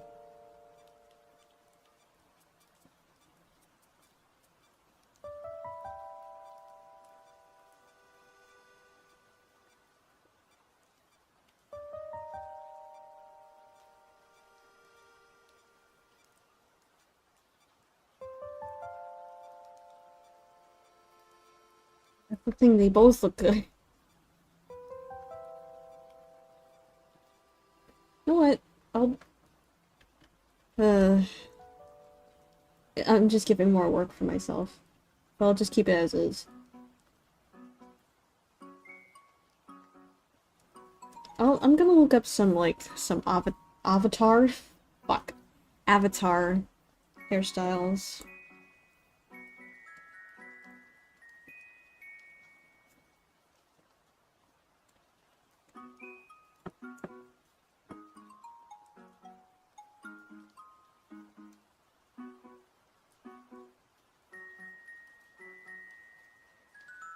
I need to rewatch Avatar: The Last Airbender, especially after the Avatar dream that I had last night.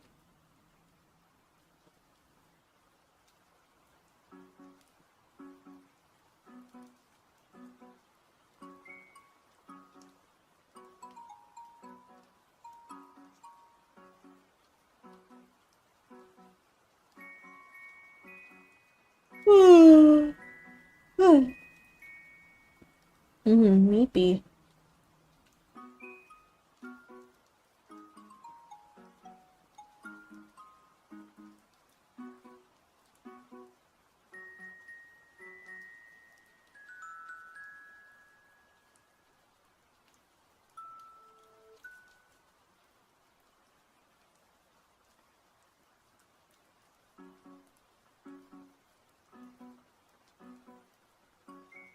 I know this is obvious to, like, nobody, but, like, I mean, I know this is obvious to everyone, but, like, Zuko is the best TV character of all time. Zuko is the best character of all time. I'll just say it right now. We're all thinking it. Like, the trauma that he had to go through. He's such a well-written character. And I'm very emotionally attached to him.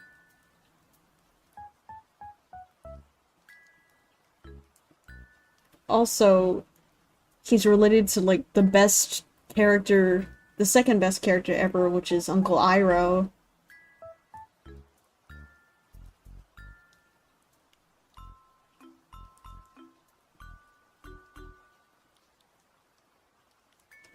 Oh, my girlfriend turned into the moon. That's rough, buddy. He's so awkward. He's such a dork.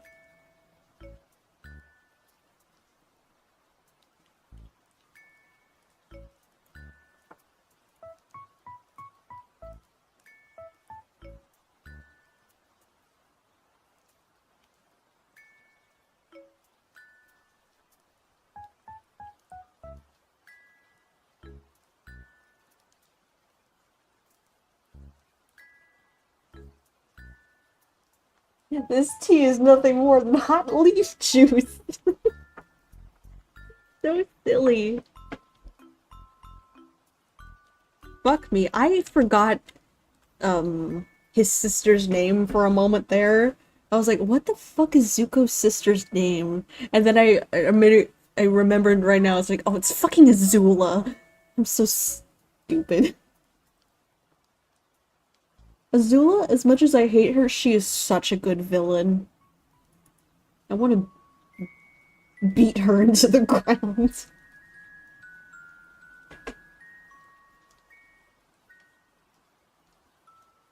Like, I know in her own way that, Azula is her own little tragic character, but in the end, I couldn't feel sorry for her at all. Like, I just didn't care. Like, you want me to feel sorry for her after everything she did? No thanks. I hate her.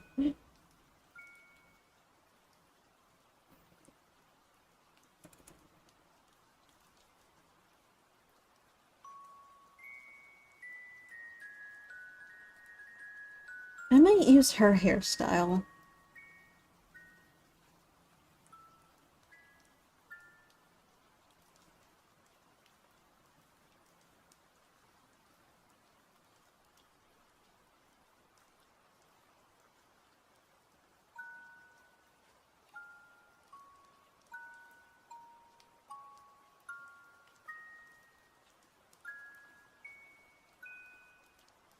Also, fun fact about her blue flames and whatnot. Fire burns hottest when it's blue. Or that's where the fire is the hottest. And her flames are only blue. They are only ever blue.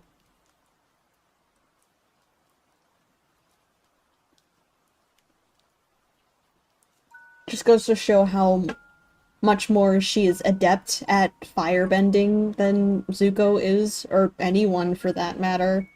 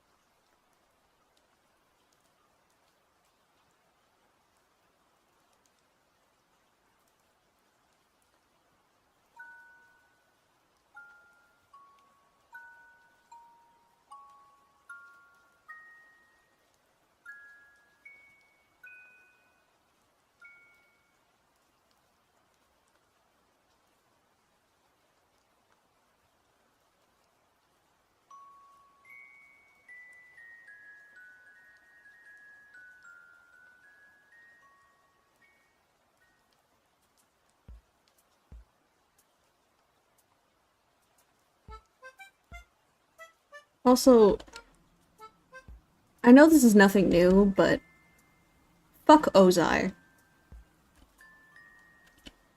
I'm glad he gets to rot in a prison cell for the rest of his life. And that his wife gets to come back and say, fuck you.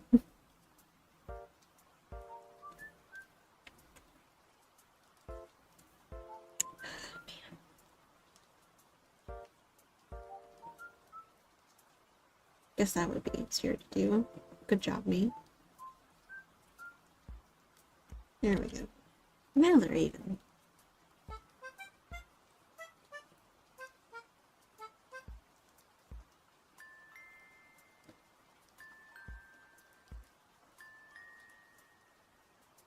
Skill issue.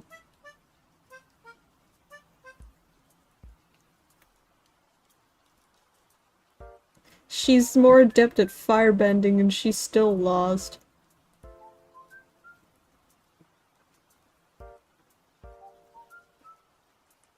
Not to mention she couldn't even do the Agni Kai right. Like, she cheated.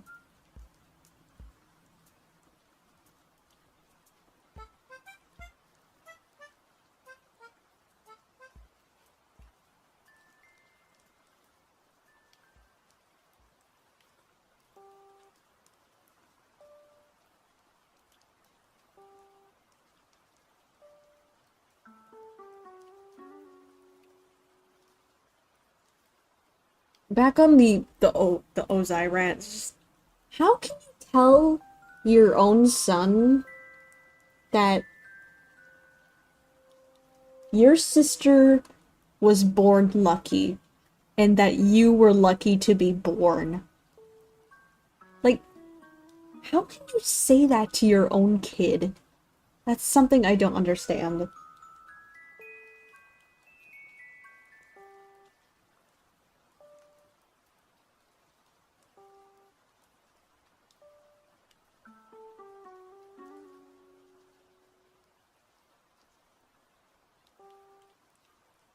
This makes me want to put, you know what?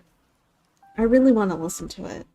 So I'm gonna put on the Zuko video. It's like this Zuko essay. Yeah, the psychology the psychology the psychology of Zuko. Fuck. I won't get copyrighted. It's just gonna be Please, Father, I only audio. have the nation's best interest at heart. I'm sorry I spoke out of turn. Come on! Striking! You've never held back before! Fuck. You've never held back before. Inward and begin asking yourself the big question. Oh, man. Who are you? And what do you want? That's who you are, Zuko. Someone who keeps fighting even though it's hard. My father, who challenged me, a 13-year-old boy, to an Agni Kai. How can you possibly justify a duel with a child? I'm angry at myself!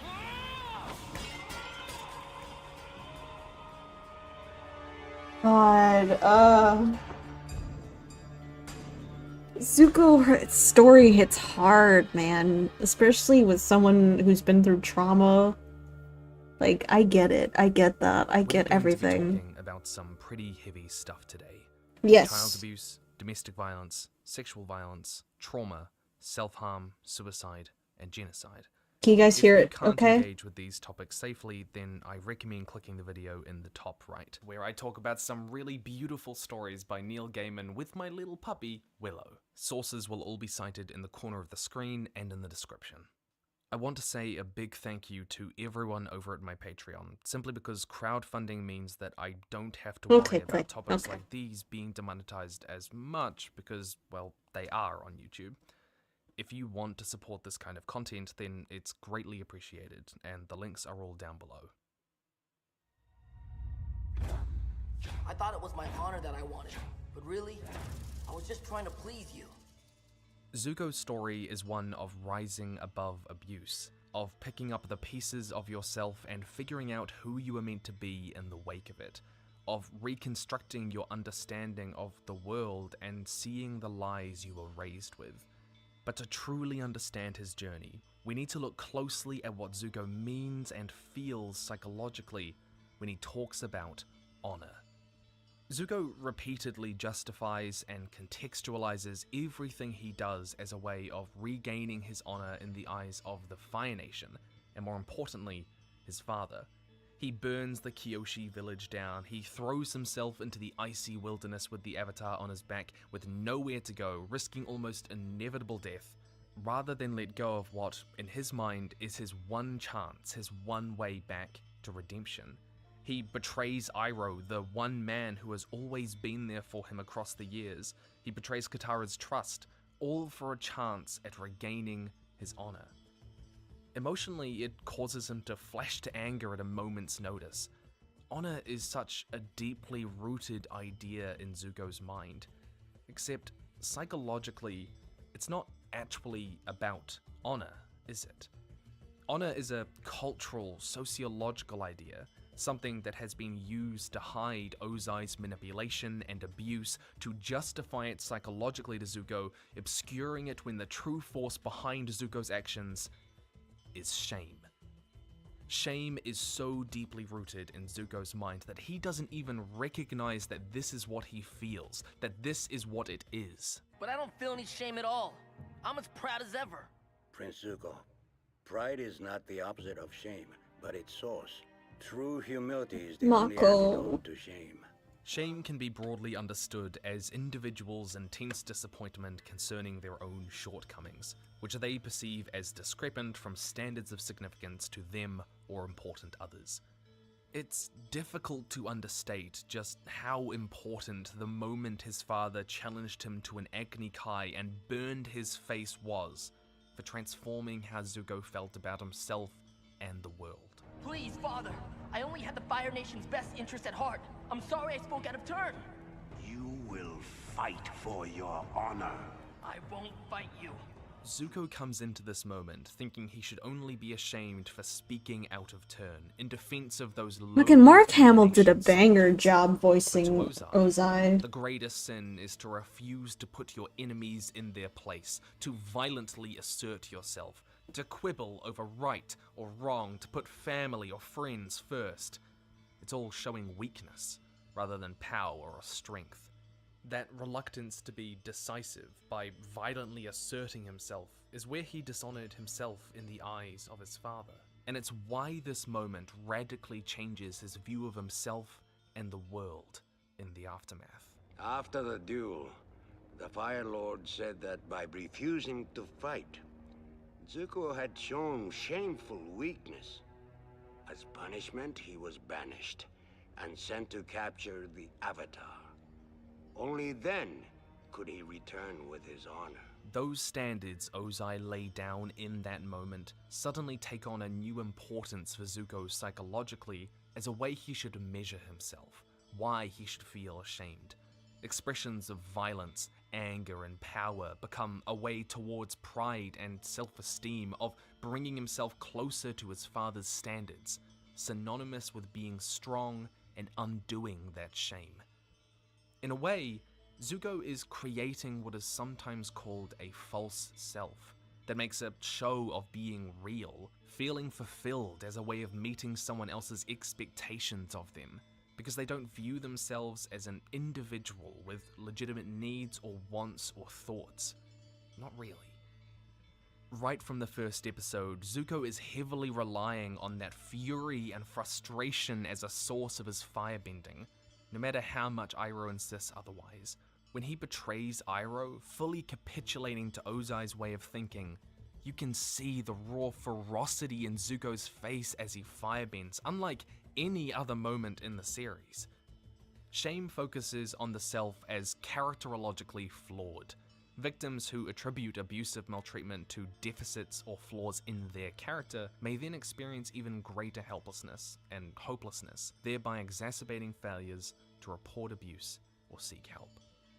What this means is that victims of abuse involving intense shaming will sometimes attribute that shame to inherent parts of who they are, their character, their bodies, that though they cannot change or control, it inherently justifies the abuse in their mind. And after being burned across the face and banished, left scarred and without a home for putting family and relationships when he refused to fight over power, Zuko is taught to see that kinder part of himself as weakness, intensifying that sense of hopelessness in himself and making him less reluctant to seek help in Iroh or blame Ozai, because he has been taught to blame that side of himself. Dishonorable not because he has done something shameful, but because he is shameful.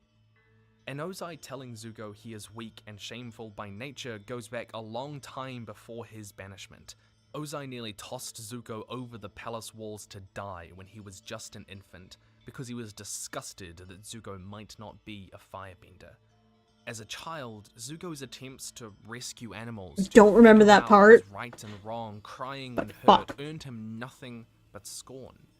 Even simply by being a weaker firebender than Azula, Ozai insisted that Azula was born lucky, but Zuko was lucky to be born. All of this creates a growing undercurrent of characterological blame for his abuse. His mother Ursa did work to assure Zuko otherwise, to tell him he was worth so much. But after she disappeared, Ozai's view of him and the world was the only thing being emotionally reinforced, eventually culminating in his banishment, which psychologically confirmed everything he had been told. But shame also warps how children manage their abuse. Victims may conceal the abuse to avoid stigmatizing the self or family as morally corrupt, to shield others from feeling meta-shame regarding the victim's disclosure, to minimize further attacks from family members for revealing the abuse, or because the victims felt inability to manage shame.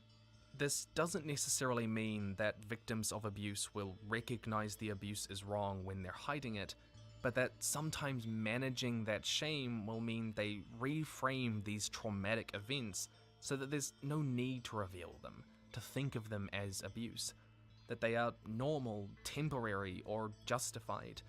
Children who are physically harmed by their caregivers frequently attribute the mistreatment to them being bad, that they could have avoided the beating if only they had behaved appropriately. This may provide the child with a sense of control over the abuse and serve as a protective factor. Commonly, they will tell themselves they tempted their abusers, that all families fight, but it's over now, that the abuser has assured them it won't happen again, or that the child could have simply avoided it, and they might in the future. Except, as with most abuse, these things are cyclical. They go into periods of calm and then ramp up in tension and happen again.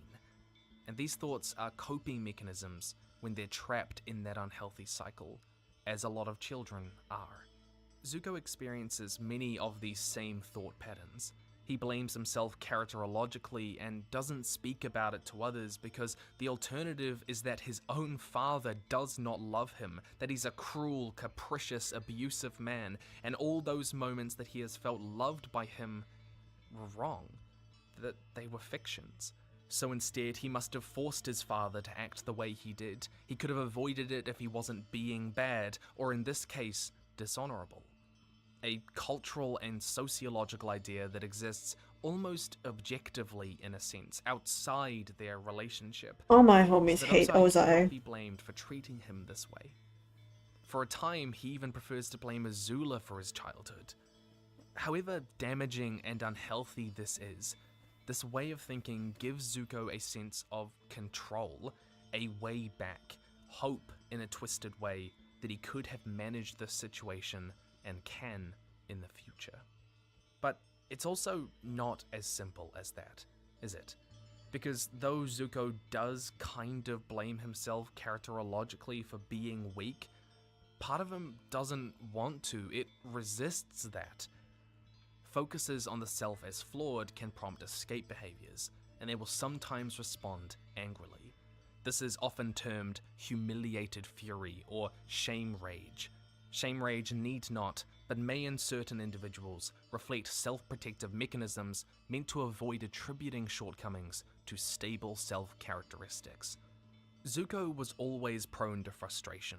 We see that. We see Azula riling him up as a kid, pushing him into the fountain, shaming Iroh for giving up after his son's death, all of which Zuko has to control his anger with. But it's pretty clear to me that that anger evolved into something else, something darker and more violent in the wake of his banishment. The week after being banished, Zuko arrives in the Western Air Temple. Iroh insists that he take time to heal. His burns have barely begun to heal, but Zuko immediately flashes to anger. What else would I expect to hear from the laziest man in the Fire Nation? This isn't just angry, this is cruel. And we can contrast this moment with when Zuko learns that Iroh lost his son, Lu Ten. It means Uncle's a quitter and a loser. What are you talking about? Uncle's not a quitter. Oh, yes, he is. He found out his son died and he just fell apart. A real general would stay and burn Ba Sing Se to the ground, not lose the battle and come home crying. How do you know what he should do? He's probably just sad his only kid is gone. Where before Zuko empathized with Iroh, who was hurting, and he saw the importance of having time to heal, to step away and reflect, he will not give himself that same love anymore. Something happened to that part of him. It's almost an uncontrolled, violent rejection of those parts of himself. He equates taking time to heal and reflect with weakness, with laziness, sounding exactly like Azula did all those years ago. Afraid of attributing his shame and dishonor to those stable self-characteristics, Zuko overcompensates emotionally and rejects anything, any emotion, any thought that could be viewed as close to that. Anger and aggression became a way of appearing decisive like his father wanted, taking action for action's sake, not quibbling over right or wrong. It's that humiliated fury, that shame rage that we just read about. A reactive self-protective mechanism, because he wants to view those things not as an inherent part of who he is, but as something that can be purged and destroyed.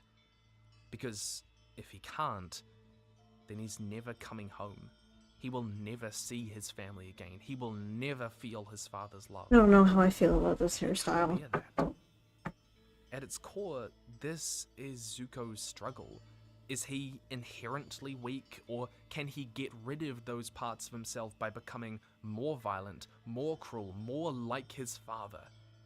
And are those parts of him worth anything at all? When set against the world that Ozai has created for him, one absent of love and empathy, it's hard to see where he fits. And it takes seeing those parts of him as valuable again to begin rebuilding his self-worth. Dad's going to kill you. Zuko grew up in, if not a broken household, then a household of broken people. Ozai abused his wife from the first day he met her. After this day, do not mention Hera, your family, or your old life ever again. You belong to the royal family now, and to me. It's a textbook tactic of abusers to isolate their partners from friends or family, any people who could question the way their relationship works, and to more easily control them. While in some relationships, the abuser may insist that anyone trying to help the victim is just trying to undermine their relationship or control them, Ozai is just being sadistic here. He's acting on an ingrained sense of entitlement and ownership over her. But there is a subtext here that I think is really important to address. There's a lot of implication that Ozai abused Eartha, either physically, sexually, or both. When she returns to the Fire Nation Palace, Zuko offers that she can sleep in her old room, the very one where she would have once slept with Ozai. But she insists that one of the guest rooms will be just fine. As she wanders about the palace, she is plagued by feelings of guilt, of being unsafe, of simply walking in the halls where he once stood. And when she comes before a grand, imposing picture of him, she suffers something of a breakdown. Symptomatically, these are all common reactions for abuse victims returning to the places of their traumatic experiences. While we're told explicitly what happened with Ursa and Ozai, it's a pretty reasonable conclusion to draw. Literal physical space can feel threatening to victims of especially spousal abuse and especially sexual violence, where patterns of expected behavior from the past create conditioned responses like this, often ones that manifest in submissive or passive behaviors where asserting oneself becomes difficult, even in situations where they know that they are perfectly safe. Trauma creates irrational feelings and responses in us, and that's okay. But it's why we have to work through them. And Ursa does with Iroh's help. Even facing Ozai again behind bars without his powers, with Iroh right behind her, Ursa feels that same fear as he swears that she will beg for death before him. And yet, she manages to overcome that trauma response and control those flashbacks, those paralyzing symptoms, which is a real cornerstone of trauma recovery. This dynamic between Ozai and Ursa is important to understanding the social environment in which Zuko and Azula were raised. It was already isolating, being a product of the royal class, but its toxicity is only compounded by the unhealthy parental dynamic controlling what should have been the primary stable elements of their lives. One paper found that children who were exposed to parental violence were significantly correlated with depression, PTSD, and in particular, aggression. Something that we see in Azula as a controlled, methodical violence and as frustration turned rage in Zuko. We don't know if Zuko or Azula ever personally witnessed direct violence against Ursa at Ozai's hand, either physical or sexual. Zuko's lack of awareness of her feelings towards the palace upon her return suggests maybe not. But this is also something that can be normalized in the eyes of children, and Ursa may have gone to great lengths to conceal it from them. She often put herself, even physically, between Ozai and the children, most famously in agreeing to leave in exchange for saving Zuko's life. It is, after all, subtext. Whatever the case, Zuko either witnessed the abuse personally, or he witnessed the fallout, the tension, the underlying control, verbal and emotional, that Ozai exerted over his mother, that cycle of abuse, going round and round. Violence, just a more subtle kind of violence. Surveillance, where one feels that they, even privately, are being watched, are not safe, can be invaded at any time, a panopticon of fear that controls you even when you are alone. If you've ever lived in a house like this, you'll know what that fear is like. While Ursa may have done her best to create a safe environment for her children, Ozai was unequivocally a neglectful parent, as well as the one that controlled every element of their lives. What they learned in school, who they could speak with, how hard they trained, when, how, and which needs were met. Abusive dynamics thrive in families where one partner controls the finances and most of the decisions regarding the children, especially in social communities where they occupy a traditionally protected role of authority, such as because they are the ordained head of the house. And it's only more dangerous in cultural environments where the authority should not be questioned. These sociological and economic structures are inclined to justify and protect abusers, and it's precisely the situation that Ursa finds herself in with Ozai, the unquestionable Fire Lord who controls which friends they're allowed to see, when they're allowed to go out, how they learn, and what they learn. Abused spouses like this, caught up in these dynamics, will often be trying their best, but it's like swimming and trying to keep everyone around you afloat. You can only do it for so long, and eventually, you're going to drown. Regardless of Ursa's efforts, Ozai created an environment that neglected Zuko and Azula's emotional and psychological needs, twisted their understanding of what love and strength was, and taught Zuko and Azula to value their father's approval above all else. One paper looking at child neglect identified 3 factors with the greatest psychological impact: family conflict and maternal support and paternal affection measured, predicted children's internalizing, externalizing, and social behavior as they grew up. These 3 factors in children developing healthy psychological bonds explain a lot of Zuko's early childhood, being exposed to repeated family conflict and a lack of any fatherly affection. What he did have was maternal support, but that too was undermined by the neglectful environment that Ozai created, and eventually, Ursa was gone too. Children given limited emotional support inadequately deal with challenging interpersonal situations, and they struggle to manage their emotions, helping explain Zuko's own difficulties with emotional regulation, particularly anger, but other emotions across the series too. The darkest way this manifests in Zuko is in the Blue Spirit, a persona he adopts numerous times across the series. He uses it to seek vengeance on someone who humiliated Iroh. He robs and beats people up, steals their food, and he uses it to almost take Appa. It's a multi-dimensional symbol, but it seems to align with Zuko's darker, desperate, almost obsessive nature. The mask lets him become a hollow version of himself without accountability, whatever way his feelings take him, surrendering to his lowest instincts, as Iroh says. It is, in a sense, what Ozai wants of him. A machine, and it's why him turning away from that idea of himself at first is marked by him throwing down the mask.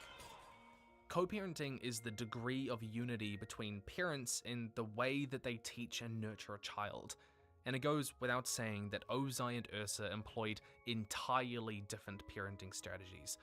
Ozai tells Zuko that he is sickened by the sight of him, because Zuko always wrestled over what is right and wrong, even as a child, instead of deciding what was right and wrong, asserting himself as an expression of will and power. Ozai views indecisiveness like this as deferential, as weakness, and was punished. Ursa, on the other hand, encourages moral exploration. In Zuko alone, we see her admonish Zuko for hurting little turtle ducks, and she repeatedly reinforces that good-natured side to him, the kind that wants the best for others and wants to figure out what that is. Ozai reinforced strength and power, a kind of self-righteousness, while Ursa reinforced empathy. Neglectful households with an abusive parent will often have low degrees of co-parenting, with a cycle of shame and reinforcement that makes it difficult for children to express themselves authentically, figure out who they are meant to be, because life never really settles into a coherent moral world. Children exposed to abuse go through many such anger to shame cycles in which children are implicitly backing down and apologizing for their inappropriate behaviors. Azula's, but Ursa's hairstyle. A darned if they do and darned if they don't emotional dilemma. They need to manage understandable feelings of anger in response to normal frustration, like task failure, and also manage these via submissive or appeasement displays to prevent parental counterattack. Fundamentally, for a child, this is a really difficult emotional landscape to navigate, to know what to do to appease your parents, to be treated as a good child and gain self-esteem and social approval in that world as you develop your understanding of yourself. Self-concept is about creating our own sense of identity, who we are, who we want to be, especially between the ages of 7 and 18, and it's closely tied to self-esteem and the positive things that we believe about ourselves. So, where Azula developed a self-concept around her father's parenting as a fire-bending prodigy consistently rewarded for her displays of power and ferocity and decisiveness, Zuko gravitated towards his mother, who validated that indecisiveness as moral exploration, who assured him he is valuable and loved in spite of his lack of ability. I failed. No, I loved watching you. That's who you are, Zuko. Someone who keeps fighting even though it's hard. And when we think about Ozai's standards here, that's only comparatively. Compared to Azula, Zuko is a talented firebender. At 16, he bested a Fire Nation admiral. It's almost like, in one sense, Ozai just wants to pit his children against each other. That it wouldn't matter how good Zuko was, just that he is worse than Azula. Because that self-concept is complicated for Zuko.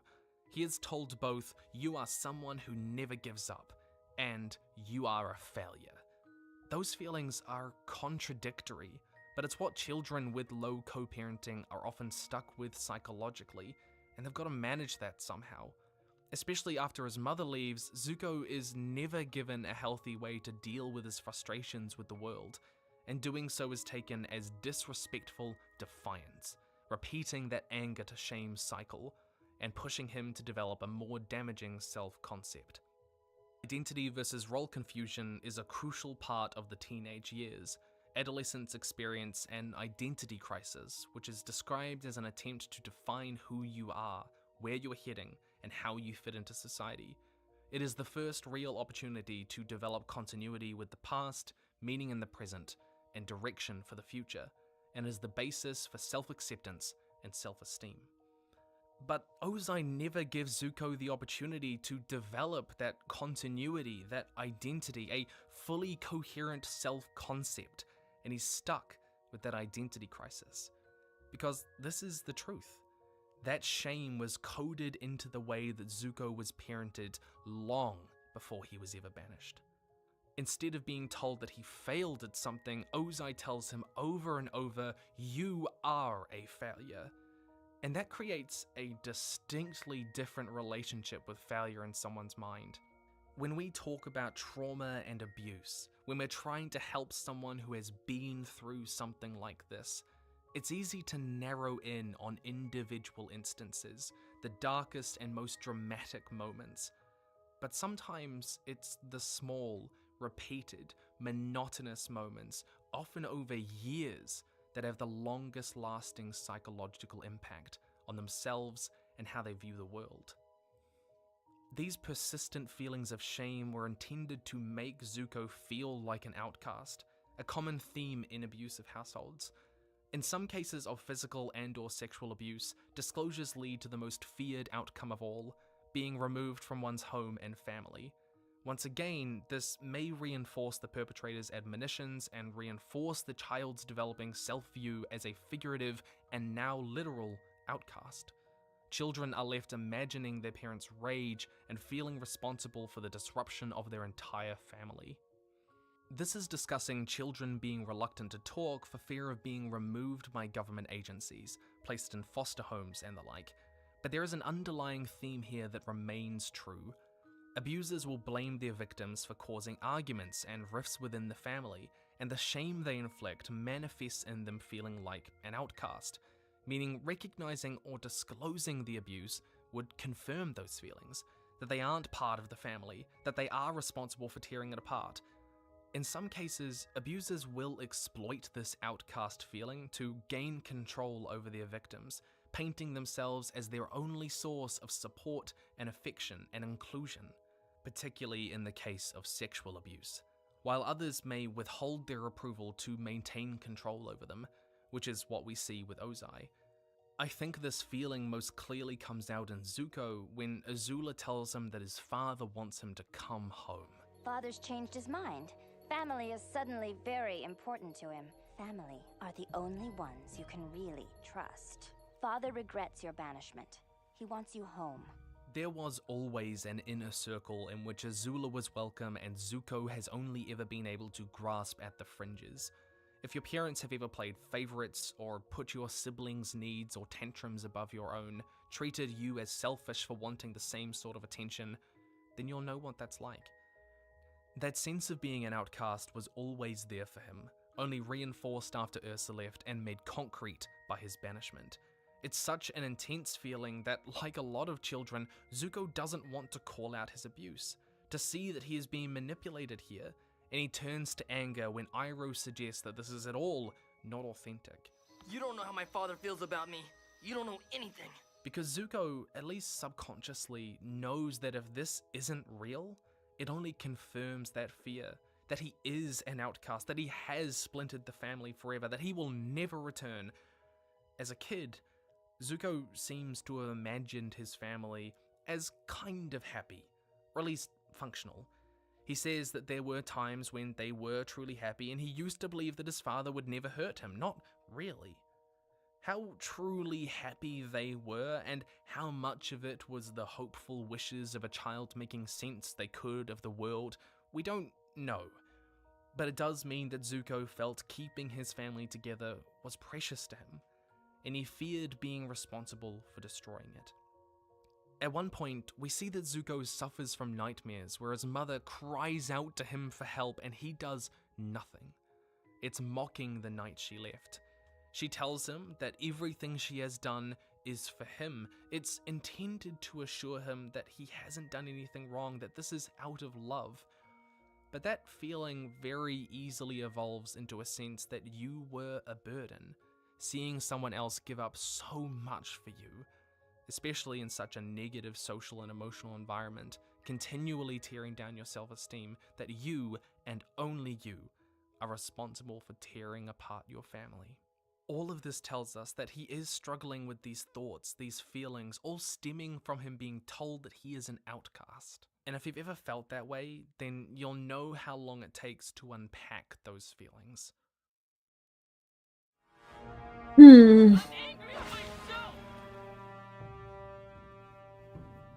It's easy to think of Zuko as older, more mature than he really was, but he was only 11 when Ursa left, still a child, barely in the middle of his development psychologically and entering some of his most important years.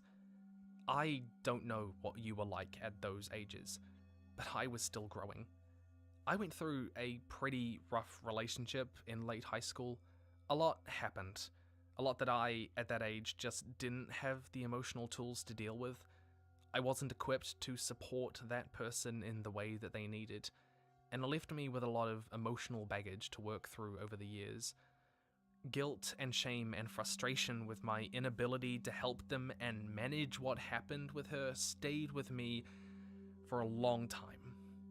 It changed me quite fundamentally, to be honest, almost single-handedly sparking my interest in mental health and prompting me to do something about it. And I was 18, 19 at that point when I was dealing with that, not 11 or 13, and I didn't have to do it alone. Zuko dealt with this guilt, this shame and abuse at a far more vulnerable age, and the scars it left him with, literally and psychologically, likely resulted in a form of PTSD, post-traumatic stress disorder. This first requires a stress factor, exposure to threatened death or serious injury, either directly or witnessing it. It's easy to focus on the Agni Kai as that instance. It is, after all, the moment that Zuko keeps returning to. Normal teenagers worry about bad skin. I don't have that luxury. My father decided to teach me a permanent lesson on my face.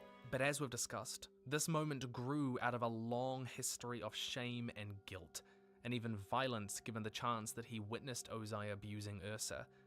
It's because of this that I actually believe Zuko suffers from complex post-traumatic stress disorder instead, psychologically similar symptomatically, but defined by a chain of repeated traumatic events rather than a single instant.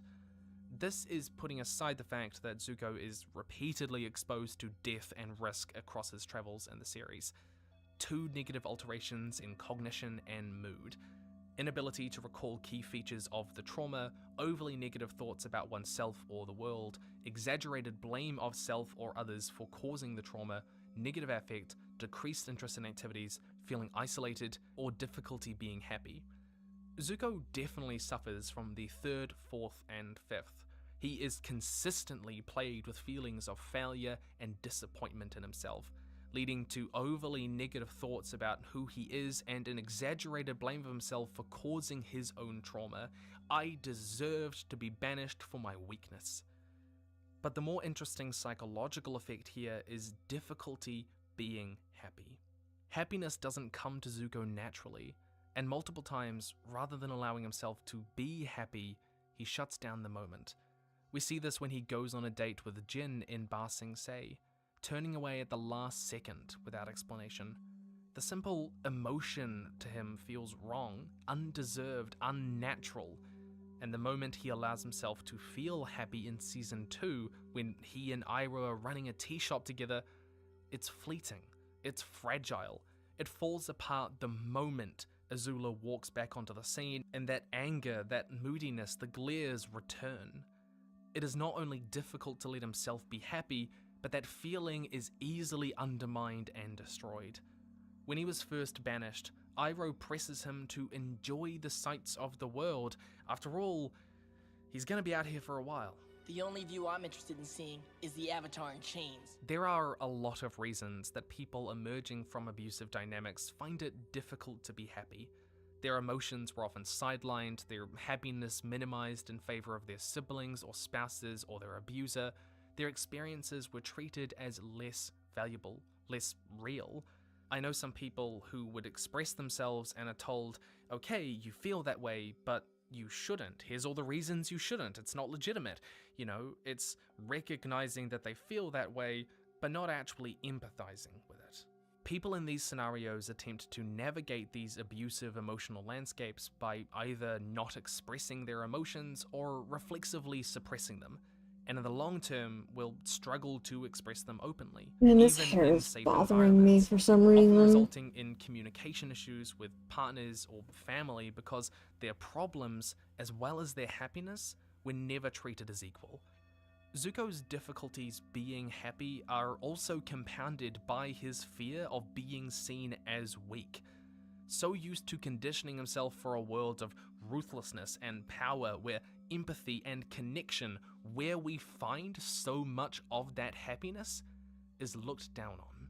The 3rd element of CPTSD is intrusion symptoms. Unwanted memories, nightmares, flashbacks, emotional distress at reminders, or physical reactivity after exposure to traumatic triggers.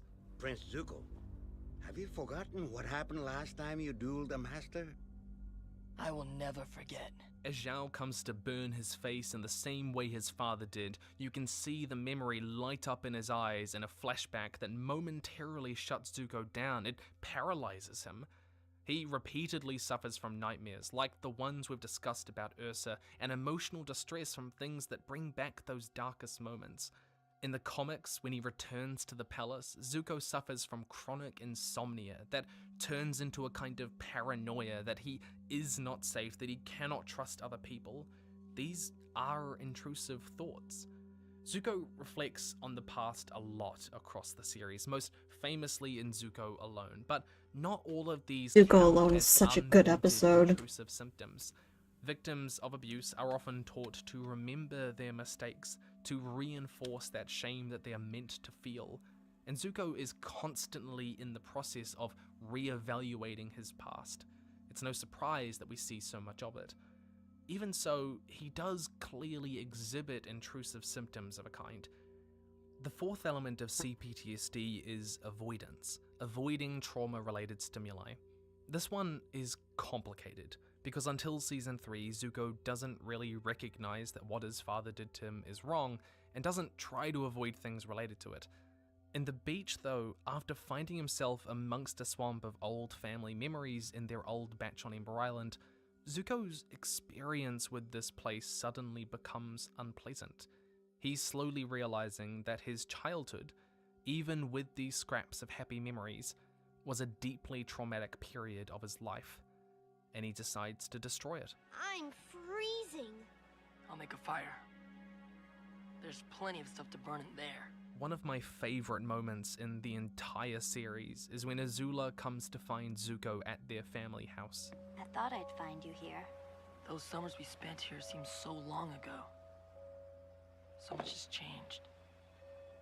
Come down to the beach with me. Come on, this place is depressing.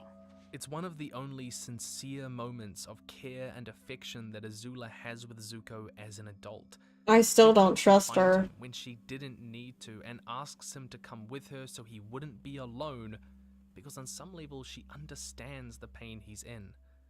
When Zuko says so much has changed, it's not the memories or Ozai, but him and his perception of the past.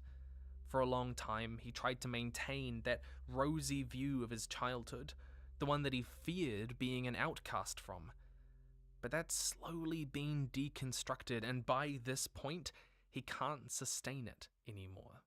It's too caught up in what he is now realizing are traumatic events of his life. Azula and Zuko can look at each other honestly here and recognize that they have a shared trauma. All of this gives rise to a kind of avoidance, wanting to leave behind the things that remind him of that neglect, his shame, the guilt. The fifth element is alterations in arousal and reactivity. Irritability or aggression, risky or destructive behavior, hypervigilance, heightened startle reaction, difficulty concentrating, difficulty sleeping. Many of these are self-evident in Zuko across the story, but I want to narrow in on risky and self-destructive behavior. In Bitter Work, Iroh teaches Zuko to redirect lightning, but after Iroh refuses to shoot lightning at him to test this technique, insisting it's dangerous, Zuko heads up to a mountaintop during a vicious storm, swearing at the sky in what is one of the most striking scenes of the series. You've always thrown everything you could at me. Well, I can take it, and now I can give it back! Come on! Strike me! You've never held back before! Some people have read this scene as Zuko being suicidal, but I want to push back against that. Zuko is seeking out a dangerous situation, yes, but not in an attempt to end his life so much as control the situation where he could not before. Many self-destructive behaviors can be understood as symbolic or literal reenactments of the initial abuse.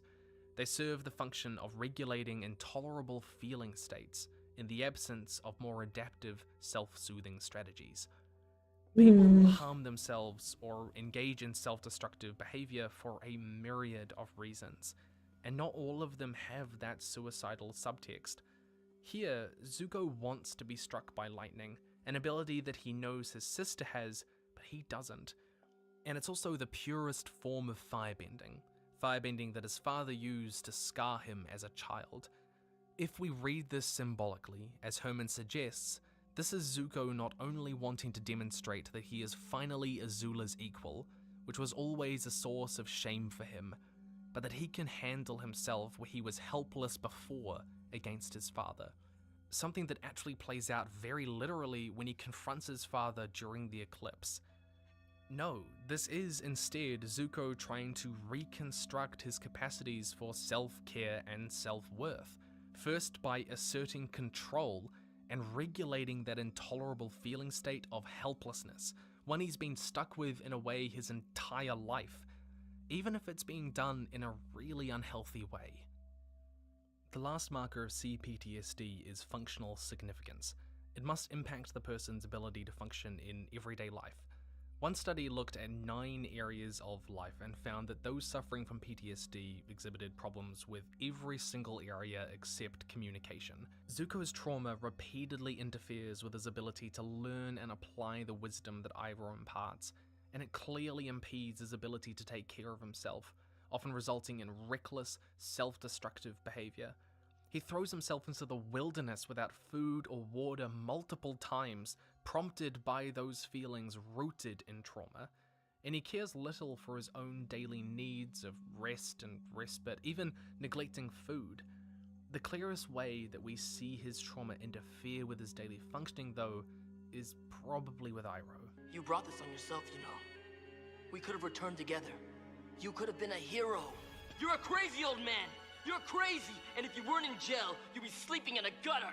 His trauma, manifesting in anger and shame, significantly impacts his capacity to build healthy relationships, sabotaging them over and over as he turns on the one man trying to help him. It's important to note the longevity of these symptoms, though. Relapse is one of the most common experiences with people dealing with trauma, and it represents one of the major ways that it interferes with their life, returning over and over to those cyclical abusive dynamics and harming their healthy relationships. In Smoke and Shadow, Zuko enters a new social world as Fire Lord. He has responsibilities, new relationships, but that self-doubt creeps back in and he finds it hard to engage in this new community, in this civic life. He falls back into old habits and defers to his father as a source of wisdom and truth. Returning to one's abusers or no longer being convinced of the things that they have learned after they left them is extremely common. So Zuko falls back into some crueler, anger-prone ways, and those feelings of isolation. Gotta find a specific speed paint. I can remember how to Healing is not a straight one. Sometimes render it's out the slow. crystals. Sometimes it feels like you're sliding backwards, no matter how hard you work, and sometimes you take a wrong turn, even if you know where you want to end up. Despite all of this, I think it's most accurate to view Zuko's story as one of processing his neglect and abuse, one of rising beyond his past, losing his way and finding it again, of becoming. I was never angry with you. I was sad because I was afraid you lost your way.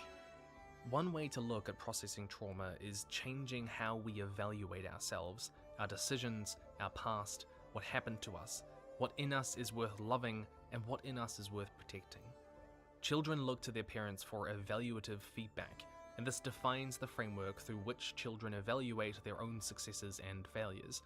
Children who are repeatedly exposed to negative and degrading interactions with their parents are likely to experience feelings of low self-worth and to evaluate their own performance through a harsh, negative lens similar to that of their parents. Children who have suffered physical abuse are likely to attribute great importance to minor failures and blame themselves for these failures. Zuko's repeated negative and degrading interactions with his father mean his ability to evaluate himself is just a mess. And so much of recovery is unlearning and adjusting to a healthier way of evaluating yourself and the world. Those moments in which you begin to understand that the things they did were not okay, that you weren't a bad kid, that you did not deserve it, that you deserve support and love and care and time. Studies have identified two incredibly important factors in post-abuse recovery. The first is support from a safe parent, someone with whom they have the emotional infrastructure but not the abusive context that helps them shift that self-evaluation and self-concept. Ursa could have played this role if she was around. She stood up for him in the past, and it's likely that Zuko's ability to evaluate himself was a lot better when she was around. But once she vanished, his self-evaluation came mostly from Ozai. It's no surprise that there is such a marked difference between Zuko at 11 and 13 years of age. That's nearly a fifth of his life, some of his most formative years left with only his abuser as a parental guide. The things his mum taught him slowly melting away, replaced with everything that Ozai believes about him, that damaging self-concept. The second is physical distance from the abusive context, the person or the place. It's because of these that Zuko's recovery only really becomes psychologically possible after Iroh enters the picture, a safe parent, and ironically, after his banishment, distance.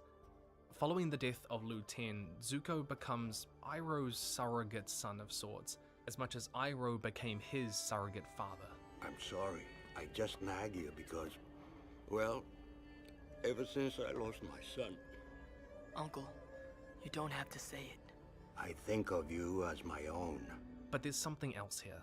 There's a reluctance on Zuko's part to allow himself There we to go, I feel think I that found it. dynamic, to supplant Ozai in any way, because that would, on a subconscious level, mean acknowledging that Ozai was not a good father. But still, Iroh does push Zuko to deeply reevaluate his relationship with his past, his father, and the trauma he went through. And in those early stages, Zuko often responds by lashing out. I think you are exactly what you seem. A lazy, mistrustful, shallow old man who's always been jealous of his brother. One of the reasons that it's so difficult to help those in abusive relationships, whether they are children or adults, is that they can sometimes view help as someone trying to tear their relationship apart, malicious or jealous even. The victim might feel that they know their relationship better than you do. They know their family. You don't know what's going on. And often they'll acknowledge that, yeah, it's not perfect, but they're always convinced that it's going to get better, that they have some control over what happens and where it's going.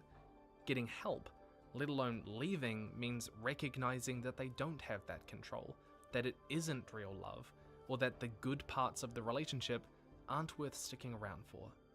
And that's a really hard thing to internalize, especially if you've been in that dynamic for years, if you've got kids with them, if you have invested that much of your life in this person. And that idea that the people who are trying to help are really trying to control you or don't understand is often reinforced by the abuser, which we actually see Azula do on Ozai's behalf multiple times. Why don't you let him decide, Uncle? It's the sense of, are you going to let others tell us how we should run our relationship or our family? Survivors will often That have makes sense. defended themselves as, I chose this life, but that's not always true. For a lot of people, it takes a long time to recognize what is going on, and Zuko certainly wasn't ready to confront that at times. He lashes out in similar ways, falling back on calling Iroh bitter and suspicious and jealous, seeing it as him trying to take his family away from him rather than trying to support him. And that unfortunately isolates them even further. But of course, in time, Iroh does break that wall down and manage to help Zuko, and we need to look at exactly how that happens psychologically. There are 5 critical elements underpinning how people recover and reevaluate themselves post-abuse: safe attachment, self-esteem and self-cohesion, meaning-making, symptom mastery, and affect tolerance. Safe attachment means developing healthy relationships broadly. Recovery can take place only within the context of relationships. It cannot occur in self-imposed isolation. In renewed connections with other people, the survivor recreates the psychological faculties that were damaged or deformed by the traumatic experience. These include the basic capacities for trust, autonomy, initiative, competence, identity, and intimacy. The Might guiding not make principle of sense, recovery is to restore power and control to the survivor. Working to undo that feeling of Zuko as an outcast, his journey is full of him slowly rebuilding those relational capacities, creating a new support network of sorts. Zuko is met with empathy from an Earth Kingdom girl who sees his scars. I know what you've been through. We've all been through it. Fire Nation has hurt you. It's okay. They've hurt me too. This takes him by surprise and challenges his belief in him being alone in the world, that he has to deal with this in self-imposed isolation, and it puts him in an unfamiliar relationship of trust and assurance. That bonding over shared strength, as he has to do with Ozai and Azula, isn't the only way, but over shared vulnerabilities too. There's a symmetry of experience between him and others, he begins to realize, and a similar moment happens in the Crossroads of Destiny when he reaches out to Katara and Katara empathizes with him over the Fire Nation taking their mothers away from them. Zuko alone is all about life amongst a poor Earth Kingdom family who house and feed and trust him, where he takes on a surrogate older brother role, mentoring this kid, giving him a glimpse of growing up in a healthier family. And he finds this difficult, as he's rebuilding these relational capacities of trust and autonomy. He hands off a knife that Iroh gave him, exhibiting that same supportive role that Iroh did for him, Zuko and Jet work together to bring food to the masses, and he forms positive bonds with others in Ba Sing Se. He finds himself in a world where he is not an outcast. In each of these, Zuko forms healthy, safe connections with others on his own, developing that new capacity for trust and attachment and autonomy, ones based on connection and not performance or expectation, that false self.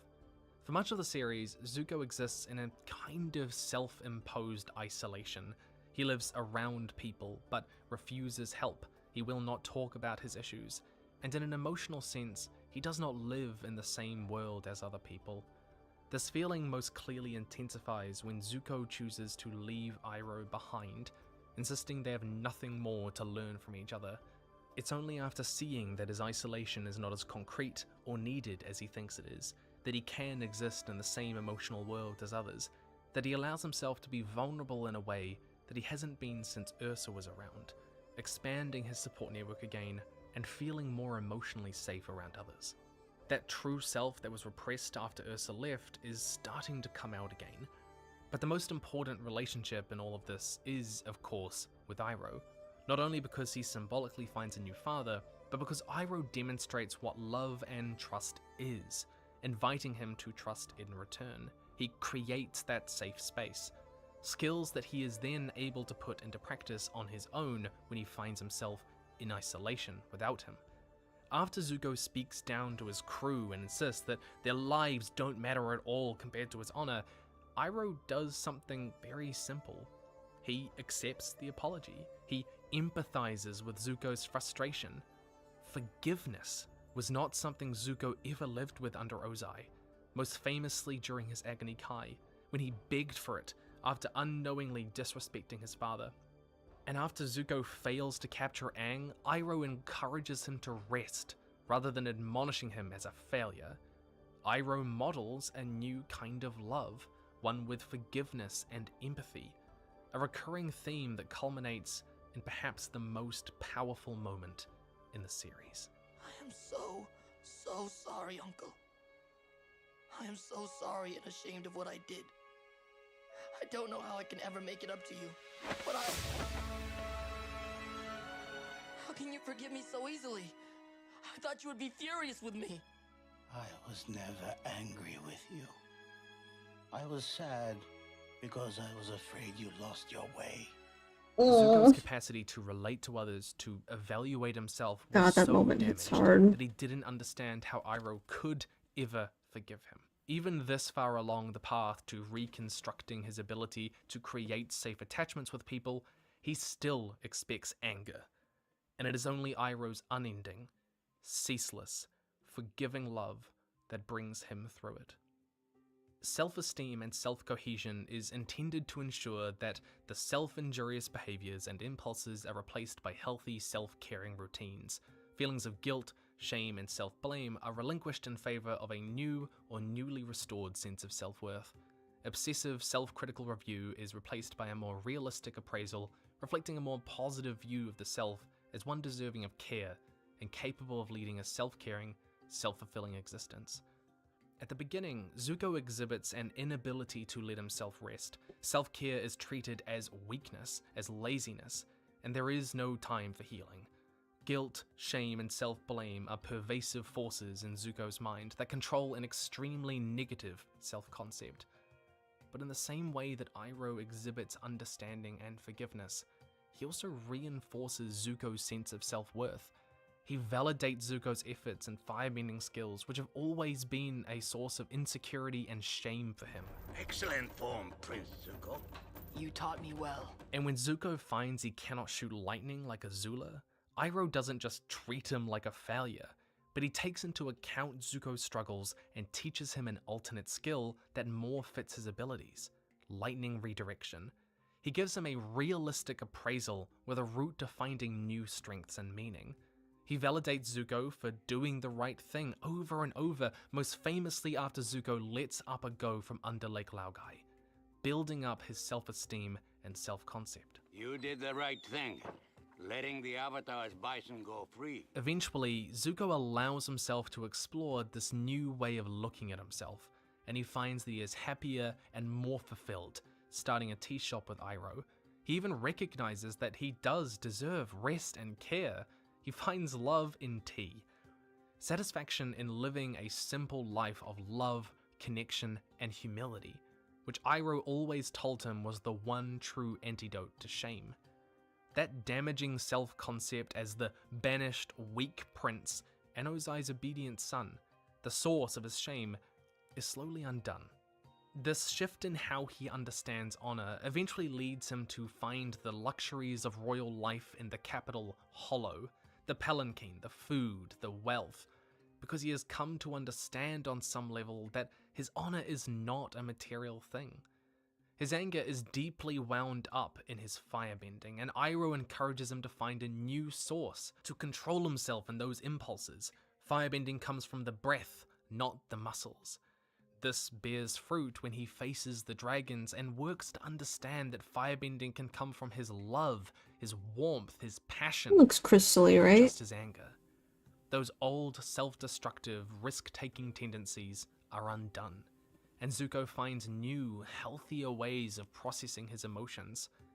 Fundamentally, Iroh's most important role is offering a new kind of self-concept, a new way to evaluate himself, a new route to fulfillment that Zuko never would have otherwise found, nurturing a new sense of who he needs and wants to be. I'm begging you, Prince Zuko. It's time for you to look inward and begin asking yourself the big questions. Who are you? And what do you want? Meaning making is when the survivor assigns new meaning to the trauma, to the self, and to the world in which traumatic events occur and recur. Some individuals, as they discard a sense of the damaged self, will embrace the belief that misfortune endured has yielded newfound strength and compassion, and others will transform their experience into creative pursuit or determined social action, embracing a survivor mission, imbuing their experiences with meaning that is both life-affirming and self-affirming. This is all deeply tied to reconstructing one's self-esteem and self-cohesion. Meaning-making is about re-evaluating the traumatic events in a healthier way. Victims will often start out believing that they deserved it, that they tempted their abuser, or even if they recognize they didn't, they'll still be unwilling to blame the abuser, which we very much see with Zuko. Over time, though, Zuko begins to internalize that maybe he didn't. That conversation with the Earth Kingdom girl recognized that it wasn't okay. Same with Katara in the Crossroads of Destiny. When Zuko insists that he wants his destiny, Iroh pressures him over and over to ask what that really means. Is it your own destiny? Or is it a destiny someone else has tried to force on you? This question isn't just asking Zuko to reconsider where he wants to be in life, but it's forcing him to reckon with how the destiny he has been chasing is deeply rooted in him believing that he deserved to be neglected, abused, and banished. Iroh is pressing Zuko to understand something he has been afraid to believe. I'm happy with that. That looks great. That there was no justification, that this was no his choice. Insult. The moral stance of the therapist. Oh my god, I almost closed the whole thing without saving. It is not enough for the You know what? therapist to I'm be gonna neutral save. or non-judgmental. The patient challenges the therapist to share her own struggles with these immense philosophical questions. The therapist's role is not to provide ready-made answers, but rather to affirm a position of moral solidarity with the survivor. Iroh, in this sense, takes on the role of counselor in meaning-making, standing in moral solidarity with Zuko, but not providing the answer. In a way, he models a kind of trauma-focused cognitive behavioral therapy, helping to construct that new trauma narrative, correcting those negative and distorted thoughts around his trauma, and linking them in with his behaviors in ways that he wasn't considering on his own. Challenging that destiny is about helping him find a new autonomy as well, a life he has chosen for himself after being told for his life that his wants and needs just aren't as legitimate. Following this moment, when trapped with Katara, Zuko does, for the first time, blame the Fire Nation rather than himself for the loss of his mother. Even if he doesn't blame Ozai specifically, his trauma narrative here is beginning to change. and he feels lost. Psychologically, this is a very common reaction for people just beginning the road to recovery, a loss of direction or purpose or cohesion at first. Regardless of them starting to heal, it can still feel like your understanding of yourself or your past and the world is falling away. Something that people rely on even Hold if on, it's I want to unhealthy post view of it. this. That's why meaning making is so hard to do, and it needs to be That done is in too a small. supportive, safe environment. Because for a lot of people, the traumatic events in their past are intimately tied to the good parts of their life too. The line between them can be so thin, especially for a child, that letting go of one can mean destroying the other, and that is so hard. Even so, after getting this close, it's such a vulnerable position to find yourself in that Zuko relapses and returns to his father, something that feels more stable and reliable, unable to resist that fulfillment he thinks he wants. But it does lead to an interesting moment psychologically in his meaning-making journey. My father decided to teach me a permanent lesson on my face! Here, Zuko seems to recognize on some level that what his father did was wrong, but not the broader context of his abuse. This again is very common, recognizing that an instance of abuse is wrong, but that it was the exception and the broader social context is fine. This is the calm in that cycle of abuse. They've reconciled, and Ozai assures them that everything is fine, and survivors will latch onto that, when of course it will not last forever. Zuko here insists that he is angrier than ever, and he doesn't know why, blaming himself again. He still can't quite yet believe and reach that new trauma narrative. He hasn't emerged as his true self, feeling worthy of protection and love, and he's still stuck behind his false self. As he says, he was the son his father always wanted, but it wasn't him. It is only later, in facing his father during the eclipse, that Zuko fully internalizes a new trauma narrative. My father, who challenged me, a 13-year-old boy, to an Agni Kai. How can you possibly justify a duel with a child? It was to teach you respect. It was cruel, and it was wrong. That 1, what his father did to him was cruel and wrong. 2, he wasn't weak. He was just trying to please his father. And 3, that he is in a better place now. He can handle his emotions and he knows what he needs to do. Recognizing, repudiating, and having a plan moving forward are key parts of a recovery trauma narrative. He's confronted the existential despair that he could not face as a child, that his father is a terrible parent. He's mourned the loss of that trust and he is moving on. And like a lot of survivors, Zuko creates meaning from those traumatic experiences. He has held on to what he has learned, that it has made him wiser and compassionate and knowledgeable as he ventured across the world. And to be clear, that is not to say that there is always a purpose to someone's suffering, or that going through terrible things is important because it makes you stronger. That's wrong, and it's harmful, and it's dismissive a lot of the time. Sometimes, traumatic experiences are just traumatic. This simply respects that traumatic experiences are multi-dimensional. Secondly, his trauma becomes a social action mission. He insists that he is going to help the Avatar defeat the Fire Lord, and he knows his place in that. Between all this, Zuko has found new meaning in his past, in himself, and with it, is forging a new future. Symptom mastery is when persistent symptoms have abated or become more manageable. Stimuli that act as triggers can be avoided with healthy coping routines and stress management techniques that are resistant to extinction. Zuko manages this as well. When he starts to feel himself isolating, he instead reaches out to those he trusts, avoiding shutting down. Lastly, affect tolerance. This ensures that the effects associated with traumatic events no longer overwhelm or threaten to overwhelm and are deprived of their immediacy and fierce intensity. Defensive numbing, and without dissociation, a dangerous impulse. Exposure to fire or threats of physical violence do not cause Zuko to numb or the like, but not all traumas require all of these things to be reconstructed. Sometimes trauma survivors are able to mobilize strengths in one of these domains to cope with vulnerabilities and secure recovery in another. This is kind of what we see here. Zuko doesn't flinch when he's facing down against his father during the eclipse because he's always had that affect tolerance, and he uses that to make meaning for himself, speaking his trauma narrative to his abuser. Slowly but surely, Zuko builds new relationships, finds a new understanding himself, makes meaning from his trauma, and is no longer affected by it. Growing up, we were taught that the Fire Nation was the greatest civilization in history. And what an amazing lie that was. There is an understated and under-discussed side to Zuko's psychological growth. We've focused a lot on how trauma works, what it does to us, how we recover from it.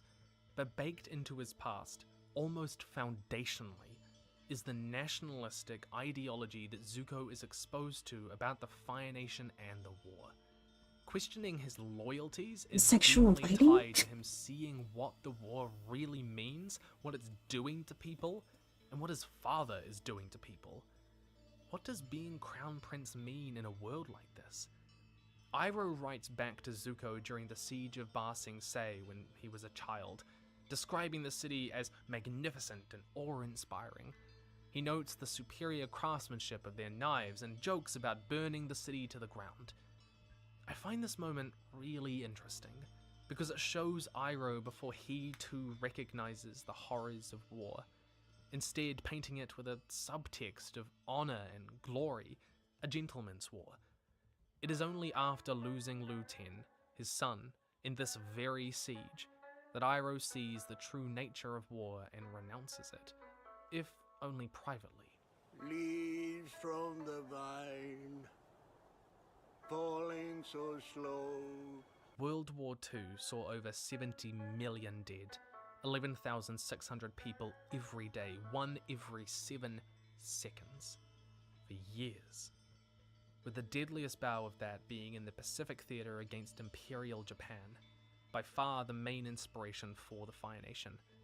Part of the reason the death count was so high was the distance, physical and emotional, between the higher-ups and the experiences of the average soldier. The military, including those at the top, were intensely radicalized with a utopian vision of spreading Japanese supremacy and prosperity across Asia, believing that what they lacked in materials, they would make up with courage and a willingness to sacrifice, something they felt their enemies in China and the United States lacked.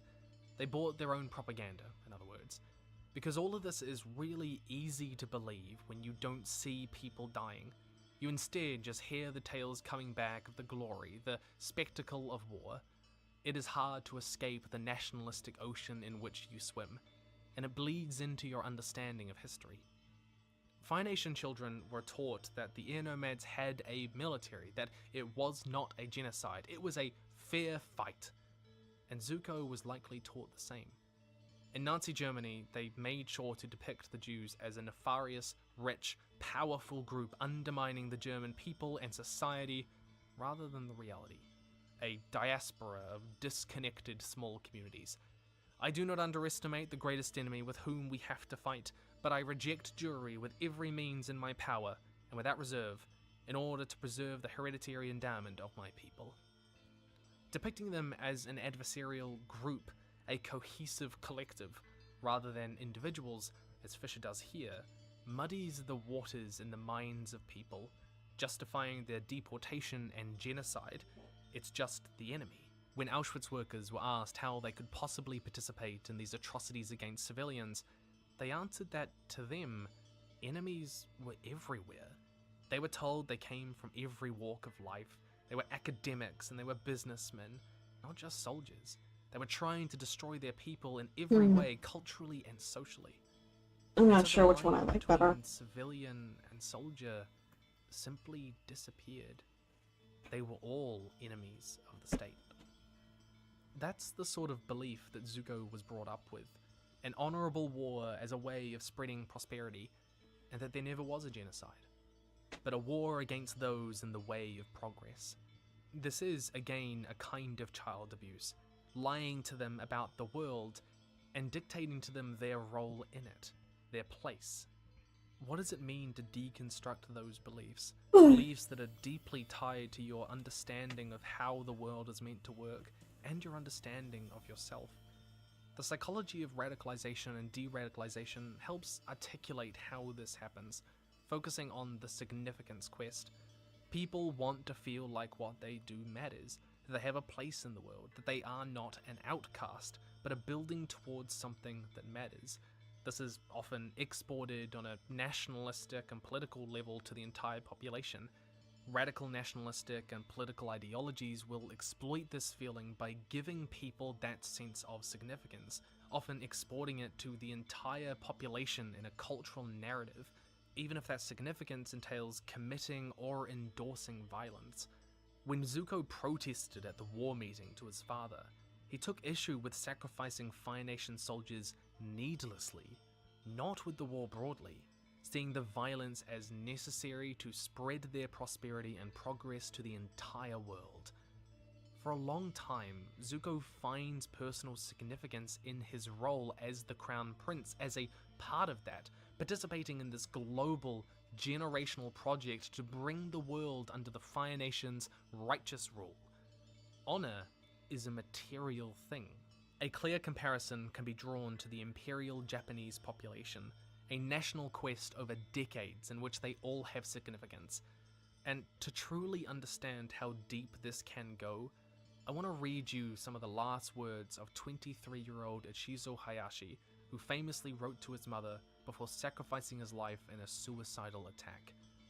I am pleased to have the honor of having been chosen as a member of a special attack force that is on its way to battle, but I cannot help crying when I think of you, Mum. When I reflect on the hopes you had for my future, I feel so sad that I am going to die without doing anything to bring you joy. These were complicated people with dreams and hopes, but they were all warped to work within that nationalistic ideology. In particular though, loss of significance due to personal failure invites a collectivist shift towards one's group and its norms and values, and they tended more strongly to self-identify as members of collectors, nation or religion, rather than as individuals. Peoples whose lives do not appear to be going well are disposed to embrace an ideology, whether it be nationalistic, social, or religious, that promises significance if only one followed its dictates. Again, this theme of failure and shame keeps coming back. With Ozai's reinforcement that Zuko is a failure, it is no surprise that Zuko falls more deeply into identifying with his role within this nationalistic collective, attaching it to him being the Crown Prince, trying to follow its dictates to feel like he's worth something. The first time that Ozai tells him he is proud of him is when he thinks Zuko has killed the Avatar, the Fire Nation's ultimate threat, believing that Zuko has finally given up on himself as an individual and fallen into the collective under him. It's because of all of this that it should be no surprise that Zuko reaches his most nationalistic right after being banished. His lowest point, where those feelings of losing significance, of failure, of shame, of being an outcast, are most intense. One study even found that cultures which place a value on honor and obedience are more prone to radical nationalistic ideologies because they can more easily exploit people's fear of losing significance. De-radicalization then centers on finding a new significance, and that's exactly what Zuko does. De-radicalization may occur if one came to regard one's radical means as morally unacceptable, ineffective, or both, and hence unlikely to promote one's significance. De-radicalization may reflect a weakening of such radicalizing influence by falling outside of its sphere. It is only in being physically removed from the Fire Nation, even on the run from it, that Zuko falls outside of the social spheres reinforcing his radicalization and into a new social sphere, developing new connections, new values, friendships, trust on his own. But more importantly, he is confronted firsthand with the realities of the war that he and his family have waged. He sees the scars inflicted on civilians, the families torn apart by the dead. He sees towns wiped off the map, refugees fleeing. And for what? Slowly, that perception of the war as a noble, honorable conflict is broken down, much the same way as happened with Iroh. the war is not only an ineffective way of bringing prosperity to the world, but horribly wrong. Iroh focuses on Zuko as an individual rather than as part of a collective. He gives him a new way of reintegrating into society, a new individualism. Where Zuko fell into radicalization because of those feelings of failure, Iroh builds him up till he has a sense of honor that exists outside of that ideological framework. And one of the most interesting parts of this shift is his psychological relationship to being the Crown Prince. At the start, Zuko's identity is expectedly very caught up in that role in the nationalistic collective, but Zuko's loyalty to the Fire Nation begins to fade. When he cuts off his top knot to disguise himself, it's also symbolically severing ties with the Fire Nation some way, inescapably. He begins to explore who he is then outside that royal context, what significance he can find, until, that is, Zuko alone. For a long time, his self-concept and significance has been dominated by Ozai's belief about who he should be. But he's starting to recognize that either he's never going to get that, or that he doesn't want it, to the point of even letting go of his identity as Crown Prince. You might think that Iroh would even encourage this. After all, he's helping him find a new self-concept, but he actually does the opposite. In The Avatar and the Fire Lord, Iroh gives Zuko the Crown Prince's headdress, insisting it is for him, that he shouldn't purge that part of himself, but that it doesn't mean he has to support the war and its cruelty that it symbolizes. In Zuko alone, Zuko reflects on who his mother made him too, that he is someone who fights for what is right, that he might get knocked down, but he keeps on getting up again. There's a new meaning to being the Crown Prince in all of this, and he starts to internalize that he will pick it back up when it means all of those things. My name is Zuko, son of Ursa and Fire Lord Ozai, Prince of the Fire Nation and heir to the throne. I think it's really interesting here that before he mentions Fire Lord Ozai, before he mentions being heir to the throne, the things that give him status and power, he declares he is Ursa's son. He's wrestling with both these conceptions of himself, these two different routes to significance. So it's no surprise how demoralizing it is when he reveals himself and is cast out from the village. Even when he tries to help, when he tries a new way, he isn't wanted.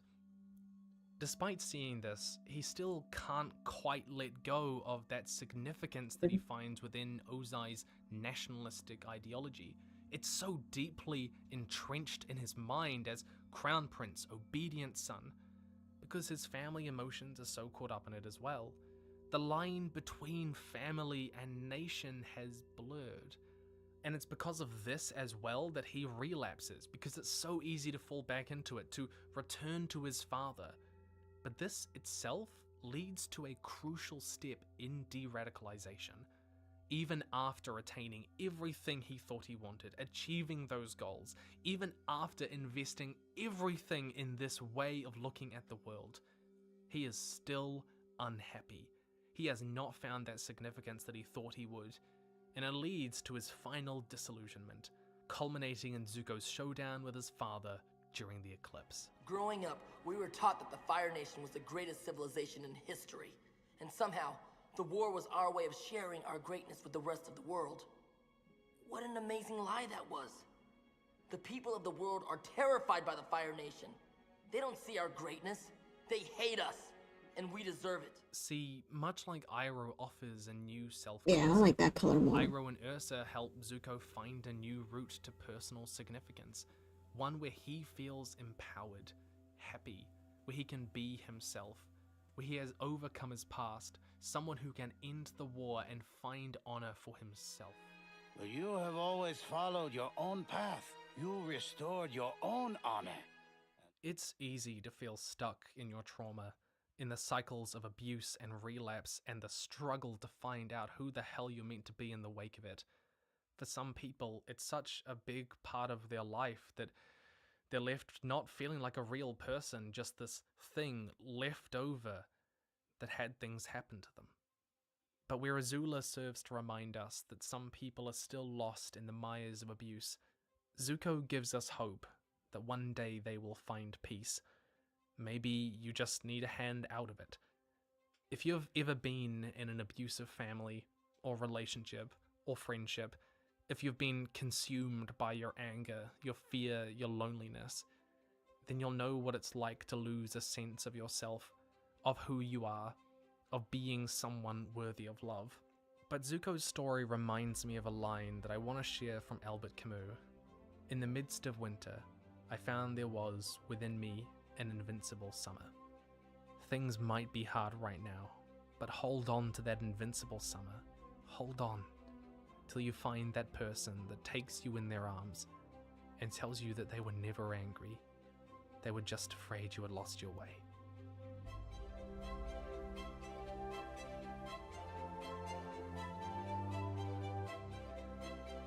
Man.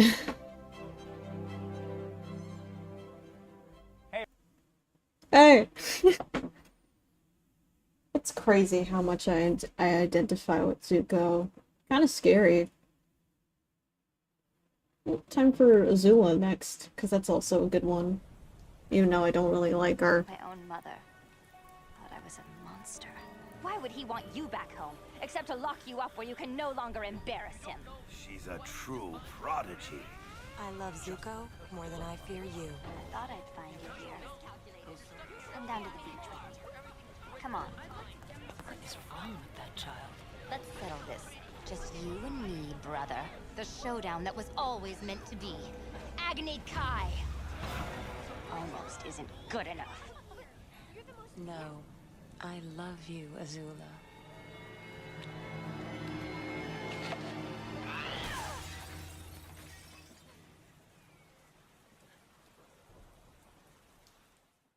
This video is brought to you by my Patreon supporters and my book on writing and world building, which compiles all of my writing Almost and world building midnight? content Yeah. in a single, easy to read, easy I accidentally to reference did book. that. And you can pre-order the ebook now on Amazon for just $5 down at the link below. Release date is May 30th.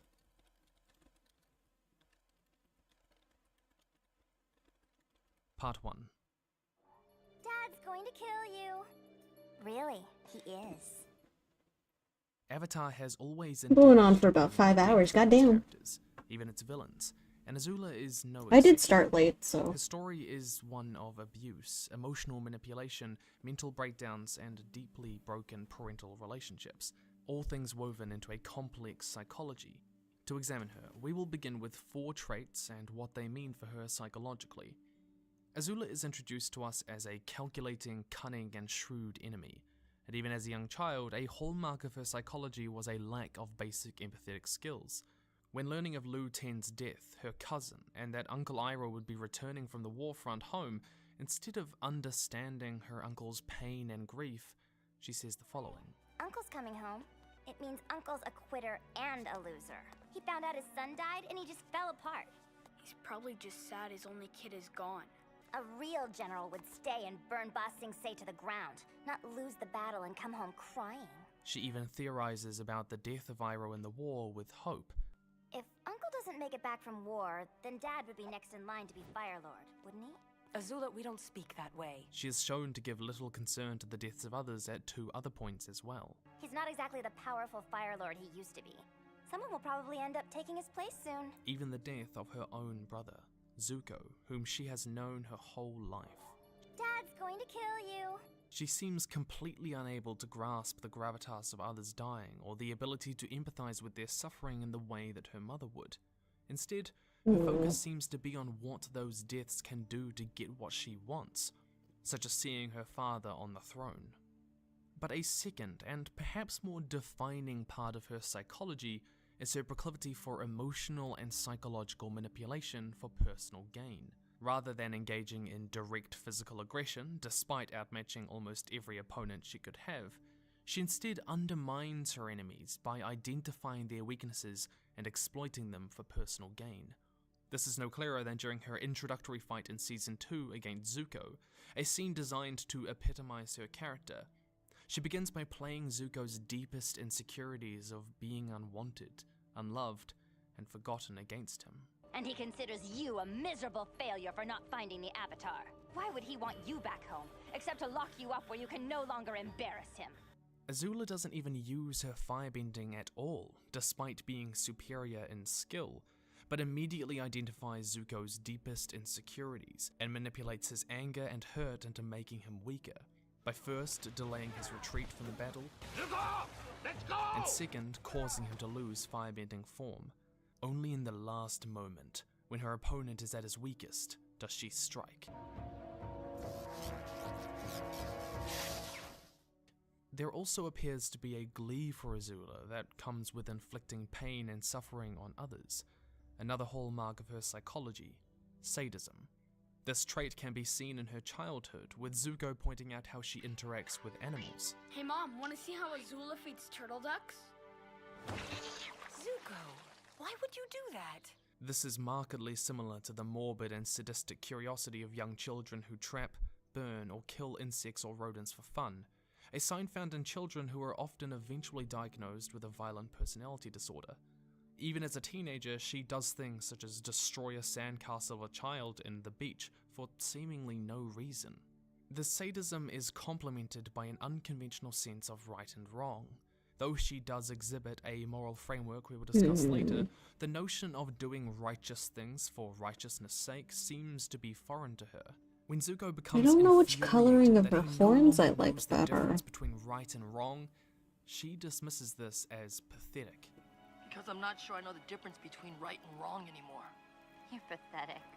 This part of her psychology too matches with her paramount focus on personal gain. The rigid moral framework of right and wrong that Zuko needs would necessarily conflict with what she wants, particularly when it comes Maybe to the I could acquisition mix of them power. together. At first, though we might identify these four traits with a severely destructive kind of psychopath, the focus on indirect aggression through manipulation of others for personal gain, in Azula's case, power, is more indicative of what is known as the Machiavellian personality type.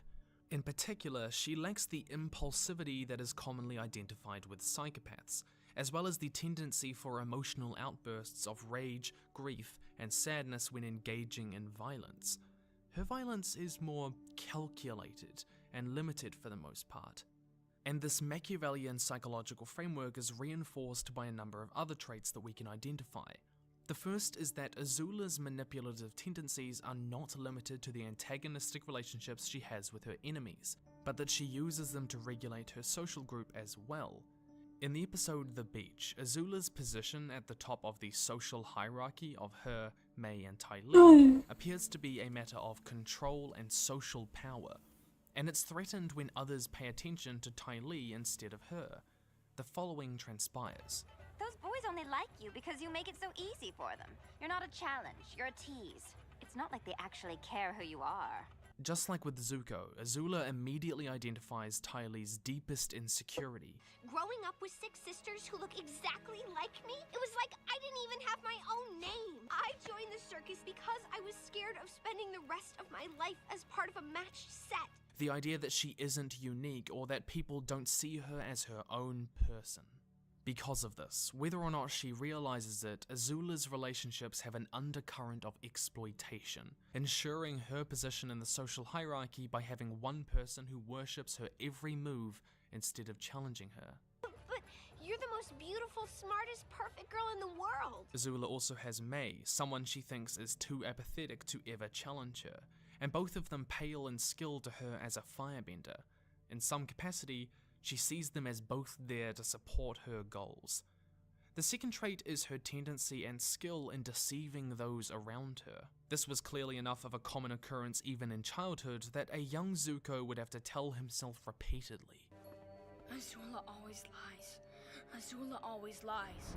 Azula always lies. Her skill in deceit comes to light in The Day of Black Sun Part 2 when not even Toph could determine whether she was lying, something unseen throughout the series. And the third, and perhaps most definitive trait to indicate Azula as a Machiavellian rather than a psychopath, is that her manipulative tendencies are accompanied by a remarkable capacity for patience and level-headedness. She shows surprising premeditative abilities for a 14-year-old, thinking long in advance, putting pieces of her plan in motion long before they ever need to bear fruit.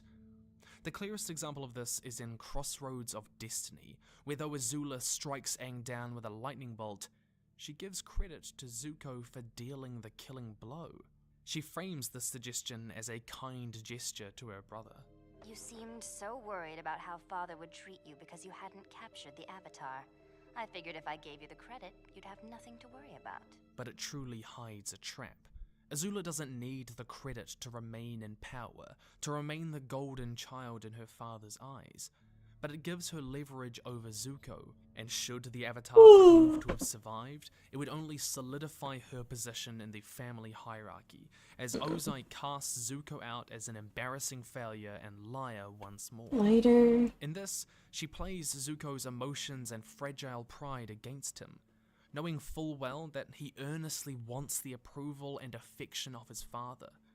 The first time in the entire story that we see him get this is when Ozai praises him for taking Aang down. And I am proudest of all of your most legendary accomplishment. You slayed the Avatar. This Machiavellian patience even manifests in a deeper form of cunning. Unlike Zuko, she refuses I don't know which to one I like. a fight that she knows she can't win. In the episode The One Chase, or when two? faced with 6 opponents, One she or strategically two? retreats rather than stand her ground. One. Only taking out Iroh as a strategic Two. precaution, knowing full well that he is the only one Ugh. smart enough to take her down.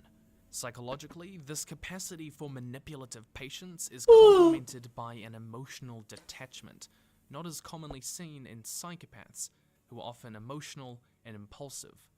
In the episode The Beach, after hearing how Zuko feels unsatisfied with the love of his father, Ty Lee's desire to distinguish herself as an individual, and May's frustration with her controlling parents, Azula wholly dismisses them all as performances.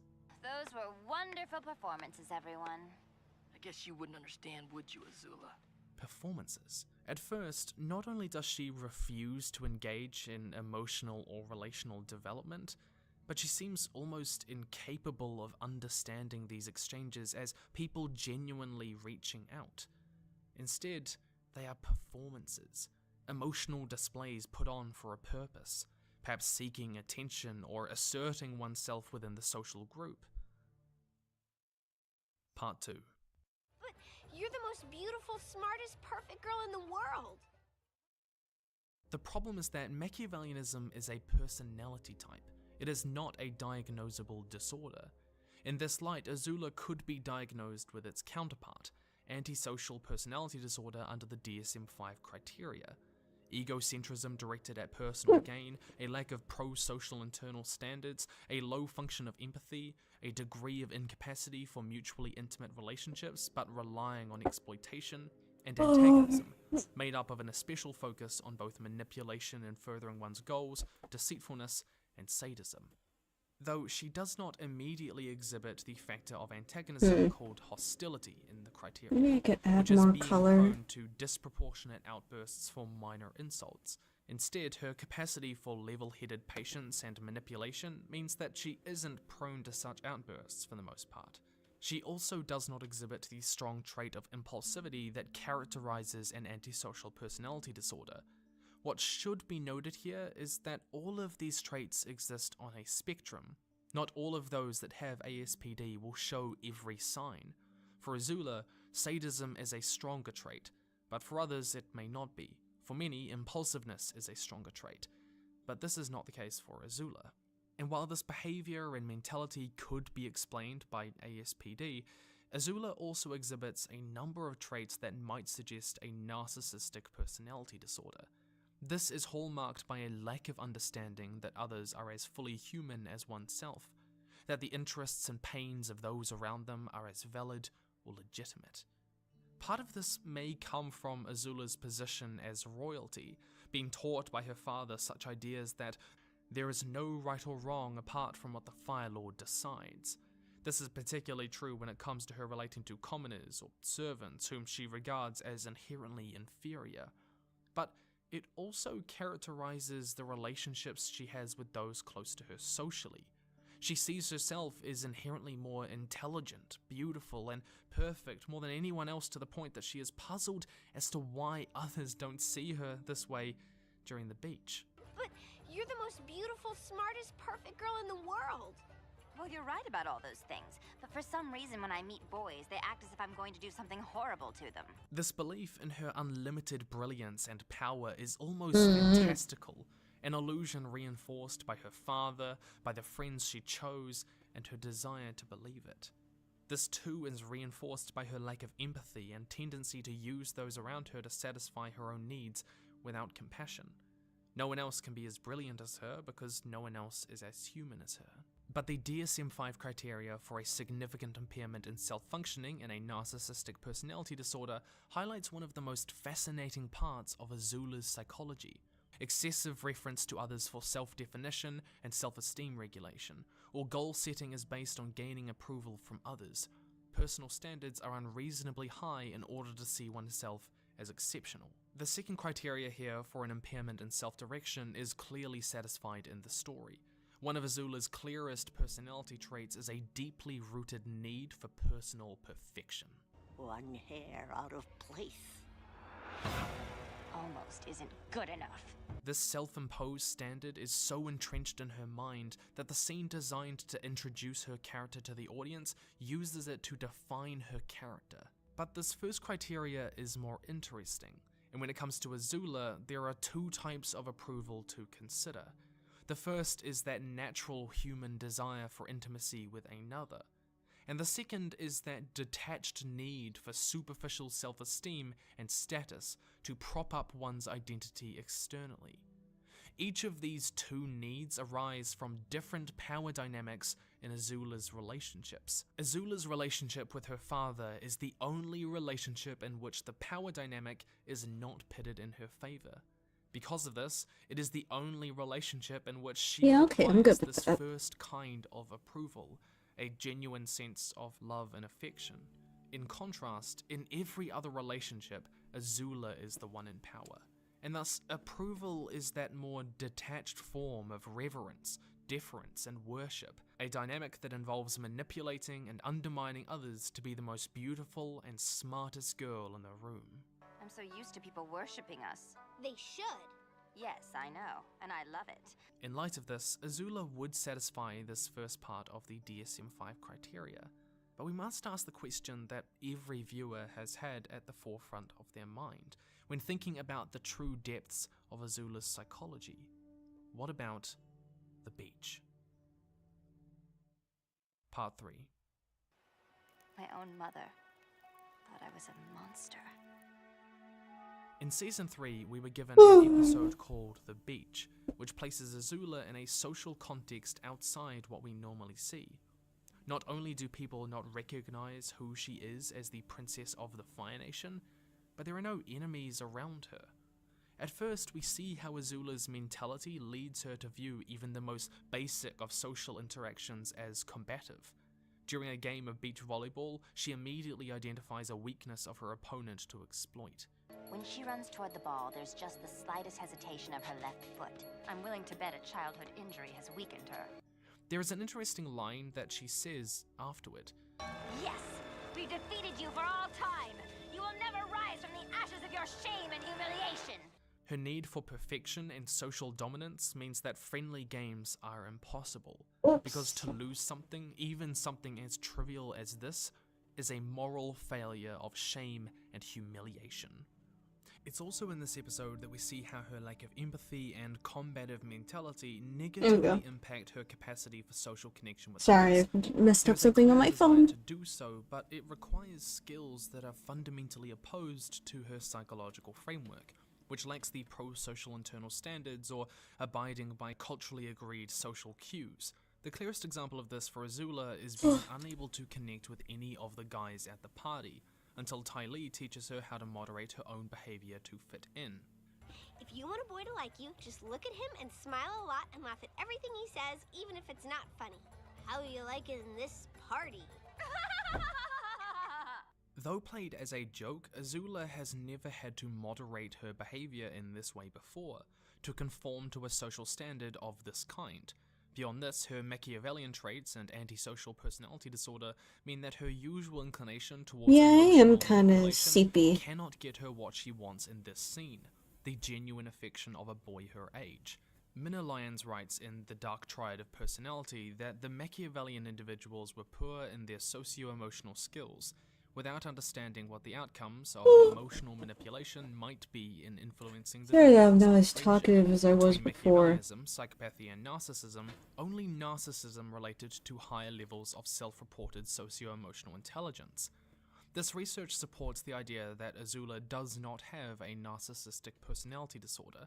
There are smaller examples of her lacking socio-emotional skills as well, such as when she arrives at exactly sundown for the party. Simple colloquial phrases going over her head.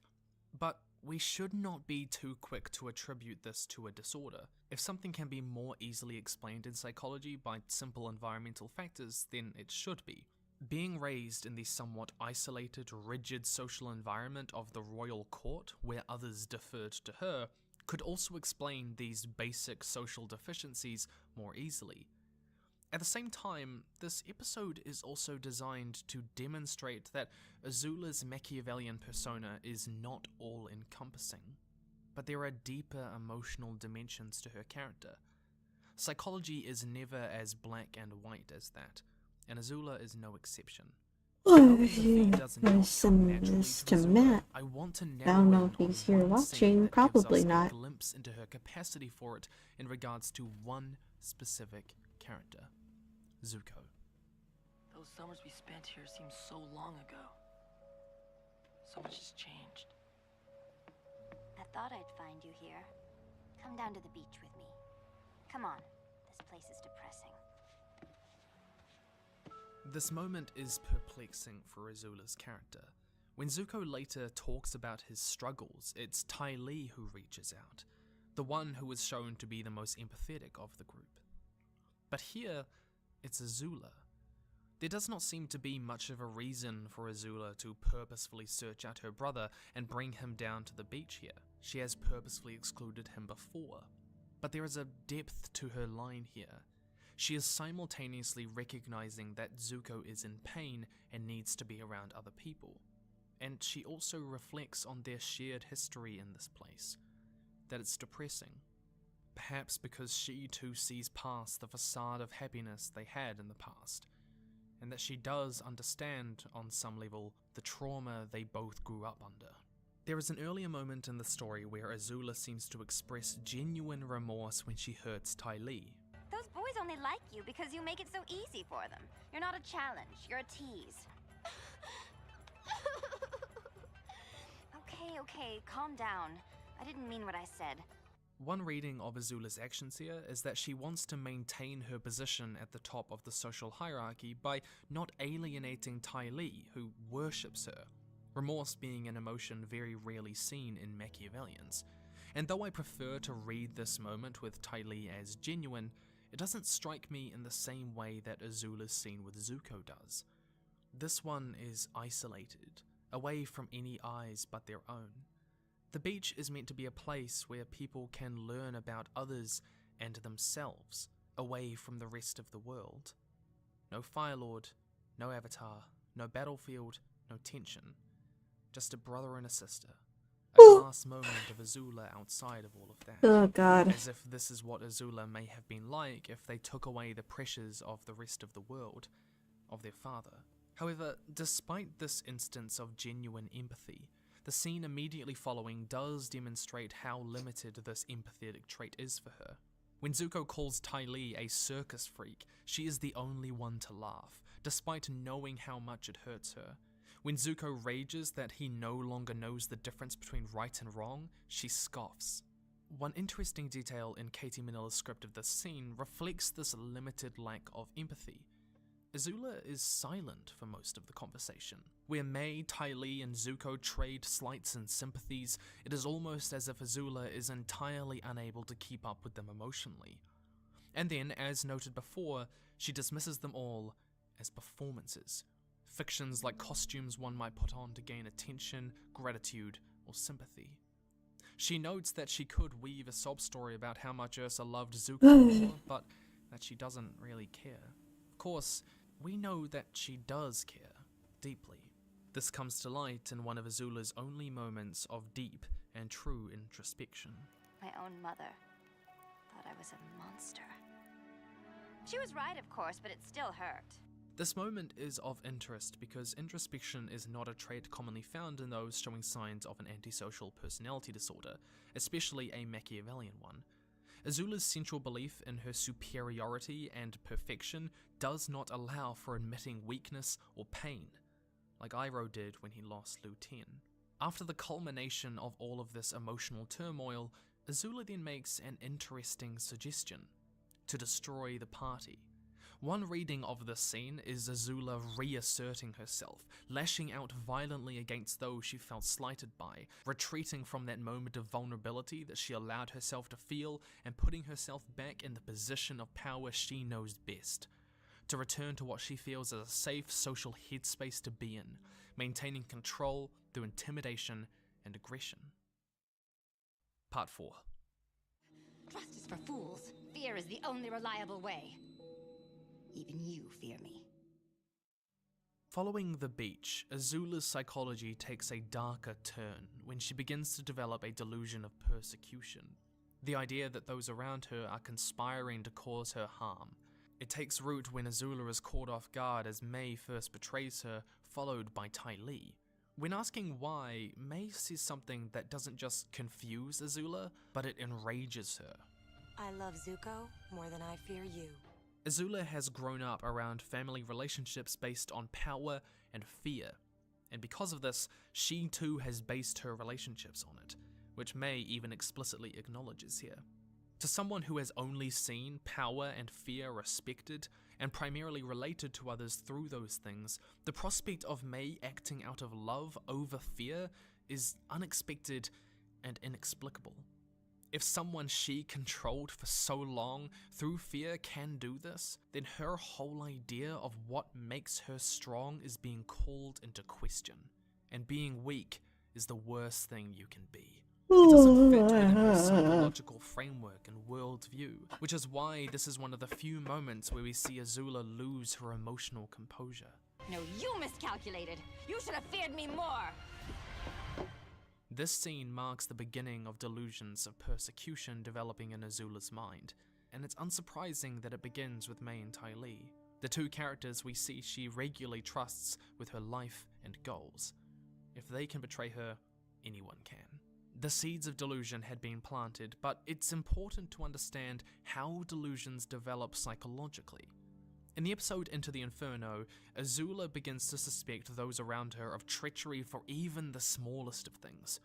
When the Dai Li are a few minutes late to the throne room, she interprets this as purposeful treachery. This is what is known as an interpretative delusion. It begins with a dominant idea such as persecution. There then ensues a reasoning and systematizing process that Apologies, but like I'm getting sleepy. Where's the hangout? There we go. God, I couldn't even. I was hovering right over the hangout scene. I was like, oh, where is it?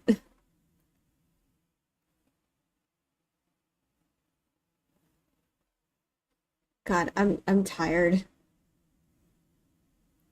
I'll continue this on my own. But thank you all for stopping by.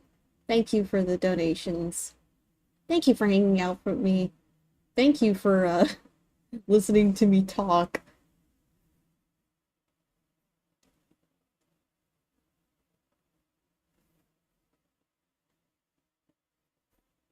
I'll finish this on my own time. I just don't want this to be boring for any of you. But thank you all for coming by.